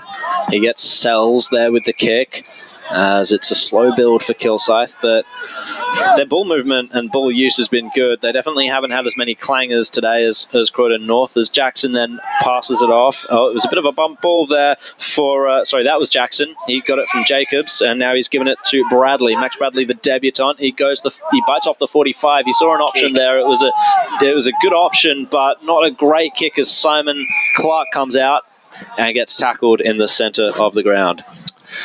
That was an unlucky kick there by Bradley. It looked really, really good, and unfortunately Clark just slipped in the middle of the ground. Back to you, Matt. 3/4 time at Scoresby and Donvale. It's Donvale by 1 point. Oh, jeez. The Oracle called a draw in that one. And as we know, Scotty, the Oracle, always in the ballpark. It knows. We love the Oracle. Anyway, Bradley gets the ball here to debutant. Handballs it off to the Croydon North here. Trying to get open. That was Panett. Gets it off to Hudson. Hudson now. And eventually the ball will go out of bounds. And it'll be probably around Kilsyth's, Croydon North's 450. So now the umpire will throw it up. Gets it up here. 2 boys going up for the ruck. Been solid all day. Trimboli gets it down. Great tackle. But the umpire is called holding the ball. What a punnet. Yeah, punnet. Sorry. That name was incorrect last time. But anyway, gets it down. Good here. Hudson now kicks the ball inside. I think that's McCain. McCain handballs it off. Good kick here. Flies out. And great intercept mark there by Kilsyth. He just wants to slow it down now. Gets it off to Wall. Wall kicks it down deep to Kilsyth. Great. Oh! That's a great mark there by in front of us. Curry. Sam Curry kicks it down deep to Robert Hudson. And Matt, back to you. Yeah, so Max Bradley had a pretty good debut, but the rigours of senior football starting to hit him. He's just come off the ground with a massive hammy cramp. He can't even make it to the bench. He's just standing about 2 metres to the right. I mean, getting help from the assistant coach. I think it's the cricket, Matt. I think so. Yeah, he needs to do a bit more running. He's being, this is comical. If it wasn't a shot on goal, I'd ask Lee to film it. He's getting help to the bench by his assistant coach because he can't put weight on his right leg. I now hope that he hasn't actually hurt himself, but I think it was just cramp. Fingers crossed for him. Anyway, now I think there's a mark here by Jake Gurin. So Jake Gurin now lines up on a tight angle. Oh, that's all right. The kick is on its way. He will fly. Oh, good mark, Jacobs. And Jacobs in the goal square there. So he's gonna settle things down once again, as he did last time he had it. Parker in the pocket, and Guerin there on the mark, regretting that last kick, unfortunately. Parker gets on with it. Bit of a contest here. Probably favours Croydon North in terms of numbers. So they take possession at the fall of the ball. It's out to Pietrantonio, out to Butera, and now we've got Guerin again. Batsanis from the pocket. Oh, is he online? It's point. No. So unfortunate there for Croydon North. Managed to score to Croydon North to 8 8-9-57 to Kilsyth 12-16-88. We've just gone on time on, and there's 21 minutes gone. So Salves now plays on. It's been pretty solid all day, you would say. Kicks it down deep on the wing. Good little contest down here, down the end there. Croydon off trying to get open. Eventually the ball will go out, and it'll be a boundary throw-in on Kilsyth's bench. We have to give a bit of credit to Kilsyth. They've gone, through a tough period of their club's history, and they're really well on the right track now, and it gives them a nice, handy lead in fourth position. Yeah, 2 games clear, isn't it? Something like that. Anyway, big fist mark here. We go 2 numbers, Harvey. He's been very dangerous all day this time. Not the greatest, he would say. Doesn't matter. Gets the effort. Good second effort there by Harvey. Harvey now, third effort. Oh, the little candy shot there. That's all right. It's looking all right. Down deep, and I think there's free kick. Yep. Back to you. We're going to go boundary with Matt. Another bout of cramp down here. Robert Hudson is absolutely struggling next to me. He's come off the ground again. Another one who can't really get past the interchange gates, getting worked on. Hamstring as well. It's infectious out there. Yep. Anyway, ball from Kilsyth is now Van Veen. Tries to do something here, but eventually the...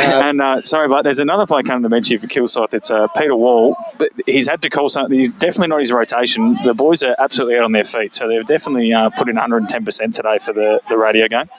Yep. And gets it out here. Croydon off trying to get open here. They do. Finds it open. That is Lacey. He's been doing it all day. Kicks it off to Gurin. Gurin now kicks it down deep inside. General to Clark, the captain, gets it off here. Finds Kilsyth. They're open again. Good kick to Clark again. He's been the general rock today's captaincy, that's for sure. He's going to play on now. Kicks it on our broadcast wing. Kicks it big fly. Couldn't get there. Kilsyth now got the numbers here. That was MacArthur. MacArthur kicks it to Van Veen. Van Veen plays on. Good kick. That's a great... Oh, look great. At Bradley. He's running. He's on. Does it anyway. Finds it now. Trimboli's trying to get dangerous as he been all day, too, you'd say. Kilsyth now. Oh, that was a little push there. Oh, no free kick there. And he's called a throw. The umpire's got a throw. Bradley now, the man on the hamstring a couple of minutes ago. What hamstring? Anyway, he's on one leg, kicks it off. Great goal there by Kilsyth. And that was Henschel. Jeez, I think Bradley's on the one there at the moment, that's for sure. He came. It was just the perfect timing for it. He's had the change and just ran into it. And, great play. That brings the score to Croydon North, 8-9-57 to Kilsyth, 13-16-94. And we are about 25 minutes into the fourth quarter. Let's go for some more scores with Paul. In our Premier Division, Berwick lead Park Orchards by 8 points, 87-79. Park Orchards are coming back. And Rowville lead Vermont by 54 points, 79-25. So big win there for the Hawks and Berwick as well. Have we got anything for Nunawading Forest Hill? Oh, yeah, that's what I want to know about. The hunch. How's the hunch looking? So Forest Hill are up by 63 points. The hunch is just deflated on that one. So that will mean that Kilsyth are a game clear of Forest Hill. Yeah. And 2 games clear of Croydon North. So when Kilsyth play Forest Hill later in the year, it could be a playoff for fourth. So it's in the hands of Tom Clark here as he goes forward. He's seen him out in the goal square. I think it might have been holding. He took the mark anyway. He's just too tall. Yeah, and it's Curry. It's when he gets that front position. It's Arthur. It's Arthur that time. My bad. I missed the moustache. Yep. Just that holding of the arm there as he led up. Yep. So Arthur, he liked that too. Look at the reaction on his face. Yeah, once he kicks this, watch it. Hasn't kicked a goal today. Yeah, it's Jared Arthur. And it's gone through. That was straight to Marinda Highway if that fence wasn't there. Went over the fence anyway. Yeah. Anyway, now that puts the score to Croydon North 9 8-9, 57 to Kilsyth, 14-16, 100, and we're about 26 minutes into the fourth quarter. Got some more scores with Paul. Got an update from Nunawading and Forest Hill. Forest Hill are 96 points in front of Nunawading, 156 to 60. Bad luck, Jared. Not all hunches come through. No, exactly. That's the thing with hunches, you know. We'll stick with the Oracle. Yeah, we'll stick with absolutely. So Van Veen got the clearance there, ended up with Lamb. He gets a high ball. Tom Clark was there, and Sam Curry, both the double ups in terms of surnames. But for Croydon North, we've got, this is Sam Curry, of course. He's been good today, actually. His kick was spoilt by Hoekstra, and it's going to go out of bounds right in front of us here. And just a score update just from me. Park Orchards, all done. They lost by 8 points. Oh, huge win for Barrack there. It's for the Wickers. Yeah. No, well done to them. So on the boundary, throw in. Hoekstra contests the ruck. Good tap down to Van Veen. Gets the handball out into the centre. It was Arthur there. No, he got it stolen from him by Guerin. But his kick on, there goes the siren. And Croydon North have lost here. Kilsyth, well done to them. 14-16, 100 to Croydon North, 8-9, 57. Big win for Kilsyth, and they are looking at more and more like a final shot this year. They also moved 2 games clear as well. So boundary. Yep. Let's go to the boundary line with Matt. Yeah, g'day guys. With Kilsyth captain Simon Clark. Simon, a great win, a great performance for you guys, and it's solidifying yourself in the top 4. Yeah, mate, it was good. We followed out 4 quarters for once, and it's starting to show on our scoreboard and pressure around the footy. A lot of, I said, Agnes Plaudits will go to the midfield and the goal kickers, but yourself, Trav Browning, and the guys down there in the back line did really well, because there were certain periods of the game where you're under a fair bit of pressure. Yeah, it's more the young blokes, our pressure up forward through the mids, trying to get us a ball down there, the ball as scrappy as it can be for us to do our thing down there in the back line, which is working well at the moment for us. And then from your point of view, mate, obviously the last couple of seasons have been a bit lean, and I know Croydon North are a team you've beaten pretty regularly over recent years, but performances like these must be pretty pleasing to be a part of. Yeah, they are, mate. It's bloody good to finally actually get some wins on the board, and the young group's starting to come through. We build all our juniors through. Everyone wrote us off at the start of the season, but we knew inside that we were going to go a long way this year, so we're coming. All right, enjoy it, mate. I'll let you get out there and take some hands. All right, so thanks for that, Matty. As we're seeing all the players shaking hands here, it was a good win by Kilsyth, but Croydon North, you know, they're starting to show what they can do, and I was impressed with them not just sort of like waving the white flag in the final quarter. Well, it certainly could have.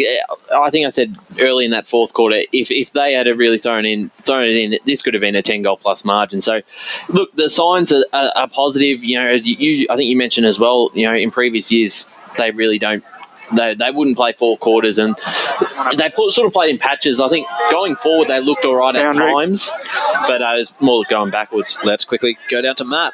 Yeah, we'll just keep walking. I'm with Jake Henshaw, who personally is going to get my votes for the Eastland Player of the Day. Jake, a great performance for your group, mate. You just kept running all day. Yeah, no, it was really good. The boys, they do well. They really kick goals, and yeah, they do really well. So great summation there, mate. From your point of view, how easy is it to keep running hard, knowing that you've got a great back six? So if you do turn it over, you're not going to get caught out. I don't know. The back six, they do well. You know, they just give it in my hands, and I'll do the rest, I guess. Well, I've got the whole team with me here, gents. I don't know if I think Simon wants to talk to him, but no one else has got anything to say? You're just going to Hoekstra. I think we might get Luke Hoekstra. Lukey Hoekstra. You've come across from a Premier Division club, mate. You've only been here for, it seems like, half a week, but you're already a cult hero. What do you lend that to? Oh, the boys would love that. I'll be a cult hero. Nah, it's just good. Obviously back to enjoy my footy this year. I wasn't enjoying myself at Vermont, so I wanted to play a little bit lower divvy with me mates and enjoy myself and bring this team up, you know. And then, mate, the midfield, they had a great day today, but they were getting first-class service, weren't they, from yours truly? Where do you think that performance rates, given all your other great performances this year? Oh, mate, every week I try and give it to the boys. Makes me look good too. Get the chest out, strut around, you know.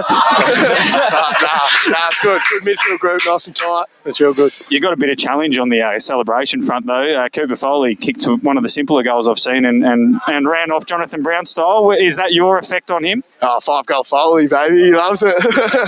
Loves it. Nah, good on him. Back to the club. Hasn't played for a few years, but yeah, he's a good player. Real good. Right, I'll leave you to it because I think Simon wants to get inside. It's pretty cold. Well done, guys. guys. Enjoy the win. Now, I love thanks very much for that, Matty. That was brilliant. Now, I love calling footy. I love commentating. It was a great one to commentate today, but I kind of envy Matt down there on the boundary line with the players crowding around him. It's an event for Kilsyth, and you can really feel the energy there. It was great to hear the boys sort of like get involved in the interview. Usually you take it one player to the side. Jared, the thing is there, and everyone who's done boundary riding will know, and for those listening at home, break down the fourth wall here. When you're getting a player interview at this level, you're absolutely just hoping that they've got some sort of linguistic skills. So Simon Clark was pretty good, I thought. Initially, he was obviously not quite as confident as Hughes at the end, but he was a bit arrogant. I realised about 3 words in that Jake Henschel not his go. So that was the transition to Hoogstra, and to be fair, I thought Hughes did pretty well. He called it out, and then he handled it well. It wasn't a bluff. So no, I'm with you though, Jared. Kilsyth, they're up and about, as Simon Clark said. They've done the hard yards and they're on the right track. Yeah, well, that's a pleasure too. As I try to hurdle this fence, I'll actually back that from that as well. I'm usually down on the boundary, but usually they always get the phones out. That's on Thursday night fine show. So yeah, well, I think Simo Clark got done, but he's also club skipper, so I reckon he might be able to pull himself down. But how much time we got left, Bruce? We got 5 minutes left, so we better get some votes done, gents. Yeah, indeed. I think the goal of the day for me would have to be Ethan Harvey. His little snap around the corner. What about Guren in the last quarter? He's gone the check side from the wrong pocket. Good. It was a bit. Oh yeah. We did get the vote. We did get the vote here. Yeah. Scotty, what do you reckon? We need to write him down. I've got to vote for Guren. Blake's gone Harvey. I'm going Guren as well. I'm going to go Harvey. All right. I'll go Guren. Yeah. Sorry, Blakey. Alrighty. Yep. I think we found it was a fun one to call. It was. I think that's we've got a couple more scores. So Eastfield have won it on the siren. So they've gone up 14-7 to 13-9. Wow. And then Wayne Brasher has just texted me. Ray Baird has rung him. So we're getting down the line, down the chain of command. Warrandyte have beaten Coldstream by 4 points. Oh, that's good for the Coldstream. Jump into the 4 workers workman of the day, Blakey. I think you touched on before. I think Henschel was very solid all day. I think, do we give him the player of the day? He's my player of the day. I think we'll give him the vote. He did work hard, though, Blake. He did, yeah. And talking about the workman, what do you reckon, Blake? I thought for Croydon North, I thought Matthew McCain, he was solid all day, but even though he made a few errors, I thought he was too. Yep. For me as well, I thought Ben Van Veen. He was What about Trav Browning? I know Batira kicked 5, but on any other day could have kicked 10 or so. Yeah, Clark. What have you guys gone with, Van Veen? Yeah, I'd say so. Yeah, Van Veen found a lot of space, similar to Henschel. Yeah, you got a couple of names there for Croydon North that jump off the page for me. Cheong, I think he was fantastic down back. He played really well, and Backman as well. I mean, Backman is probably one of their best backmen. But we're going with Van Veen. Player of the day. I've given my 3 to Henschel. I gave two votes to Jared O'Neill, and I had 1 vote to Browning, but I might change that and hand it over to Luke Hoogstra just for his off-field antics.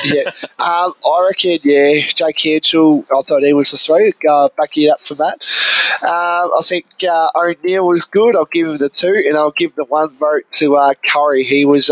Sean Curry, he was solid all day. He just had that big, tall presence, and he was really the vocal point down forward for Kilsyth. Yeah, I've got Sells for the 1. I think he was really good in terms of his kicking ability is fantastic. Off the half-back line, it really set up Kilsyth going forward really well. Yeah, I'm going to go... who have we got? I think... Oh, it's tempting to go Van Veen. We've given him the workman, so I might avoid him. We've got O'Neill, I think, for the 2, and then we've got Henschel for my 3. Yeah, and I'll go Henschel 3, 2 Clark, and 1 Sells. Yeah, very similar. I got Henschel for 3, Van Veen for 2, and O'Neill for 1 for his 4 goals. There you go. Jake Henschel is the Eastland player of the day. Now, we've got a couple minutes left, and this is Paul Yaconi's time to shine, because there's a lot of big games going around the traps, Paul, and we need to know some scores. Did Montrose win? No, they went down by 21 points. Blake, it's not the Blake Tennant show. Let him go through his process. Montrose went down 89 to 110. Big win for Wanty South. Yeah, good. They kicked 11-23, Montrose. But starting off with Premier Division, Baldwin got over South Croydon by 8 points, 87 to 79. They were down at 39 points at three-quarter time, but South Croydon were coming back, but inaccuracy cost them. They kicked 4 goals, 8 in the last quarter. Berwick got up over Park Orchards by 8 points as well with the exact same scores, 87 to 79. Blackburn got over Doncaster in a low scorer, 47 to 35. Rowville, 85 to 26 over Vermont. And in First Division, Moorbark lead Beaconsfield by 28 points, 84 to 56. And East Ringwood got over Mitcham by 8 points. I think, what was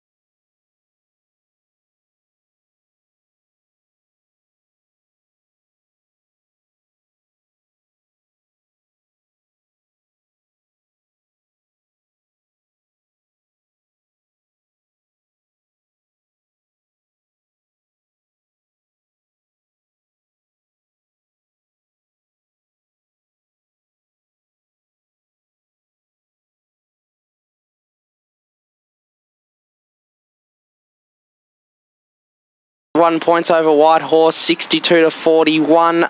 Warren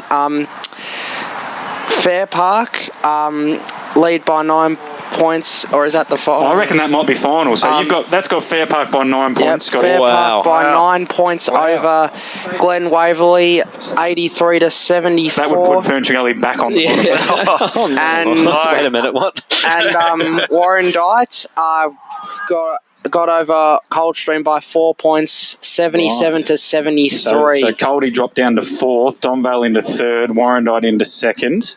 And then, obviously, Ferntree Gully in the bottom. And then, obviously, the Division 4 scores. It looks, we haven't got an update from Surrey, but obviously Kilsyth have won here and Forest Hill have beaten Nunawading. So, a historic day here at Croydon North. The first time we get to see them on camera. Great time for Kilsyth to get up, though. We haven't seen them for quite a while. They have won 14-16-100 to Croydon North 8-9-57. Thank you very much. I've been Jared Bainland, Blake Hardy, Scott, Ryan, Paul, Matt, Bruce on the buttons. Thank you very much for joining us. Thank you.